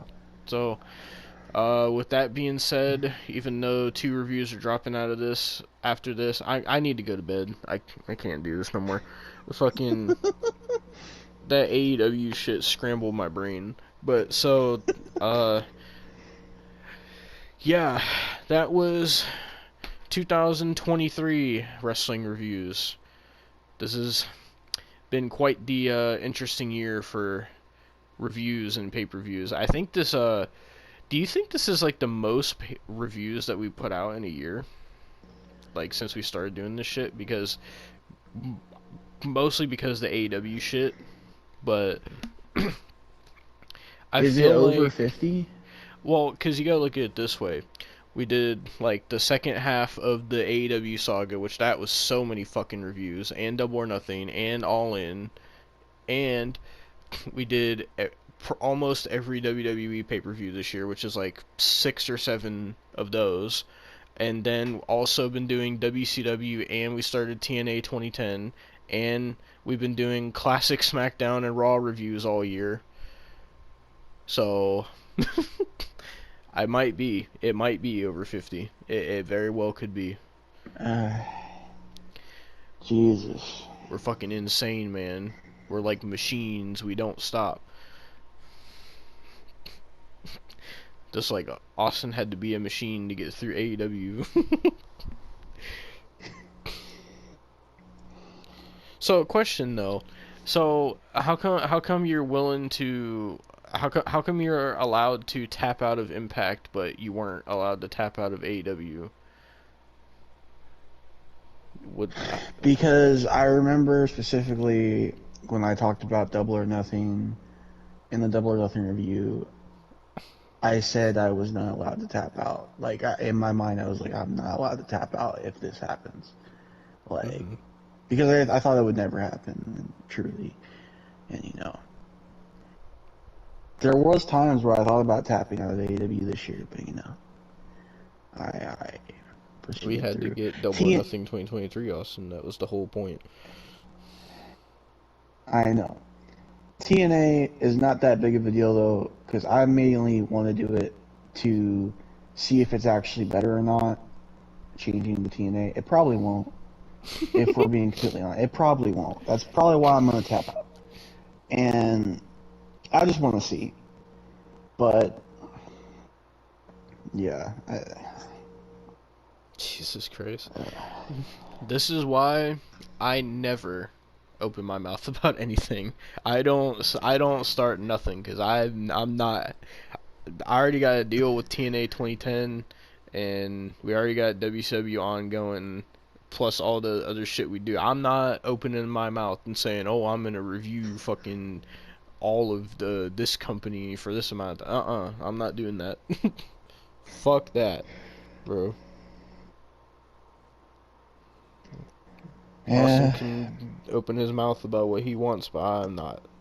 My mouth is closed. Either way, Either way, I don't want the TNA shit to be like the AEW saga because I feel like that needs to be untouched, and I don't want to do that to myself ever again. So, yeah. Well, Austin, what if AEW were to get better next year? It's not gonna happen, Devin. Shut the fuck up. Like, it's not gonna happen. Like, yeah, I can't be bothered with that, bro. You see, let me have the peace of not having to review a Double or Nothing for a year, and then on, so I don't have to fucking review a Double or Nothing ever again. Like, let me have that. I went through so much to have that peace in my life.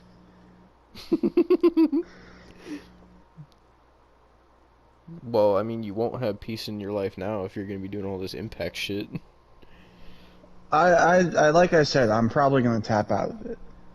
So you're probably gonna get like 3 videos max out of it. So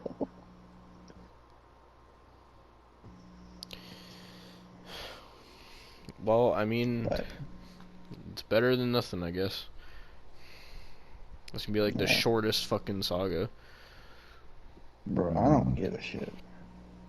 Well, the last time we gave TNA a chance was in 2021, and it was so garbage. It was so bad. I know, but maybe since they changed their name, I don't know. Jesus Christ. Like, I don't know. I hope they get better, but with the stuff they're showing so far, I guess it's pretty big that they're getting Okada to be on there, but like, fucking, I don't know why they're putting Will Ospreay on there and fucking Tommy Dreamer as the fucking digital media champion. What the fuck is even the point of the digital media championship? I don't know. We could go down a digital media championship rabbit hole if you want, Austin. I want to go to bed, dude. I know, so do I. It's almost 3 in the morning. I'm just saying we could at some point. I want to try to find a PNG of Tommy Dreamer with the championship, but I don't see it. Tommy Dreamer digital media. If I could spell media. Let's see what comes up. Oh, there's a pic. Oh, what is that picture of Tommy Dreamer? Ew. Ew, I'm gonna use that. What is that picture of him with the title? Oh my god, that's cursed. I'm gonna put that next to you in the thumbnail. This is why you shouldn't let me do thumbnails, because I'm putting you next to Tommy Dreamer and I'm putting me next to Sky Blue.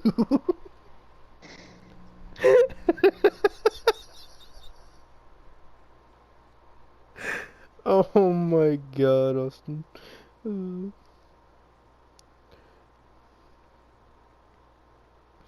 I like how Austin's just quiet. Austin, are you alive? Yeah, I'm here. Jesus Christ. Alright, well, this review's gone on way I'm longer just than tired. expected. So, yeah, that was 2023. We will be back with more reviews in 2024.